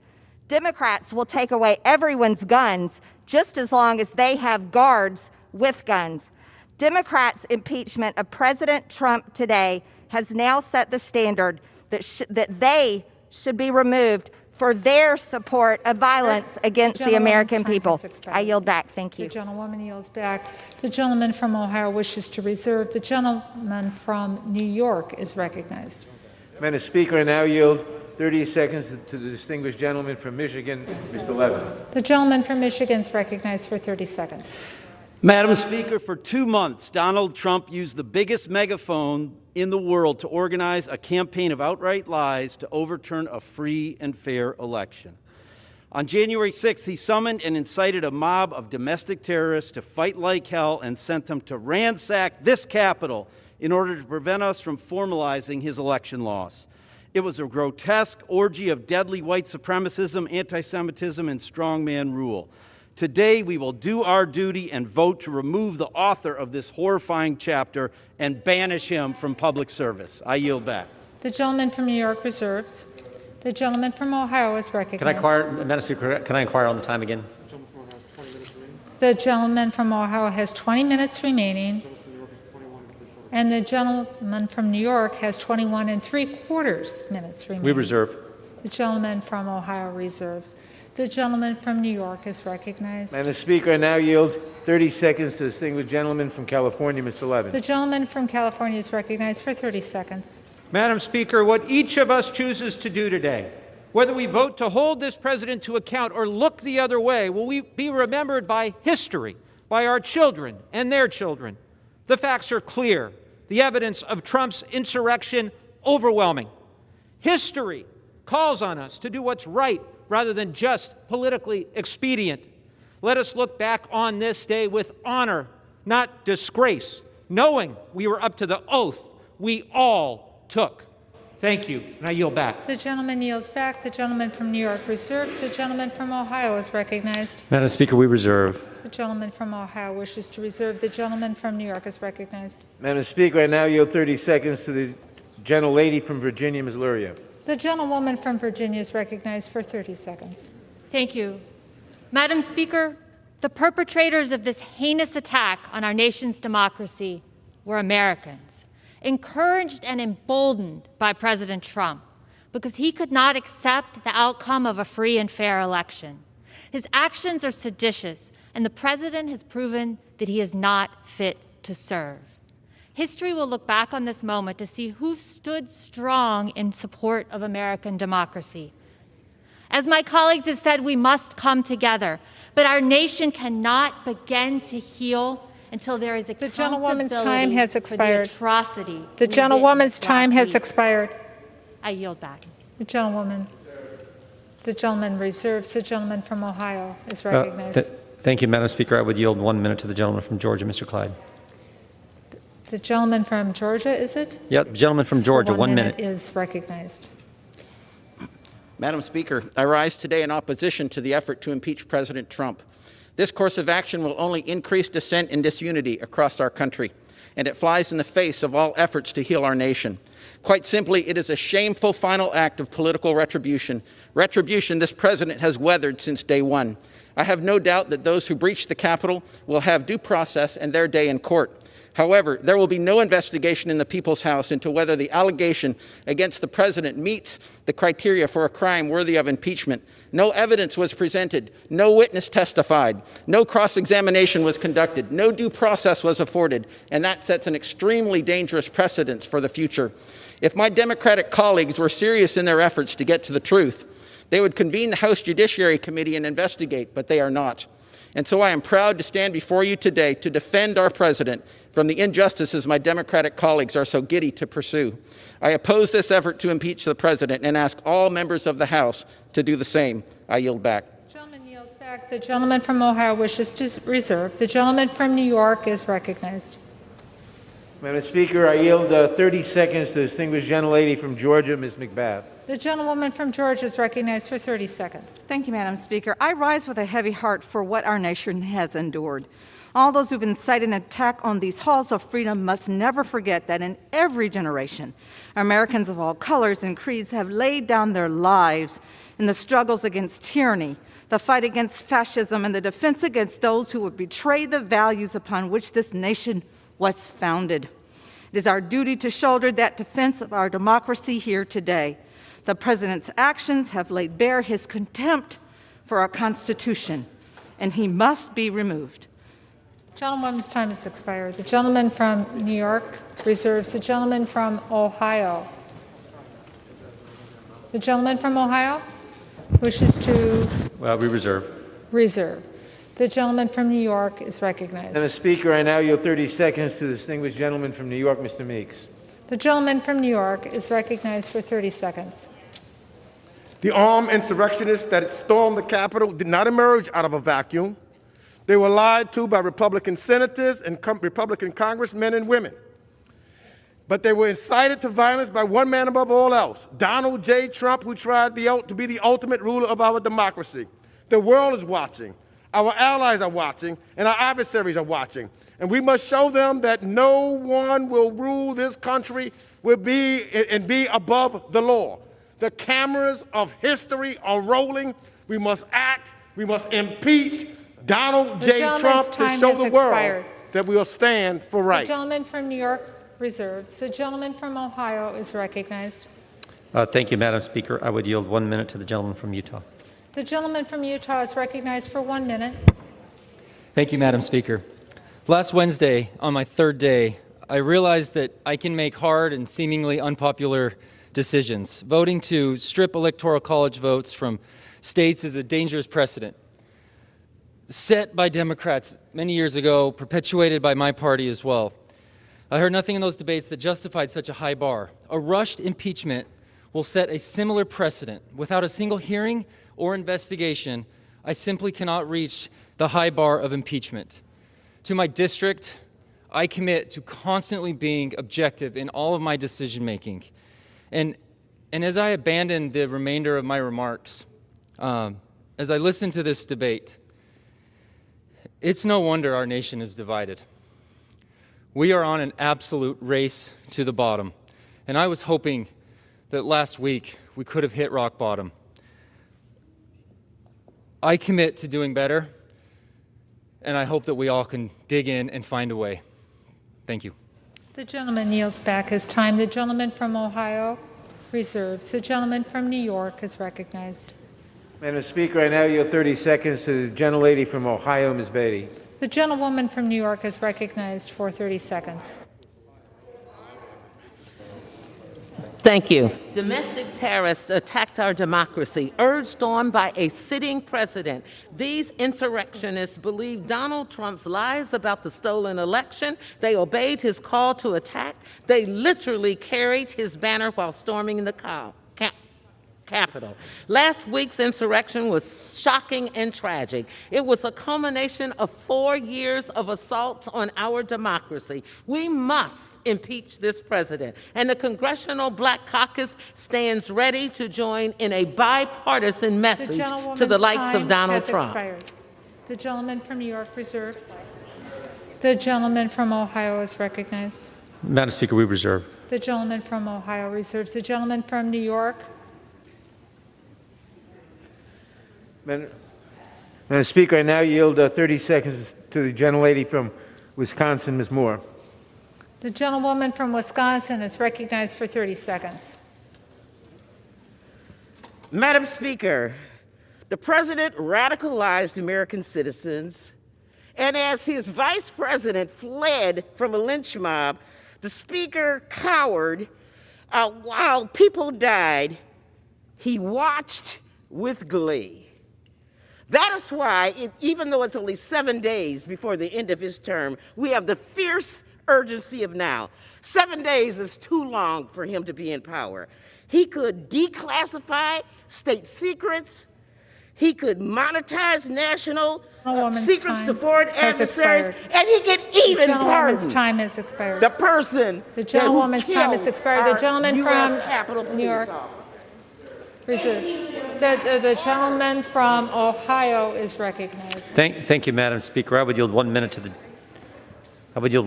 gentleman from Texas, Mr. Arrington. The gentleman from Texas is recognized for 1 minute. Madam Speaker, I rise with great sorrow to oppose this second attempt at a baseless impeachment from my Democrat colleagues. This week's attack on the U.S. Capitol was completely unacceptable, and the people involved should be met with swift accountability. The president didn't incite a riot. The president didn't lead an insurrection, and there are no high crimes and misdemeanors requisite of an impeachment. I'm not saying the president didn't exercise poor judgment, but to criminalize political speech by blaming lawless acts on the president's rhetoric is wrong, Madam Speaker, and a very dangerous precedent. The criminals who stormed the Capitol that day acted on their own volition. They are responsible for their actions. This is an important moment, Madam Speaker, for our nation. We have the opportunity to come together and do what's right for our country. The votes are certified. President Trump has conceded. Let's focus on the future and get back to the people's business. I yield back. Gentleman yields back. The gentleman from Ohio reserves. Yes. The gentleman from New York is recognized. Madam Speaker, I now yield 30 seconds to the distinguished gentlelady from Illinois, Ms. Newman. The gentlewoman from Illinois is recognized for 30 seconds. Thank you, Madam Speaker. It's an honor to speak today. So today I stand with this body to impeach this president. I agree with my Democratic colleagues. I also agree with my Republican colleagues. Let's unite. Let's unite to address this pandemic and start by simply wearing a mask. Let's unite to bring back the economy and start by putting $2,000 checks in people's pockets. And let's unite to hold these domestic terrorists accountable and impeach this president. Thank you, Madam Speaker, and I yield back. The gentlewoman yields back. The gentleman from New York reserves. The gentleman from Ohio is recognized. The gentleman from Ohio reserves. The gentleman from New York is recognized. Madam Speaker, how much time do I have, please? The gentleman from New York has 18 and 1/4 minute, and the gentleman from Ohio, 17 minutes remaining. Thank you very much. I now yield 30 seconds to the distinguished gentleman from New Jersey, Mr. Norcross. The gentleman from New Jersey is recognized for 30 seconds. Thank you, Madam Speaker. I rise today at a time of historical concern. Last week on this very House floor, an attack on democracy, that symbol. But it was an attack from within this very floor. Let's be clear. Cause and effect. Rally at the White House, march down Pennsylvania Avenue, a parade in reverse, and an attack to this chamber. A police officer was killed. And what I hear is time to heal. He's not even buried yet. It's clear and present danger. No one is above the law. Not the president if he has 4 years or 4 days. We must do the right thing for all Americans because he must be held accountable. I yield back. The gentleman yields back. The gentleman from New York reserves. The gentleman from Ohio is Thank you, Madam recognized. Speaker. I would yield 1 minute to the gentlelady from Indiana, Ms. Sparks. The gentlewoman from Indiana is recognized for 1 minute.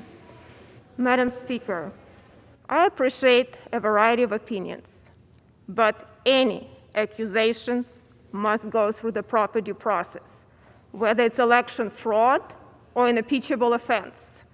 And someone who did not support the objection to certification last week, I will not support this political charade today. The rule of law and due process is vital to what our constitutional republic stands for. Congress should stop playing divisive politics and start working on delivering real good policies for the American people. I yield back.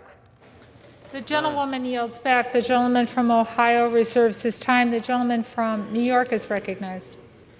Madam Speaker, I now yield 30 seconds to the distinguished gentleman from California, Mr. The gentleman Panetta. from California is recognized for 30 seconds. A week ago was the culmination of carnage caused to our country by this president. 4 years ago, he said he would stop such devastation. Instead, the president has continued to debase our democracy with assaults on our elections and incitement at the ellipse and the battery at our Capitol.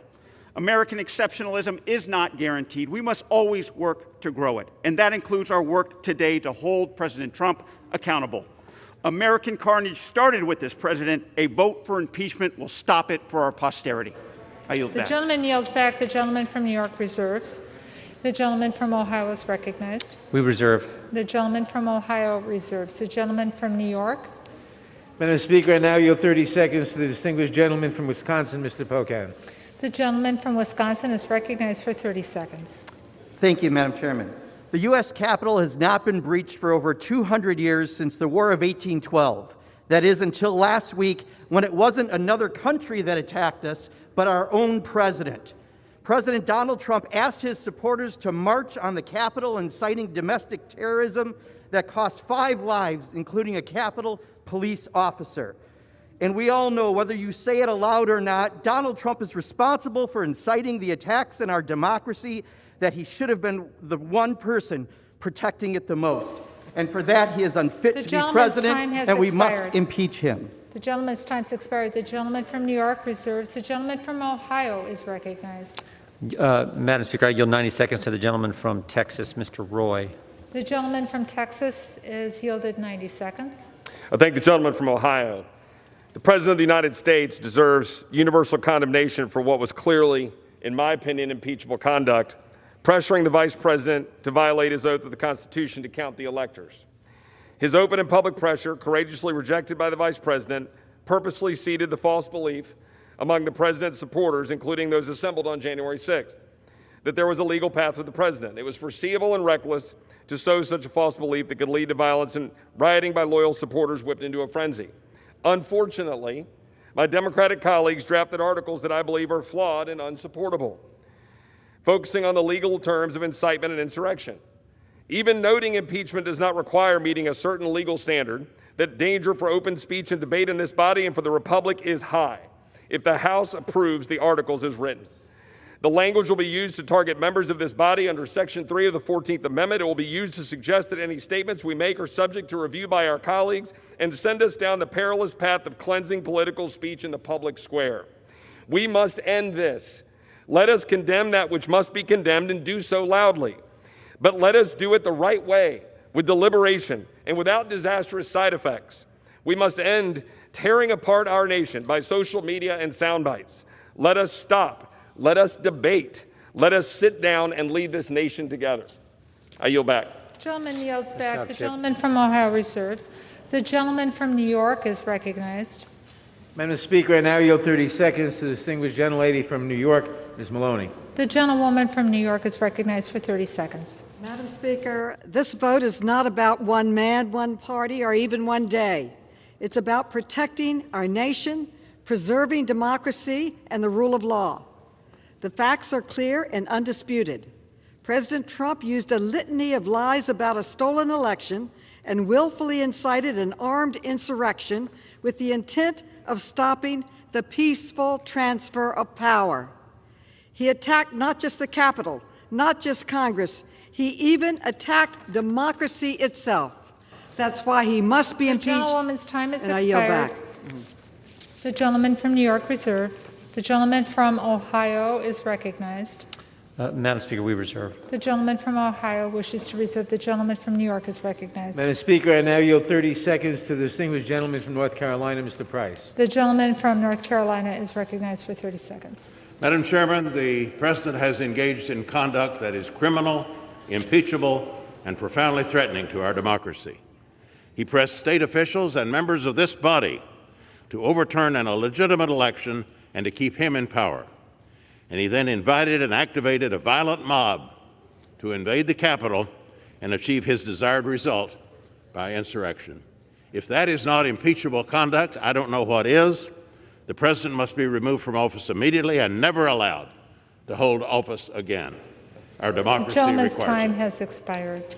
The gentleman from New York reserves. The gentleman from Ohio. Thank you, Madam Speaker. I would yield 1 minute to the gentleman from Texas, Mr. Fallon. Thank you, Mr. Chair. The gentleman's recognized for 1 minute. Thank you, Madam Speaker. Last summer, the Antifa and BLM riots swept all over our country. Cities were burnt, businesses destroyed, and lives violently stolen. And it wasn't just for an afternoon like those horrible hours we had on January 6th, but rather they went on for weeks and in some cases even months. So if there's any silver lining in this dark cloud, it's that our friends from across the aisle have come to realize that riots are bad. We conservatives have known this all along.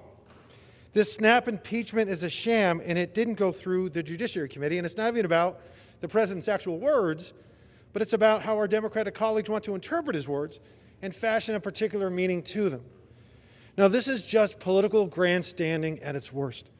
The American people desperately want us to move on and tackle the issues and find solutions to them forthwith. Madam Speaker, let's end this obsession and charade, and let's get to work. I yield back. The gentleman yields back. The gentleman from Ohio wishes to reserve. The gentleman from Ohio wishes to reserve. Yeah, we reserve. The gentleman from New York is recognized. Madam Speaker, I now yield 30 seconds to the gentleman from Illinois, Mr. Quigley. The gentleman from Illinois is recognized for 30 seconds. Madam Speaker, now we hear talk of the President's notion of a peaceful transfer of power, which apparently means what? Minimal casualties? Now we hear talk of healing after the criminal acts are completed. Never as a criminal defense attorney did I say, Judge, yeah, my guy completed the armed robbery, but let's heal now. No, there was accountability. There was accountability then, there should be accountability now, and there should be impeachment now. Thank you, and I yield back. The gentleman yields back. The gentleman from New York reserves. The gentleman from Ohio is recognized. Reserve, Madam The Speaker. gentleman from Ohio wishes to reserve. The gentleman from New York is recognized. Madam Speaker, I now yield 30 seconds to the distinguished gentlelady from North Carolina, a new member of the committee, Ms. Ross. The gentlewoman from North Carolina is recognized for 30 seconds. Madam Speaker, I rise today in support of the article of impeachment. The President's responsibility for the violence and insurrection that occurred last Wednesday cannot go unanswered. The President has had multiple opportunities to modify his behavior to bring this country together. Instead, he uses his power to further divide us. He is unrepentant. Congress must act for the good of this country. Madam Speaker, I yield back my time. The gentlewoman yields back. The gentleman from New York reserves. The gentleman from Ohio is recognized. Thank you, Madam Speaker. I would yield 1 minute to the gentleman from Virginia, Mr. Good. The gentleman from Virginia is recognized for 1 minute. Thank you. I stand today in support of President Trump and against this sham impeachment proceeding with literally 1 week, 7 days remaining in his term. This is merely the culmination of a 4-year effort to overturn the will of the people and the results of the 2016 election. This is simply a political action intended to tarnish the legacy of a highly successful president who led us to an incredible economy, energy independence, reduction of taxes for millions, regulatory relief for businesses, renewed peace in the Middle East, and stronger border security. This action will only serve to further offend the 75 million people who voted for President Trump and further deepen the division within our nation as we try to move forward with a peaceful transition of power. However, the Democrat majority has determined he's already guilty and there's no need of a trial, and they therefore move forward quickly with this phony impeachment charge. Today, I join my Republican colleagues in standing against this further effort to divide our nation. Thank you, and I yield back. And yields back. The gentleman from Ohio wishes to reserve. The gentleman from New York is recognized. Madam Speaker, I now yield 30 seconds to the distinguished gentleman from Texas, Mr. Cuellar. The gentleman from Texas is recognized for 30 seconds. Thank you, Madam Speaker. I rise in support of the impeachment. It's very simple. What we saw on January 6th was a person, the President of the United States, incite a crowd to come and attack the Capitol. We have to make sure that we stand up for democracy. If we don't do this, then what are we going to stand for? We stand for democracy, we stand for American values, and I stand for the impeachment of Donald Trump. I yield back the balance of my time. The gentleman yields back the balance of his time. The gentleman from New York reserves. The gentleman from Ohio is recognized. Madam Speaker, we reserve. The gentleman from Ohio wishes to reserve. The gentleman from New York. Madam Speaker, I now yield 30 seconds to the distinguished gentlelady from Pennsylvania, Ms. Scanlon. The gentlewoman from Pennsylvania is recognized for 30 seconds. On January 6th, President Trump launched an attack against the United States Capitol. I too urge my colleagues to unite, but to unite in love of country and to hold this president accountable. What unites our country is respect for the rule of law. Without accountability for those who would shatter the rule of law by overturning a presidential election, we cannot take seriously the cries of being a united people. This president remains a serious threat to our country and must be held accountable. The gentlewoman's time has expired. The gentleman from New York reserves. The gentleman from Ohio is recognized, and he chooses to reserve. The gentleman from New York is recognized. Madam Speaker, I now yield 30 seconds to the distinguished gentleman from Georgia, Mr. Scott. The gentleman from Georgia is recognized for 30 seconds. Thank you, Madam Speaker.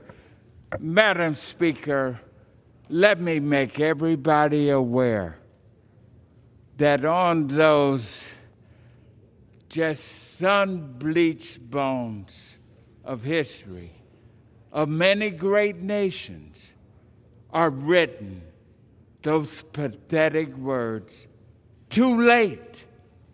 They moved too late to save their great nations. Let us not this day move too late to save our great nation. Gentleman's time's expired. The gentleman from New York wishes to reserve. The gentleman from Ohio is recognized. Thank you, Madam Speaker. I would yield 1 minute to the gentleman from South Carolina, Mr. Norman. The gentleman from South Carolina is recognized for 1 minute. Mr. Speaker, I rise today for two reasons. One, to voice my strong opposition for the impeachment of this president with 7 days left. I also want to voice my support for the strong police department. Many of you want to defund. Where was your cries to defund when you were leaving this office, this very room, on the 6th? Height of hypocrisy. I yield back. Members are kindly reminded to remind yourself to address your remarks to the chair. The gentleman from Ohio wishes to reserve. We do, Madam Speaker. The gentleman from New York is recognized. Madam Speaker, I yield 30 seconds to the distinguished gentleman from California, Mr. Sherman. The gentleman from California is recognized for 30 seconds. Ironic. An administration begins by building an unnecessary wall on our southern border. It ends by making necessary a new wall around this Capitol.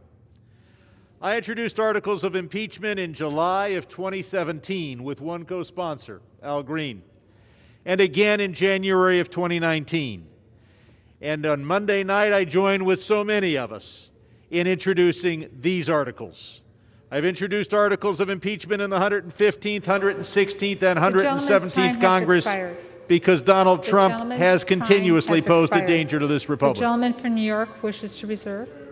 The gentleman from Ohio is recognized. Madam Speaker, I would yield 1 minute to the gentleman from Florida, Mr. Mast. The gentleman from Florida is recognized for 1 minute. Thank you, Madam Speaker. I rise with a very simple question. On January 6, thousands broke the law by taking siege of our Capitol here with us inside. Has any one of those individuals who brought violence on this Capitol been brought here to answer whether they did that because of our president?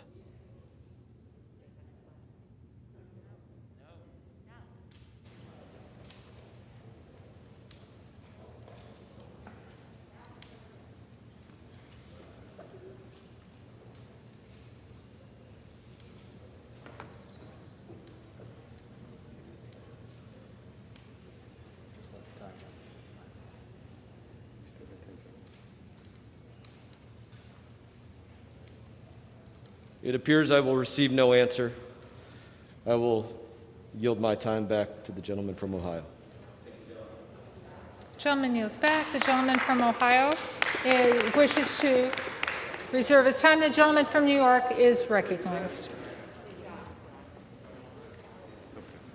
I now yield 30 seconds to the distinguished gentleman from Arizona, Mr. Stanton. The gentleman from Arizona is recognized for 30 seconds. Donald Trump is the first president in the history of this republic to incite a violent insurrection against our own government, against our own people. It is a shocking betrayal of his oath of office and our American values.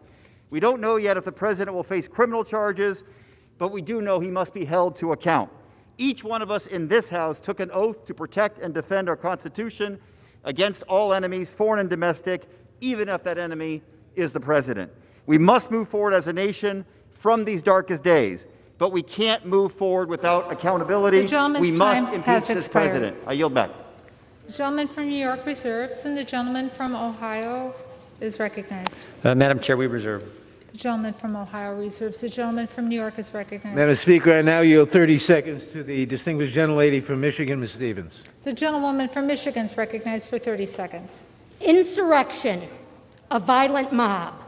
A week ago today, 5 people were killed, many injured, and everyone in this building forced to hide for their very life.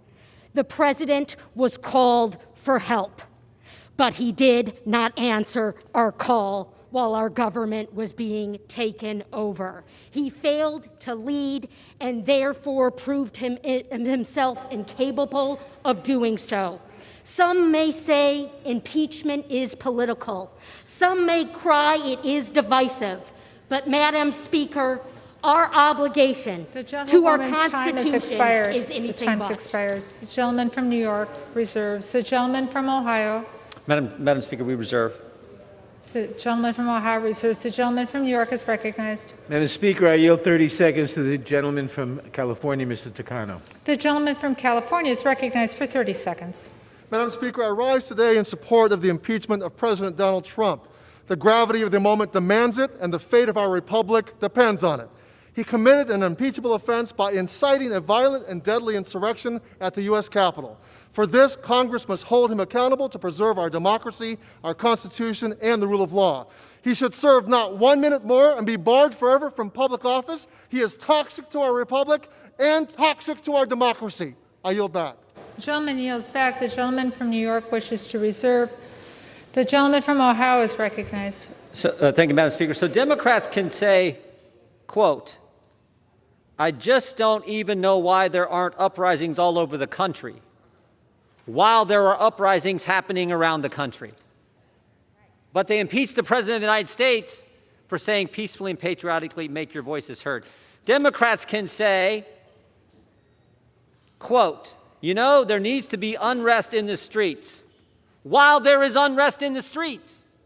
But they're going to impeach the president for saying peacefully and patriotically, make your voices heard. Let's be consistent, all of us. All of us need to be consistent and condemn the violence all the time. And with that, I yield 1 minute to the gentlelady from New Mexico. The gentlewoman from New Mexico is recognized for 1 minute. Thank you, Madam Speaker. I rise in opposition to these articles of impeachment. Political violence has no place in our constitutional republic, and those who assaulted police officers and forced their way into the Capitol are responsible for their criminal actions. Leaders in both parties have a responsibility to condemn such violence, whether in the halls of Congress or in the streets of America. I don't believe, Madam Speaker, that the American people have an appetite for this. They are expecting us to do the will of them, those who sent us from each state around the nation. Right now, Madam Speaker, we've seen this body impeach once before, trying to do it a second time. Two wrongs do not make a right. We have got to stand for the American people because we will not get a second chance to get this right the first time. Madam Speaker, I yield back. The gentlewoman yields back. The gentleman from Ohio wishes to reserve. We do. Thank you, Madam Speaker. The gentleman from New York is recognized. Madam Speaker, I now yield 30 seconds to a new member, the distinguished gentleman from New York, Mr. Torres. Gentleman from New York is recognized for 30 seconds. Madam Speaker, the dangerous mob that Donald Trump unleashed on the United States Capitol represents a violent assault on the separation of powers and on the peaceful transfer of power that we have long taken for granted. The impeachment of Donald Trump is not politics but law, not passion but reason, not vengeance but justice. And we as the people's representatives must rise to the challenge of defending democracy in the face of its gravest threat, and we will. I yield back. The gentleman yields back. The gentleman from New York reserves. The gentleman from Ohio is recognized. Thank you, Madam Speaker. We reserve. Gentleman from Ohio reserves. The gentleman from New York is recognized. Madam Speaker, I now yield 30 seconds to the distinguished gentlelady from Massachusetts, Ms. Tran. The gentlewoman from Massachusetts is recognized for 30 seconds. Madam Speaker, I stand before you today in disbelief. Disbelief that after the president incited a violent mob to commit an act of insurrection and remained silent as police officers were assaulted, the Capitol was ransacked, and members of this body fled for their lives, that there are still members of his party who refuse to hold him accountable.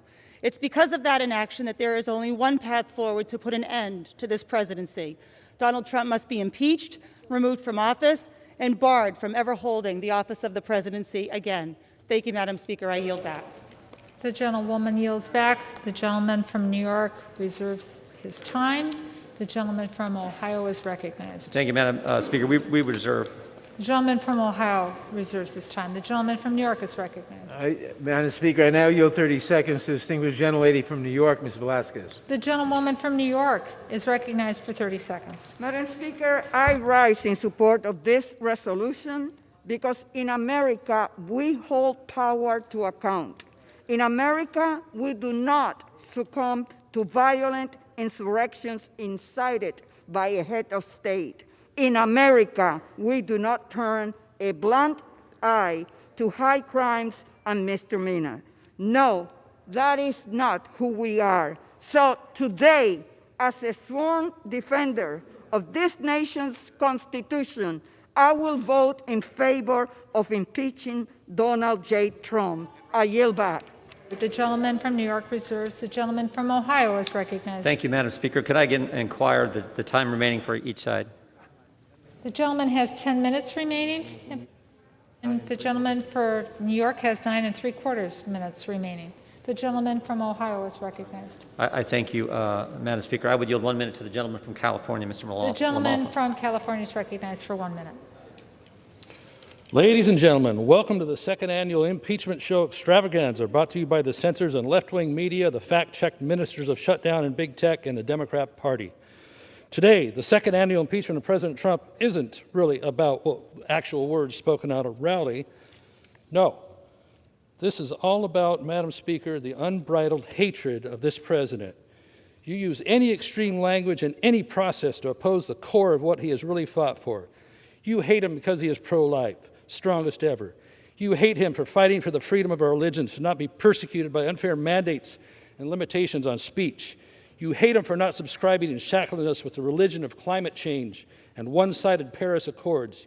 You hate him for Israel. You hate him for defending our borders. You hate him for letting families and small businesses keep what they earn, for trying to keep the agents of government off their back. You hate him for putting America first, which is what I thought we do when we swear the oath. No, this shabby show isn't about a threat to our republic. This is the impeachment and muting of at least half of the American people. This is shameful and abuse of a process. Gentleman's time has expired. The gentleman from New I yield the York. gentleman additional 20 seconds. The gentleman from Ohio yields you Madam another Speaker, 20 seconds.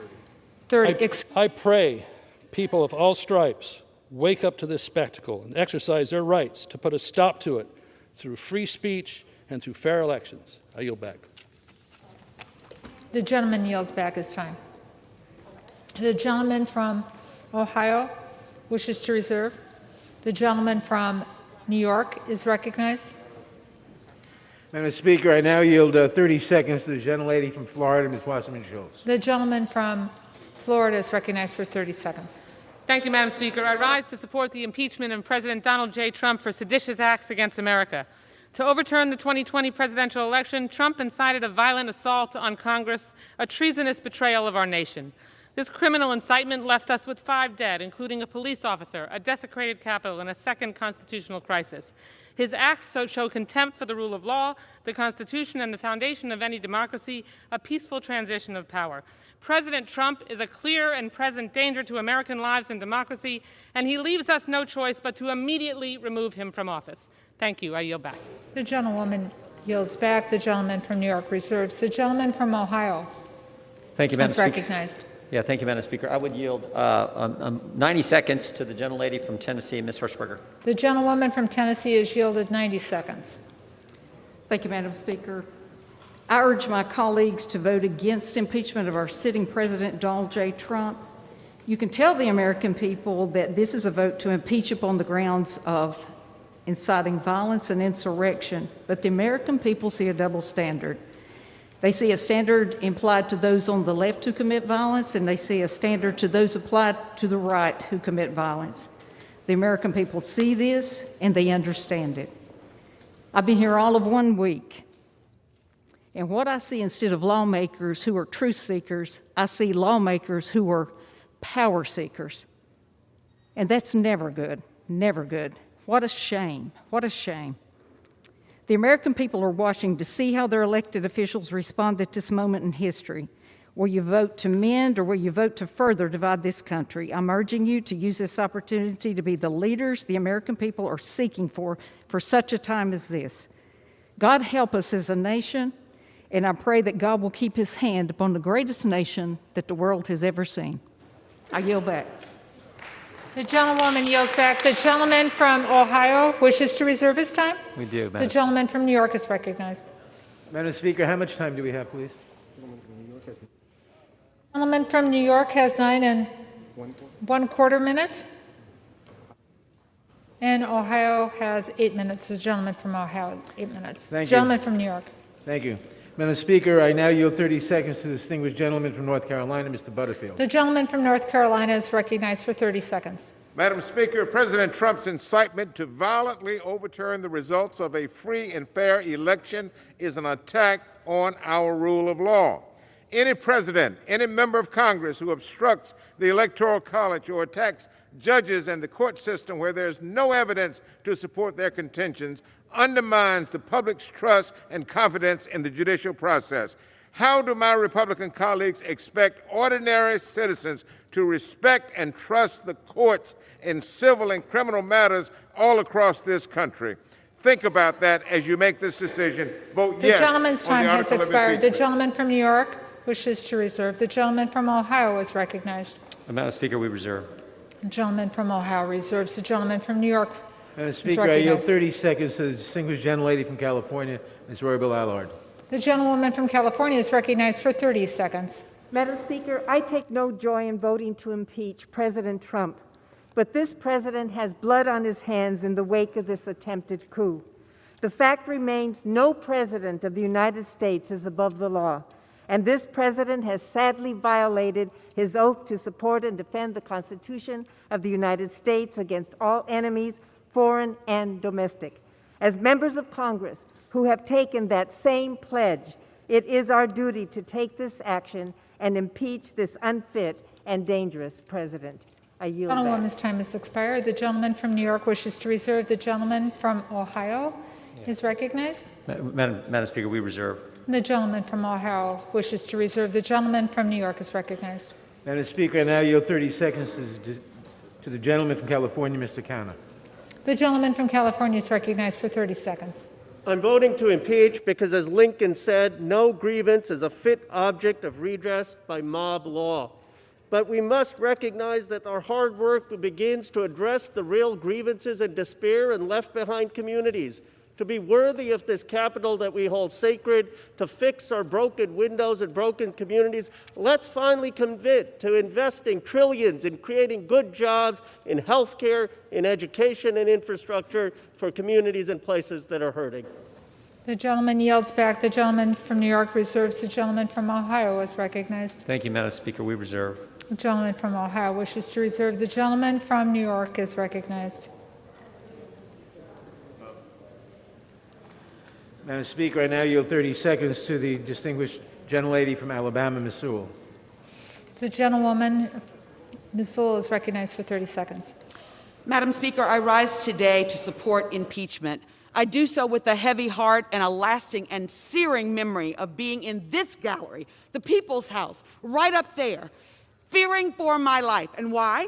Because the President of the United States incited others to be violent, a mob of insurgencies in this House. It's unacceptable. It led to the killing of 5 Americans. Blood is on this House. We must do something about it. I ask that we move from stopping the steal to healing, but healing requires accountability, and everyone must be accountable. Who is there? Gentlewoman's time has expired. The gentleman from New York wishes to reserve. The gentleman from New York wishes to reserve. The gentleman from Ohio is recognized. Madam Speaker, I would yield 1 minute to the gentleman from Alabama, Mr. Moore. The gentleman from Alabama is recognized for 1 minute. Madam Speaker, I'm fairly new here. Actually, this is my first floor speech.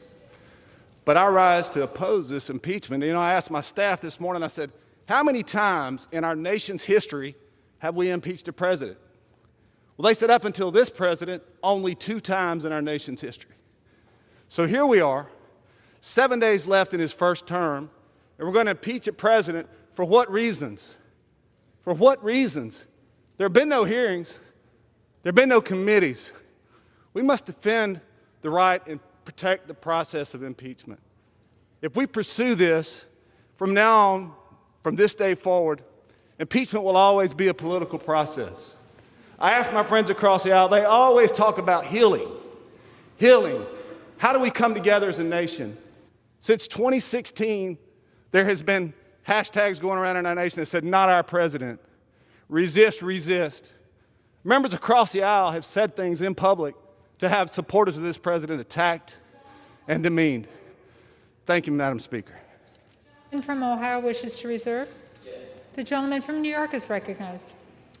Madam Speaker, I now yield 30 seconds to the distinguished gentlelady from Illinois, Ms. Schakowsky. The gentlewoman from Illinois is recognized for 30 seconds.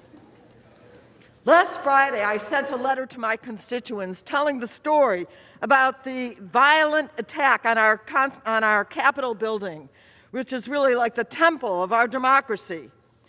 I have now taken the oath of office, the same oath of office that the President of the United States has taken, that all of us here have taken, and he has been the orchestrator of this attack.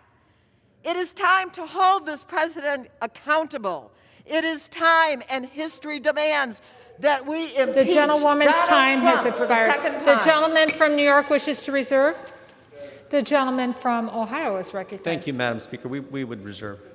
The gentleman from Ohio reserves. The gentleman from New York is recognized. Madam Speaker, I yield 30 seconds to the gentleman from Connecticut, Mr. Himes. The gentleman from Connecticut is recognized for 30 seconds. The words have almost all been said. Search your soul, consider your oath. And I add 4 more words. Reflect on your legacy. My friends, which way is history flowing right now? Will Donald Trump join the pantheon of Washington, Lincoln, Roosevelt, and Reagan? Or will his 33% approval ratings and the condemnation of principled Republicans consign him to the heap of reviled demagogues with Joseph McCarthy and Andrew Johnson? Where he goes in history, you go in history, unless today you make a stand. I yield back. Yields back. I would like to remind members to please direct their remarks to the chair. The gentleman from New York reserves. The gentleman from Ohio is recognized. Thank you, Madam Speaker. We reserve. The gentleman reserves. The gentleman from New York is recognized. Madam Speaker, I now yield 30 seconds to the distinguished gentleman from Hawaii, Mr. Carolan. The gentleman from Hawaii is recognized for 30 seconds. Madam Speaker, as a member of our armed forces, now a member of Congress, I have taken and given the oath of office many times. I will support and defend the Constitution against all enemies, foreign and domestic. On January 6th, the President violated this oath, inciting violent and deadly insurrection. Our sacred oaths are hollow without accountability. We must hold this President accountable, remove him from office, ensure he can never hold public office again. I urge my colleagues to do the same. This oath has to matter. Mahalo, and I yield back. New York. Recognized. The gentleman from Ohio reserves. The gentleman from New York is recognized. The gentleman from Maryland, Mr. Sarbanes. The gentleman from Maryland is recognized for 30 seconds. Madam Speaker, this beautiful Capitol dome is a symbol of freedom and democracy, not just for Americans, but for people the world over. The action we take today, this impeachment, is a declaration to the world that when there is an attack on our democracy, whether it comes from without or whether, tragically, in this instance, it comes from within, we will respond to that threat and attack, and we will do what's necessary to strengthen our democracy. I yield back. The gentleman yields back. The gentleman from New York wishes to reserve. The gentleman from Ohio is recognized. Thank you, Madam Speaker. I yield 2.5 minutes to the distinguished gentleman from New York, Mr. Zeldin. The gentleman from New York is recognized for 2.5 minutes. Thank you, Madam Speaker. I am sickened and angered by what we all had to witness last Wednesday and call for the investigation and prosecution to the fullest extent of the law, every single person who participated in the violence and loss of life in this Capitol building last Wednesday.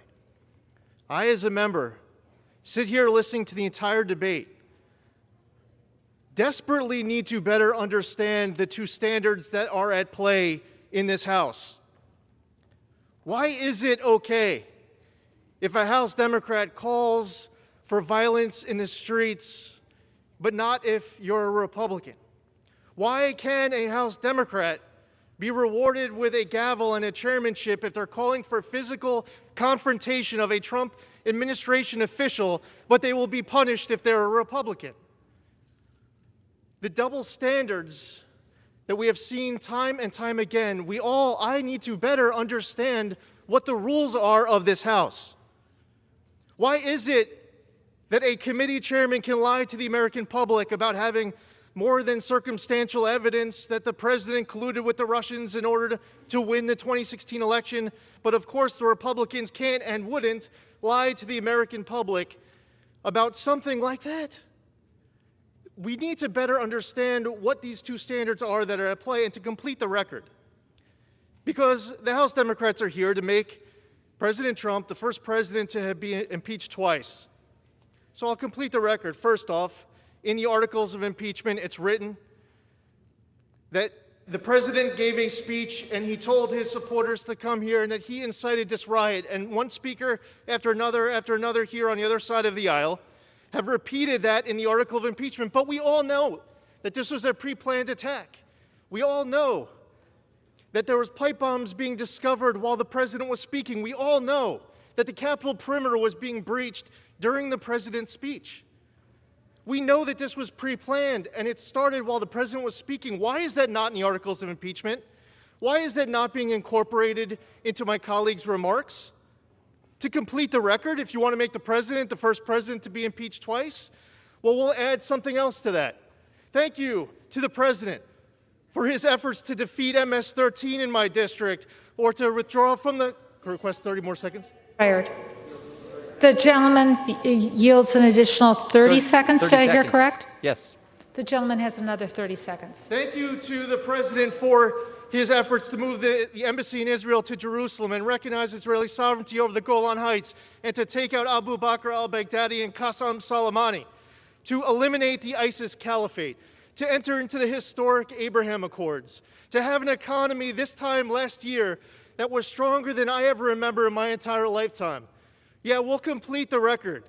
And in all fairness, as the president leaves 1 week from today, let's be honest about the double standards that exist inside of this chamber, and let's also be honest that this president did a lot to make America greater than ever. The gentleman's time has expired. The gentleman from Ohio wishes to reserve. Thank you, Madam Speaker. The gentleman from New York is recognized. Thank you, Madam Speaker. I now yield 1 minute to the distinguished I now yield 30 seconds to the distinguished gentleman from Illinois, Mr. Caston. What happens The gentleman's recognized for 30 seconds. What happens if we get this wrong is written in Lincoln's second inaugural, when one party would make war rather than let the nation survive. On December 7th, on September 11th, we came together against an enemy from without, but on January 6th, we were attacked by an enemy from within, the president who would make war with malice for all and charity for none. We must come together in unity today against that domestic threat to our Constitution. The alternative is too unbearable to contemplate. We must impeach, bipartisanly, unanimously, if you have the soul. The gentleman from New York wishes to reserve. The gentleman from Ohio is recognized. Madam Speaker, we reserve. The gentleman from Ohio reserves. The gentleman from New York. Madam Speaker, I now yield 30 seconds to the distinguished gentlelady from Texas, Ms. Fletcher. The gentlewoman from Texas is recognized for 30 seconds. Thank you, Madam Speaker. I rise today in support of the article of impeachment and in opposition to the gaslighting that is masquerading as debate in this chamber today. I was in this chamber when the president assembled and unleashed a mob to attack the United States Capitol and the United States Congress, the elected representatives of the people. By doing so, he incited an insurrection against our representative democracy itself. If that is not an impeachable offense, then what is? Thank you, Madam Speaker. I yield back. The gentlewoman yields back. The gentleman from New York reserves. The gentleman from Ohio is recognized. Madam Speaker, we reserve. Gentleman from Ohio wishes to reserve. The gentleman from New York is recognized. I now yield 30 seconds to the distinguished gentlelady from Michigan, Ms. Tlaib. The gentlewoman from Michigan is recognized for 30 seconds. Thank you, Madam Chair. In Michigan's 13th, we proudly speak truth to power, even in the face of a racist in chief. Those who incited an attack on the People's House do not get to talk about healing and unity. They have torn this country apart. They have stoked the fire and then handed the gasoline to Donald Trump. Dr. King once said, "True peace is not merely the absence of tension. It is in the presence of justice." Today, we must embody those words, and we must understand that peace must be centered in truth and action. We cannot sit, Madam Chair, sit idly by after a violent attempted coup and allow lies and hate to continue. Today, we stand up for our constituents who continue to be harmed by the York wishes to reserve. The gentlewoman's time has expired. Donald Trump. The gentlewoman's time has expired. The gentleman from New York wishes to reserve. And the gentleman from New York has 3 3/4 minutes remaining. From Ohio has 4. And the gentleman from Ohio is recognized. Thank you, Madam Speaker. I yield 1 minute to the gentleman from North Dakota, Mr. Armstrong. The gentleman from North Dakota is recognized for 1 minute. Thank you, Madam Speaker. What happened last Wednesday is an absolute tragedy. And not only are we part of dealing with it now, we were part of it then. But when emotions are frayed and tensions are this high, process matters more. It matters more now than it did before. And the reality is this: there are serious constitutional questions about these articles. And Donald Trump is going to be president until January 20th. And on January 20th, Joe Biden's going to become president. But I'll end with this.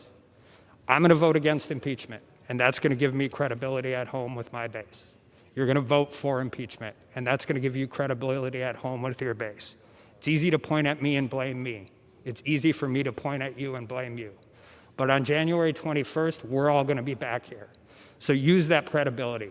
Go back and talk some hard truths to your people. I'm going to do it, and we need to do a better job. And with that, I yield back. The gentleman yields back. The gentleman from New York reserves. The gentleman from Ohio reserves. The gentleman from New York. Madam Speaker, I now yield 30 seconds to the gentlelady from North Carolina, Ms. Manning. The gentlewoman from North Carolina is recognized for 30 seconds. Madam Speaker, this president has repeatedly lied to the American people about his election loss. He incited his followers to attack our democracy, resulting in 5 deaths. His dangerous efforts to derail the peaceful transition of power were a violation of his oath of office. This president is unfit to lead our nation and unable to discharge his duties of office. I call upon my Republican colleagues to speak the truth to their supporters and join me in holding President Trump accountable by voting to impeach. I yield. New York reserves. The gentleman from Ohio is recognized. Thank you, Madam Speaker. We reserve. The gentleman from Ohio reserves. The gentleman from New York is recognized. Madam Speaker, I yield 30 seconds to the gentleman from Indiana, Mr. Mervan. I didn't hear where he was from. The gentleman from Indiana is recognized for 30 seconds. Madam Speaker, since the events on January 6th, I spoke with a group of ministers from Gary, Indiana, and they told me how they are praying for unity and justice in our nation. It reminded me of the moment when those of us who were on the House floor on January 6th were huddled together in a secure room after the attack. The House chaplain, Kiblin, led us all in prayer. Let us remember that moment. Let us rekindle that prayer for those 3 minutes when we were all united to preserve our democracy and justice. I support the article of impeachment so that we can move forward to do the work that our constituents sent us here to do. With that, I yield back. Has expired. The gentleman from New York reserves. The gentleman from New York has 2 3/4 minutes remaining. The gentleman from Ohio has 3. The gentleman from Ohio is recognized. Madam Speaker, we reserve. The gentleman from Ohio reserved. The gentleman from New York is recognized. Madam Speaker, I now yield 30 seconds to the gentleman from Massachusetts, Mr. Moulton. The gentleman from Massachusetts is recognized for 30 seconds. Madam Speaker, there are more troops right now in Washington, D.C. than in Afghanistan. And they are here to defend us against the Commander-in-Chief, the President of the United States, and his mob. I would ask my colleagues to look at the faces of those young Americans defending democracy, defending us, and find an ounce of their courage to do the right thing, as several Republicans have, and take a tough vote for the future of democracy, for the future of our country. The gentleman's time has expired. The gentleman from New York wishes to reserve. The gentleman from Ohio is recognized. Madam Speaker, we reserve. The gentleman from Ohio wishes to reserve. The gentleman from New York is recognized. Madam Speaker, I yield 30 seconds to the gentleman from Texas, Mr. Vesey. The gentleman from Texas is recognized for 30 seconds. Madam Speaker, let's be clear about one thing. If we were on the eve of a Republican president being sworn in, and his Democratic predecessor had said the same thing that this president said, and incited his followers, his mob, to descend up on the Capitol, we will be joining them, not making comparisons, because guess what? I don't care about no base. I care about this democracy and this country. And what happened the other day should never happen again.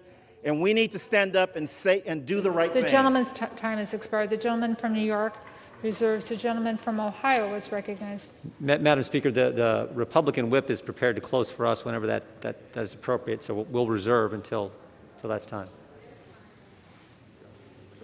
The gentleman reserves.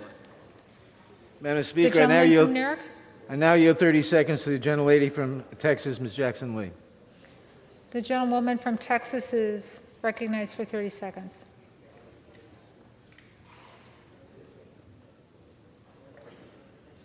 I was on that floor just 1 week ago, and so today the insurrectionist in chief will be impeached for insurrection. It is because he failed to defend this nation against all enemies, domestic and foreign, and he stood down near the White House and told a mob of domestic terrorists to go and show your strength, be strong. You can't gain anything because of weakness. We must hold him accountable. We can heal this nation, but he must be impeached today. We must impeach Donald J. Trump as an Gentlewoman's time has expired. The gentleman from New now. York reserves. The gentleman from Ohio is recognized. Yeah, thank you, Madam Speaker. We reserve. The gentleman from Ohio continues to reserve. The gentleman from New York. Is the other side prepared to close? Yes. Then, Thank you, Madam Speaker. Madam Speaker. Yes. I yield the 3 gentleman minutes. from Ohio. Thank you, Madam Speaker. I yield 3 minutes to the Republican whip, the gentleman from Louisiana, Mr. Scalise.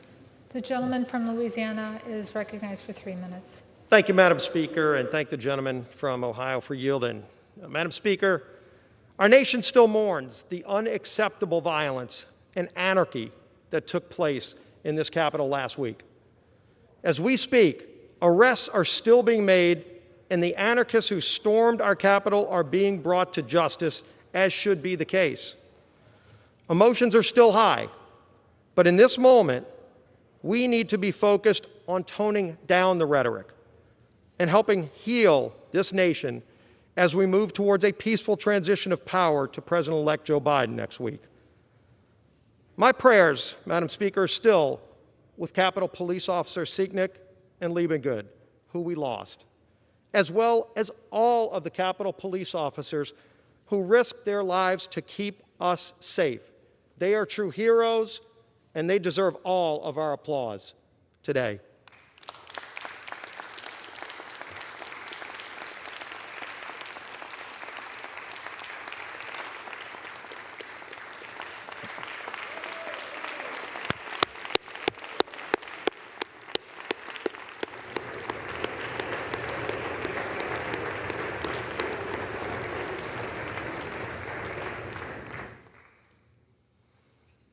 Madam Speaker, I've seen the dark evil of political violence firsthand, and it needs to stop. But all of us need to be unequivocal in calling it out every single time we see it, not just when it comes from the other side of the aisle. I oppose this rushed impeachment brought forward without a single hearing. And by the way, the Senate will not even take this up until President Trump is out of office. So let's keep that in mind. It will only serve to further divide a nation that is calling out for healing. Madam Speaker, many speakers today have invoked one of our nation's greatest leaders, President Abraham Lincoln. Maybe we should follow some of Lincoln's wisdom that he's imparted upon us in moments like this. As Abraham Lincoln was giving his second inaugural address in March of 1865, Lincoln issued us a challenge. This is what he said: "With malice toward none, with charity for all, with firmness in the right, as God gives us to see the right, let us strive on to finish the work we are in, to bind up the nation's wounds, to care for him who shall have borne the battle, and for his widow and his orphan, to do all which may achieve and cherish a just and lasting peace among ourselves and with all our nations." Madam Speaker, in times like these, let us not reach out to our darkest demons, but instead, like Lincoln, seek the higher ground. May God bless this great United States of America. I yield back. The gentleman from New York is recognized. Madam Speaker, we can have all this, but we have accountability too. I now yield our remaining time, 1 minute, to the distinguished Majority Leader of the House, Mr. Hoyer. The majority of the leaders recognized for 1 minute. I thank the chairman for yielding. This is a troubled time. a sad time. It is a time where all of us have stood almost to a person and lamented the violence and the assault on this Capitol and the assault on democracy itself.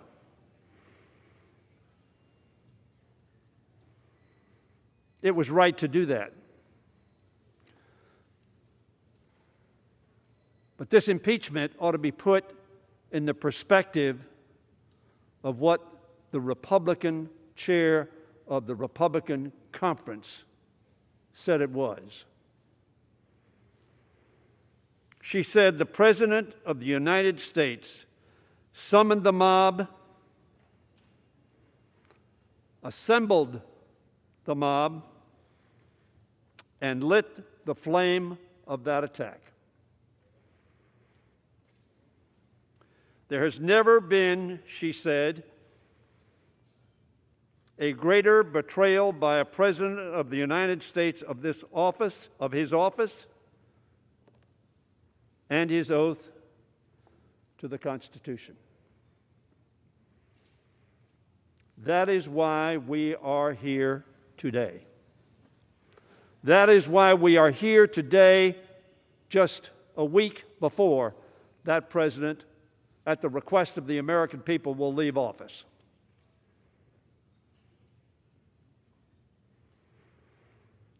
And the issue is, what do we do?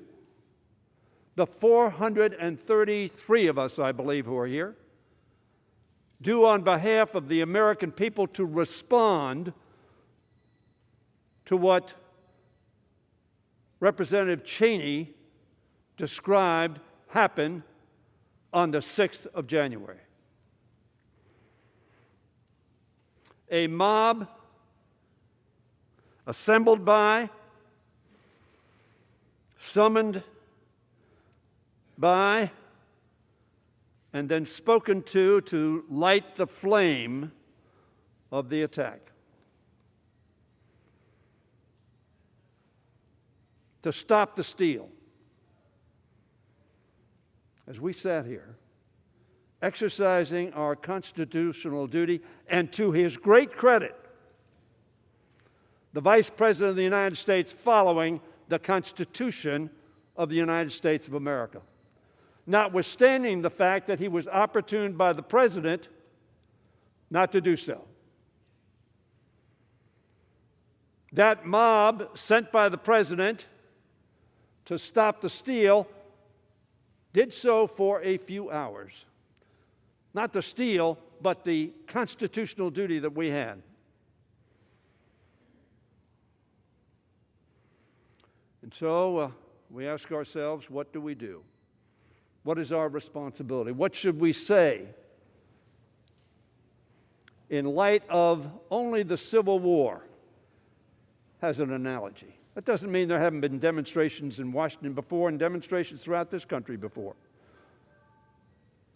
But it is the first and only physical presence other than the 9/11 attack on this nation, which came from abroad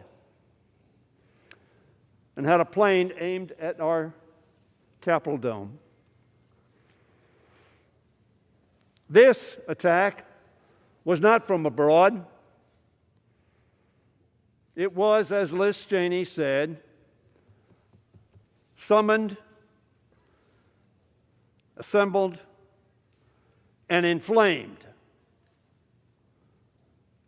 by the President of the United States of America, who, in Liz Cheney said, words, that there has never been a greater betrayal by a President of the United States of his office and his oath to the Constitution.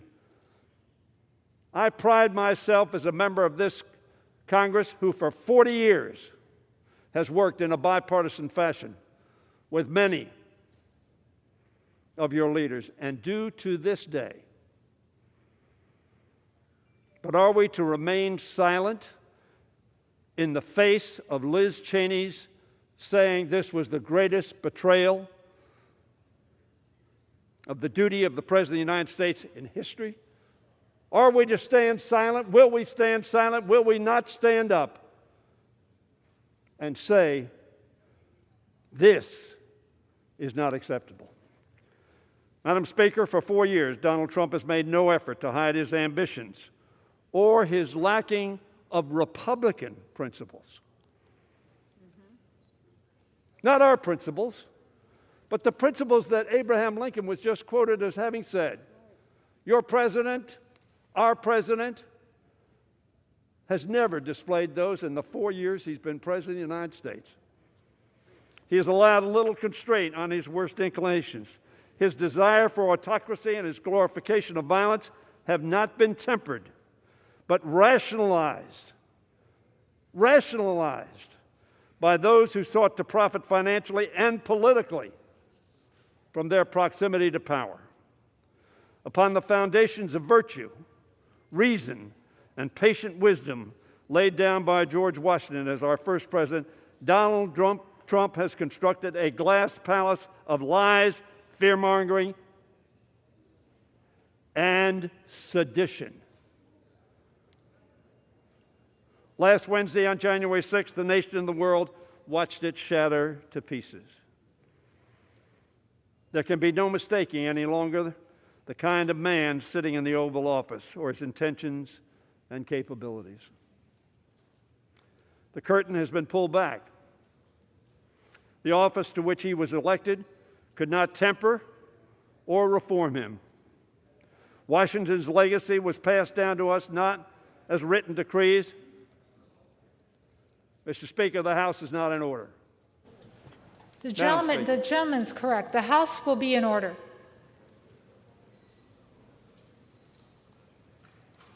Washington's legacy was passed down to us not as written decrees, but understood norms. How we ought to act, how we ought to conduct ourselves. Term after term, each occupant has observed those norms out of a recognition that our Constitution's articles are not the only preservative of our democracy. For more than 2 centuries, Madam Speaker, whenever those norms were tested and strained, good and virtuous citizens on both sides of the aisle found common purpose in reaffirming those norms. But memory fades, and from time to time it must be refreshed.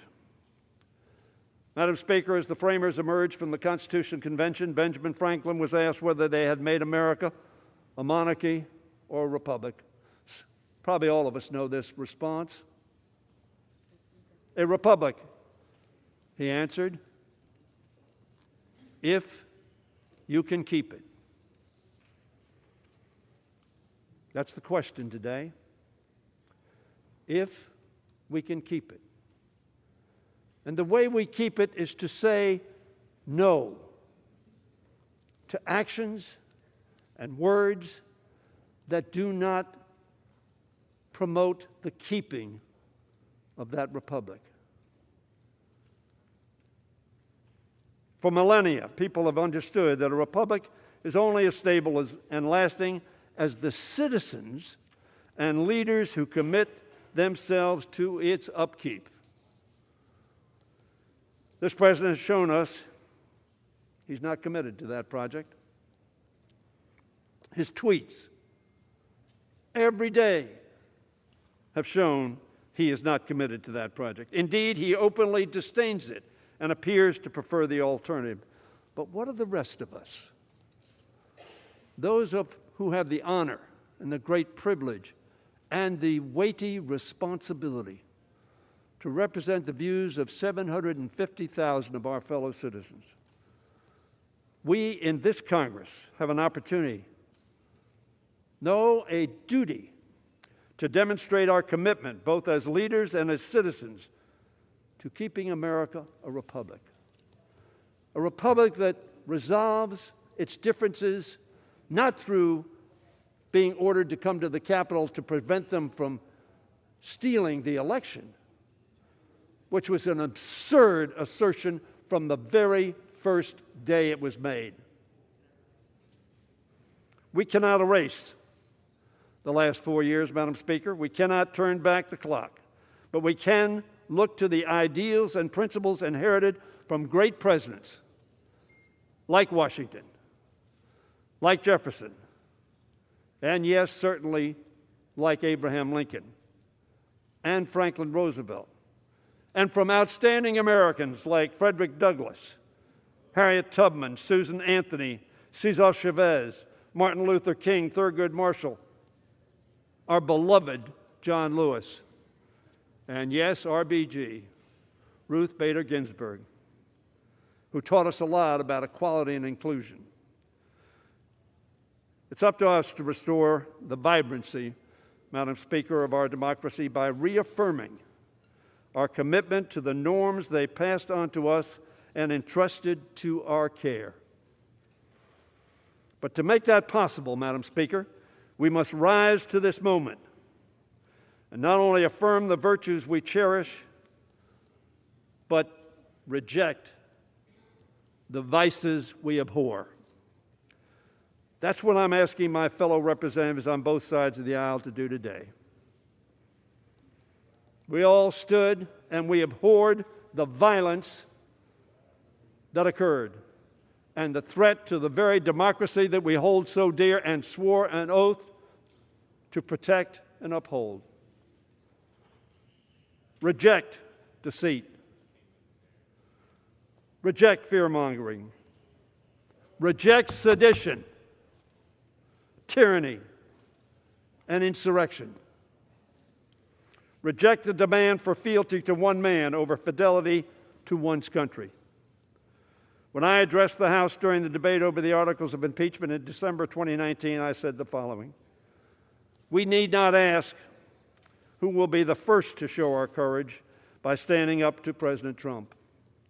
The question we must ask: who will be the last to find it? Senator McConnell, Representative Cheney, a number of other representatives who have spoken on this floor with great courage, Madam Speaker, because there is much fear of Donald Trump. There's much fear of Donald Trump's tweets. There's much fear of Donald Trump's retribution for opposition. In my view, Donald Trump demands absolute loyalty and gives none in return. I hope others will join Liz Cheney. I hope others will be honest with themselves and with their constituents. As Liz Cheney was saying, there has never been a greater betrayal by a President of the United States of his office and his oath to the Constitution. Don't dismiss that. She's the daughter of a Vice President of the United States who was the whip when I came to Congress. As she has taken a stand, I hope others will as well, Madam Speaker. Soon, the clerk will call the roll and ask for our votes. Make no mistake, this will be no ordinary roll call. This is about our country, our Constitution, and our democracy.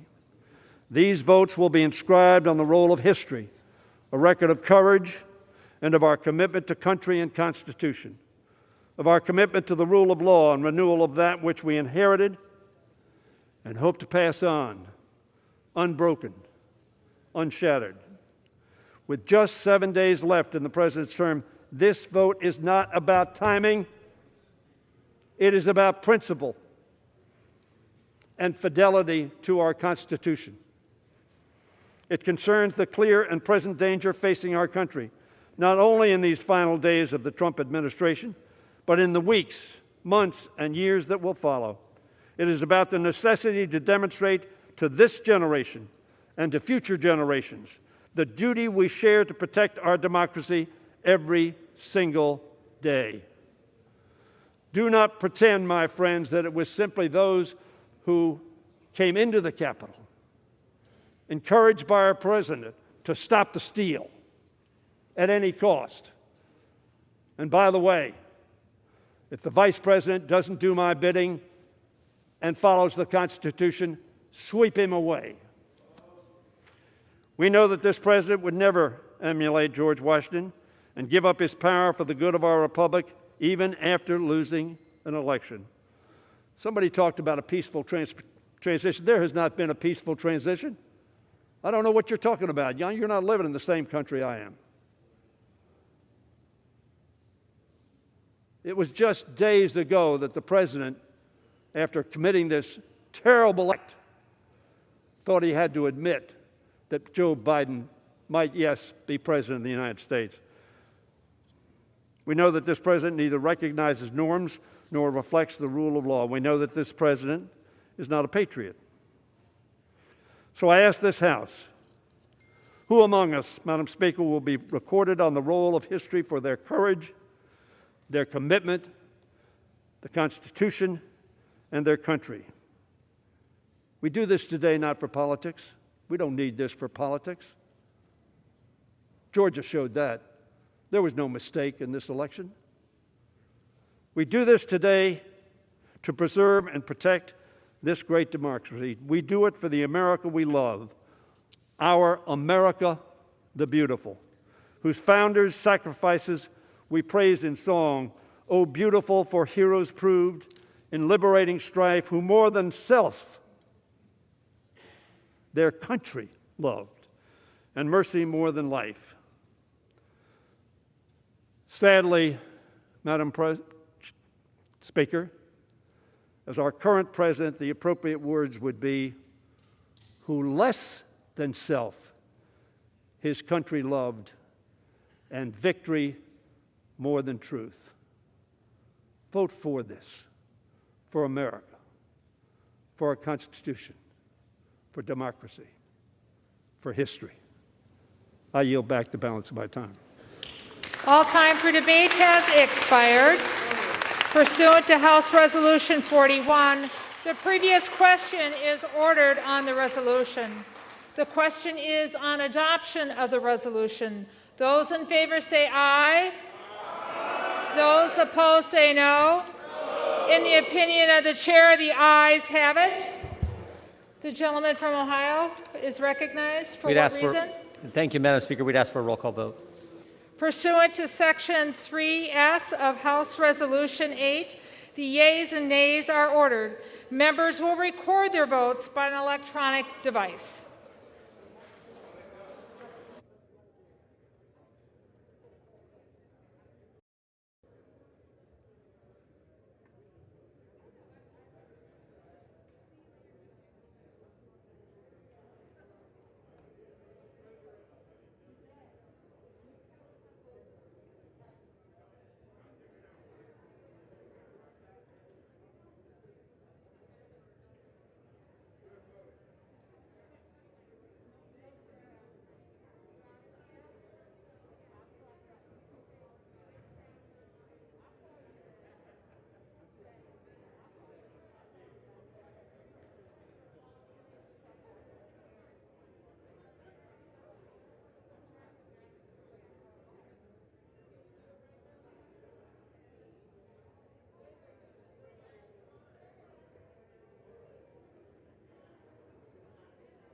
You ready, Don?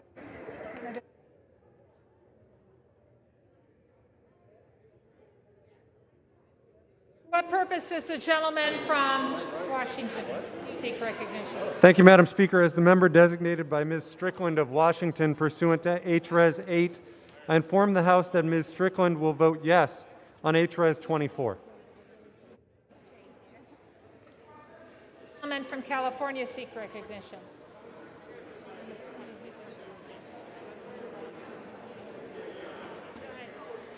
Madam Speaker, as member designated by Congressmember Napolitano pursuant to House Resolution 8, I inform the House that Congressmember Napolitano will vote yes on H Resolution 24. And Madam Speaker, as member designated by Congressmember Costa pursuant to House Resolution 8, I inform the House that Congressmember Costa will also vote yes on H Res 24.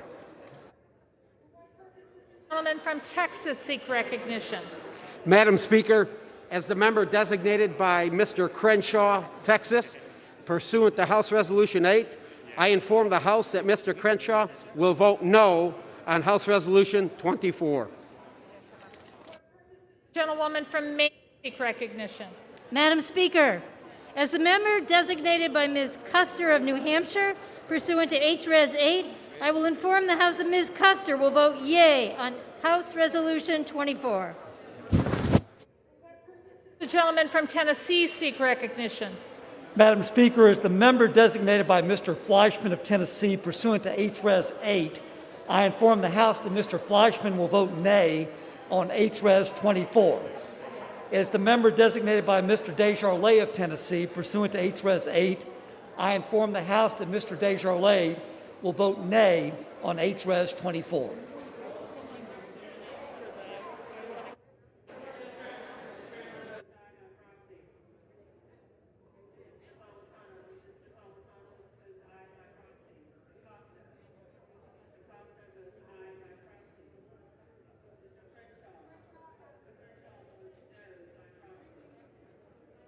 For what purpose does the gentleman from New Jersey seek recognition? Madam Speaker, as the member designated by Ms. Bonnie Watson Coleman pursuant to H-Res 8, I inform the House that Ms. Watson Coleman will vote yes on H-Res 24. And as the member designated by Mr. Albio Series pursuant to H-Res 8, I inform the House that Mr. Series will vote yes on H-Res 24. And finally, as the member designated by Mr. Paul Tonko, pursuant to H-Res 8, I inform the House that Mr. Tonko will vote yes on H-Res 24. For what purpose does the gentleman from Kansas seek recognition? Madam Speaker, as the member designated by Mr. LaTurner, Kansas, pursuant to House Resolution 8, I inform the House that Mr. LaTurner will vote nay on House Resolution 24. For what purpose does the gentleman from Illinois seek recognition? Madam Speaker, as the member designated by Ms. Presley of Massachusetts pursuant to H-Res 8, I inform the House that Ms. Presley will vote yes on H-Res 24.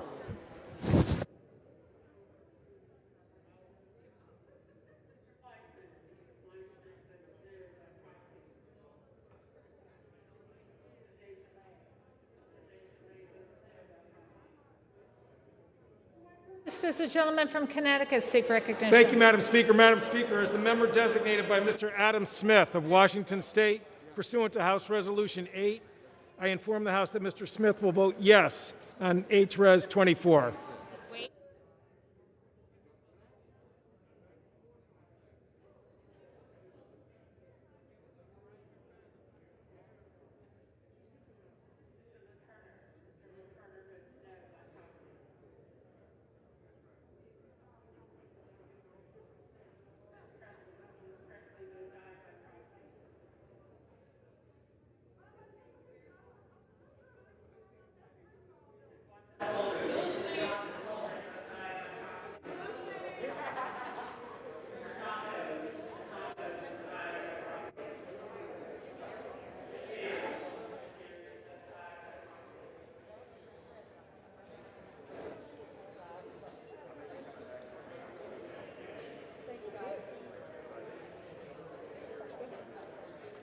I'll let them do this.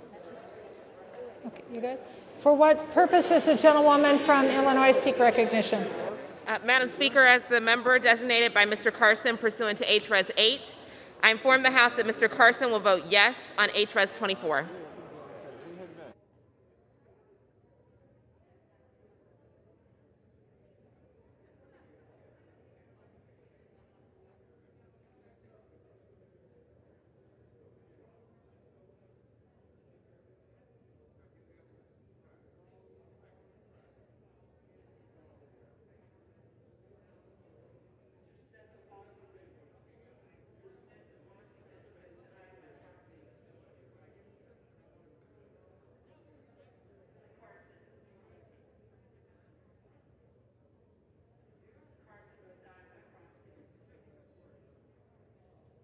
What purpose does the gentleman from New York seek recognition? As the member designated by Chairwoman Eddie Bernice Johnson pursuant to H-Res 8, I inform the House that Chairwoman Johnson will vote yea on H-Res 24. As the member designated by Congressman Brendan Boyle pursuant to H-Res 8, I inform the House that Congressman Boyle will vote yea on H-Res 24.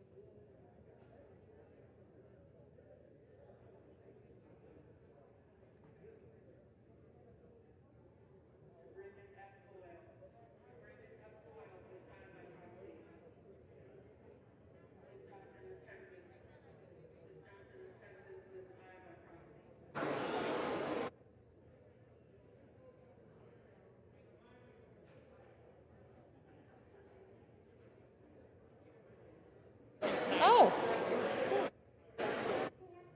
The gentlewoman from Florida seek recognition. Thank you, Madam Speaker. As the member designated by Dr. Dunn of the state of Florida pursuant to H-Res 8, I inform the House that Dr. Dunn will vote nay on H-Res 24. As the member designated by Mr. Buchanan from the state of Florida pursuant to H-Res 8, I inform the House that Mr. Buchanan will vote nay on H-Res 24.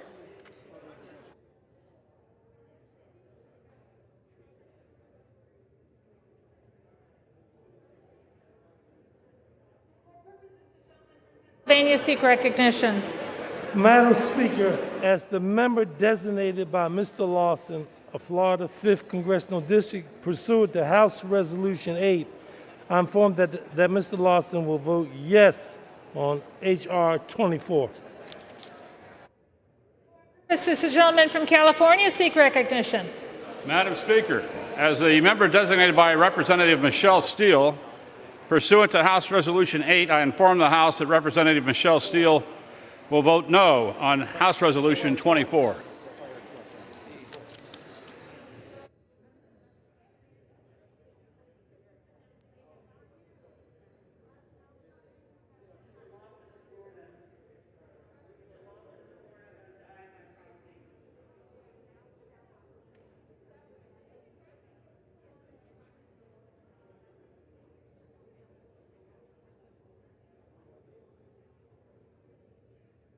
This is the gentleman from Nebraska seek recognition.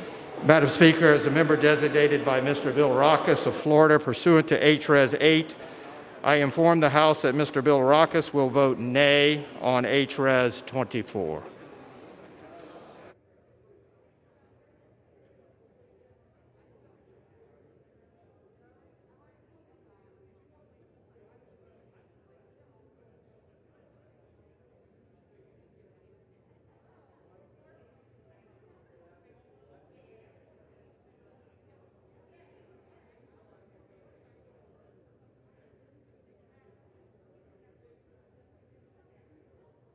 For what purposes the gentleman from Arizona seek recognition? As a member designated by Representative Cardenas pursuant to H.R. 8, I inform the House that Representative Cardenas will vote aye on H.R. 24.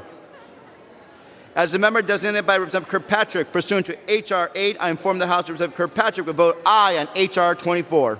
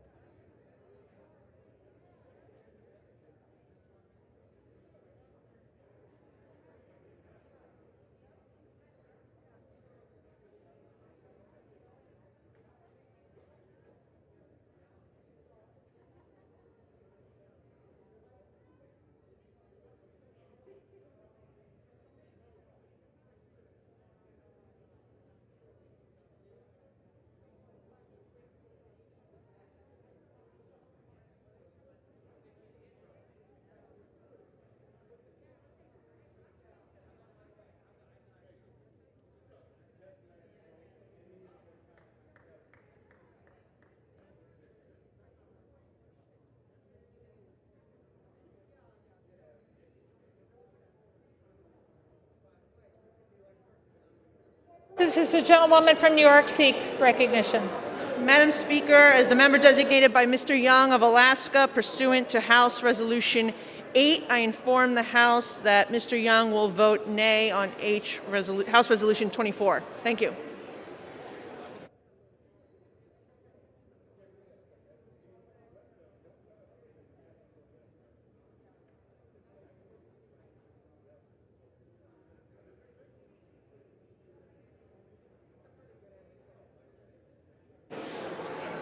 For what purpose does the gentleman from Indiana seek recognition?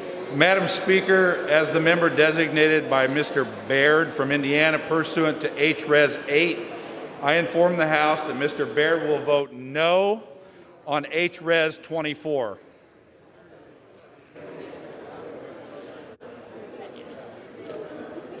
This is the gentlewoman for Virginia seek recognition. Thank you, Madam Speaker. As the member designated by Mr. McEachin pursuant to House Resolution 8, I inform the House that Mr. McEachin will vote yes on House Resolution 24. And as the member designated by Ms. Porter pursuant to HRes 8, I inform the House that Ms. Porter will vote yes on HRes 24.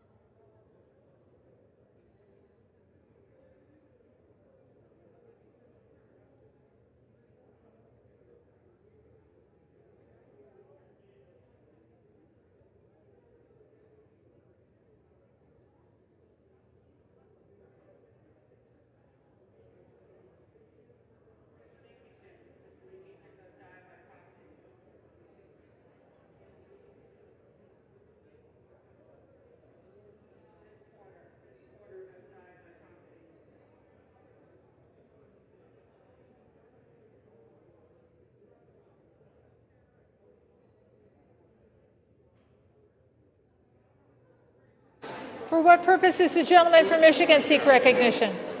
Madam Speaker, as the member designated by Mr. Bergman, pursuant to House Resolution 8, I inform the House that Mr. Bergman will vote no on final passage HRev 24.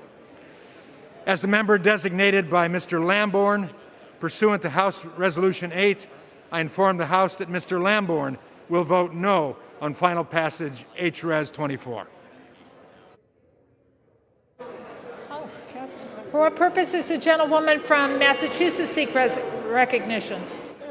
As the member designated by Ms. Franco pursuant to HRes 8, I inform the House that Ms. Franco will vote yes on HRes 24.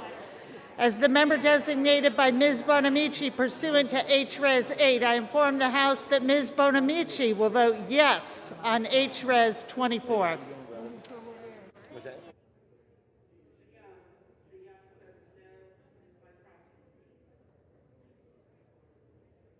This is a gentleman from Maryland seek recognition. Madam Speaker, as the member designated by Ms. Alma Adams of North Carolina pursuant to HRes 8, I inform the House that Ms. Adams will vote yes on HRes 24.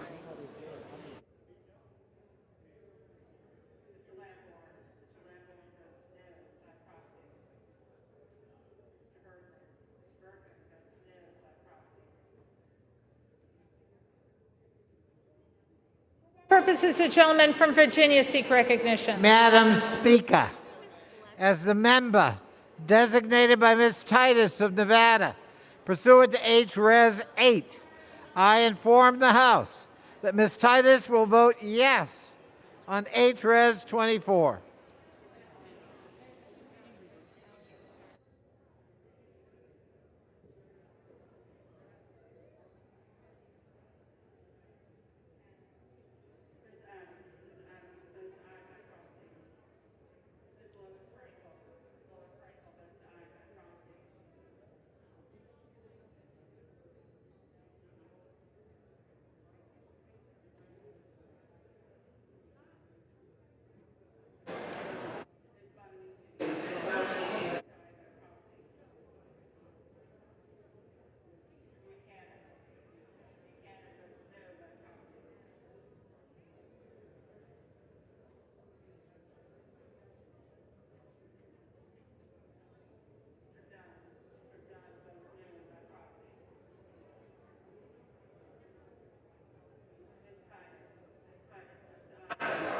For what purpose does the gentlewoman from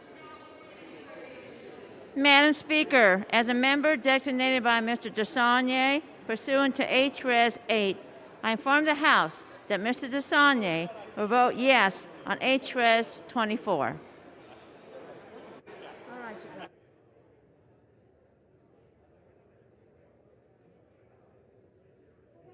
does the gentleman from California seek recognition? As the member designated by Congressman Jerry McNerney pursuant to H-Res 8, I inform the House that Mr. McNerney will vote yes on H-Res 24.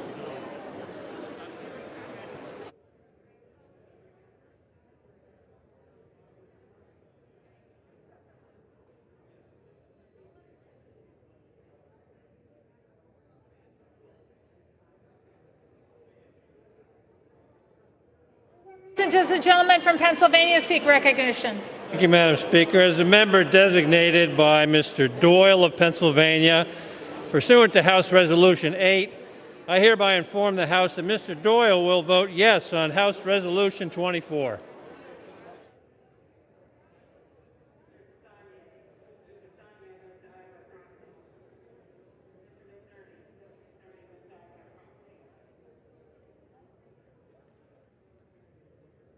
For what purpose does the gentleman from California seek recognition? As a member designated by Mr. Vella pursuant to H-Res 8, I inform the House that Mr. Vella will vote aye on H-Res 24. Gentlewoman from Michigan seek recognition. As the member designated by Ms. Ocasio-Cortez pursuant to House Res 8, I inform the House that Ms. Ocasio-Cortez will vote yes on House Res 24.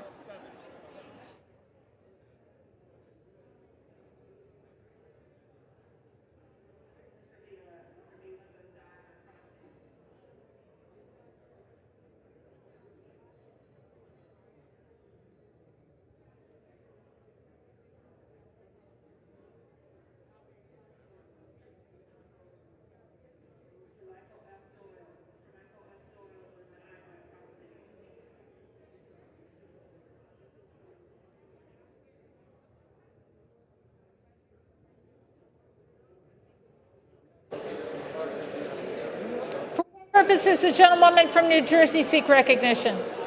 Madam Speaker, as the member designated by Mr. Schneider pursuant to H-Res 8, I inform the House that Mr. Schneider will vote yes on H-Res 24.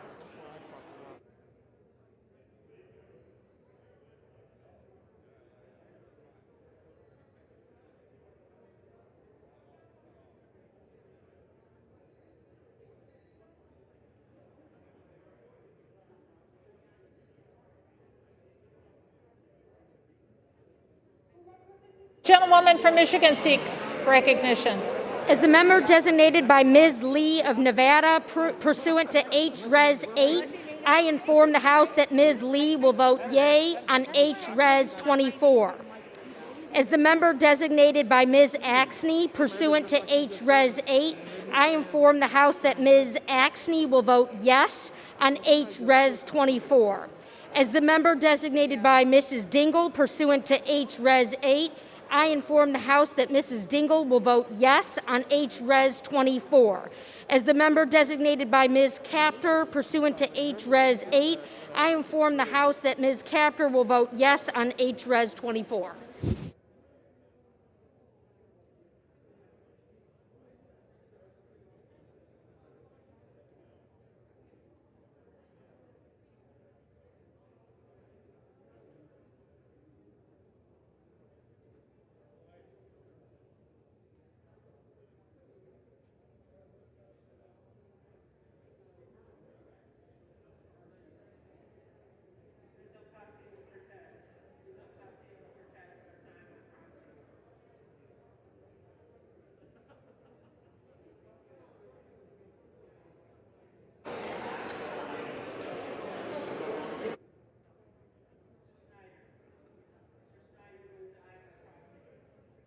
Purposes the gentlewoman from New York seek recognition.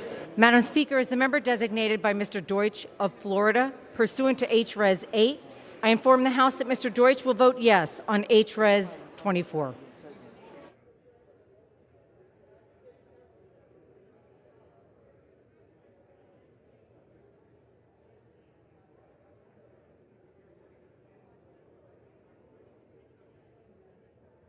For what purpose does the gentlewoman from Florida seek recognition?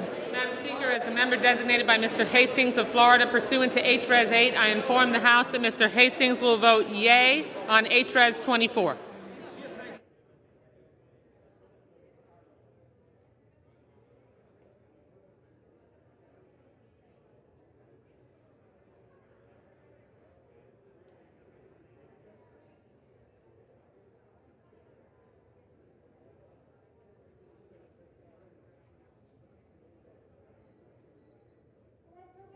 Gentleman from Indiana seek recognition. Madam Speaker, as a member designated by Ms. Walorski pursuant to HRes 8, I inform the House that Ms. Walorski will vote nay on HRes 24.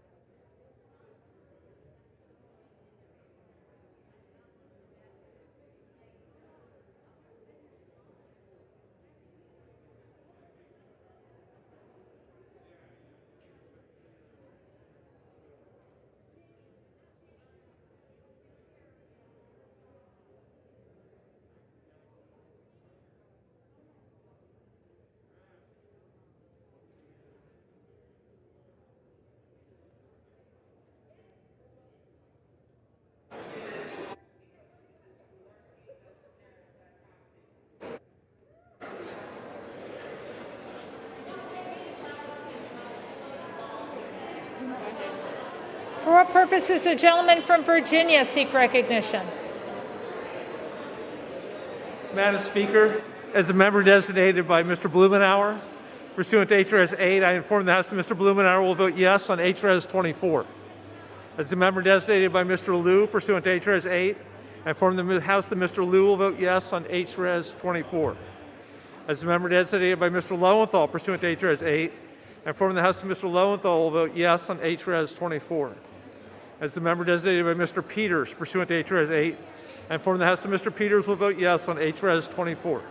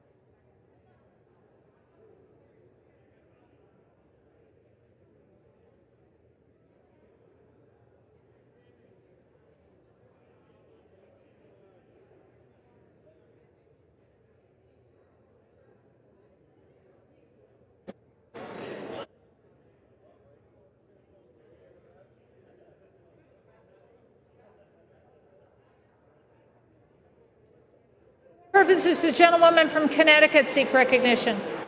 As the member designated by Ms. Wilson pursuant to H-Res 8, I inform the House that Ms. Wilson will vote yes on H-Res 24.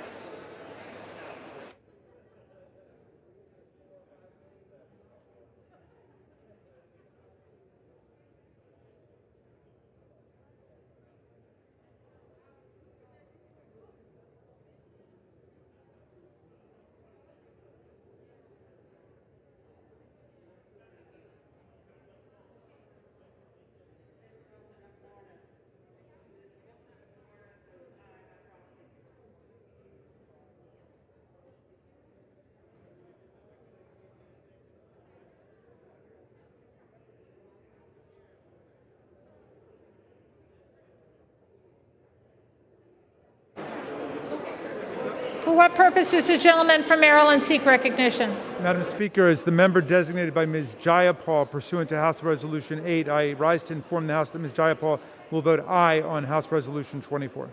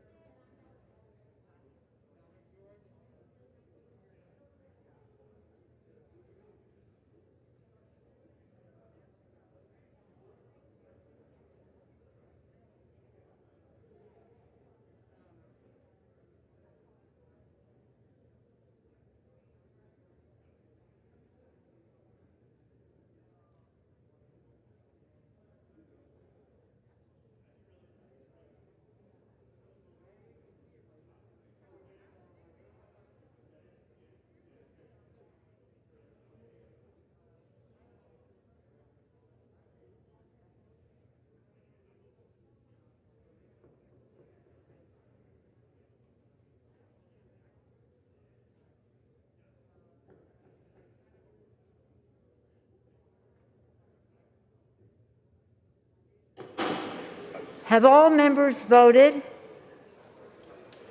Does any member wish to change a vote?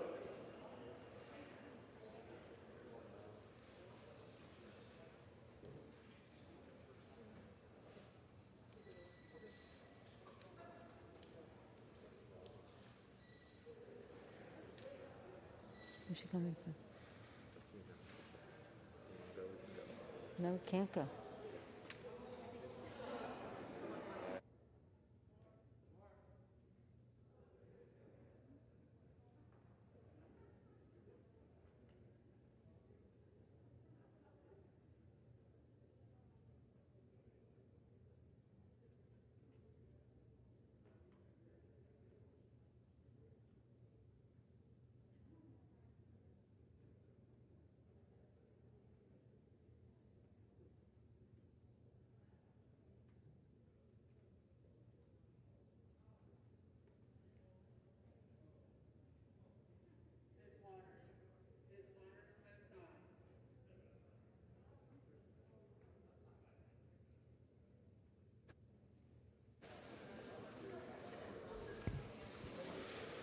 On this vote, the ayes are 232, the nays are 197. The resolution is adopted. Without objection, the motion to reconsider is laid upon the table. Congratulations.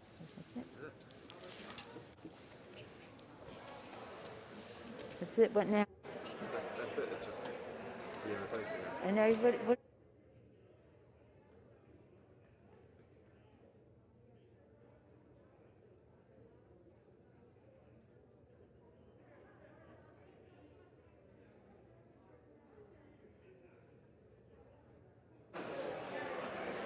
The chair announces that pursuant to Section 3A of House Resolution 41, the House Resolution 40 is hereby adopted.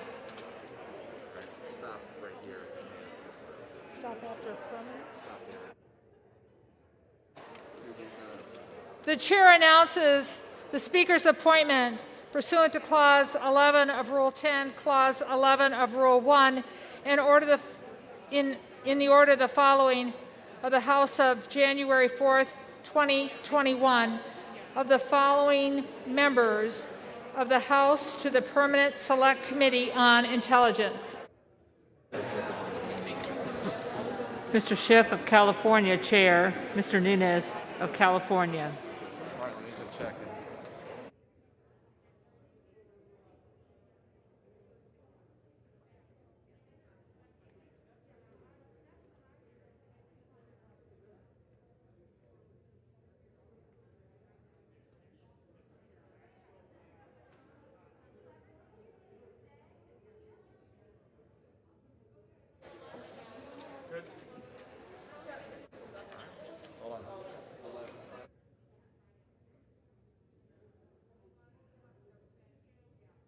Pursuant to Section 5A 1B of House Resolution 8, the House stands adjourned until 11 a.m. on Friday, January 15th, 2021.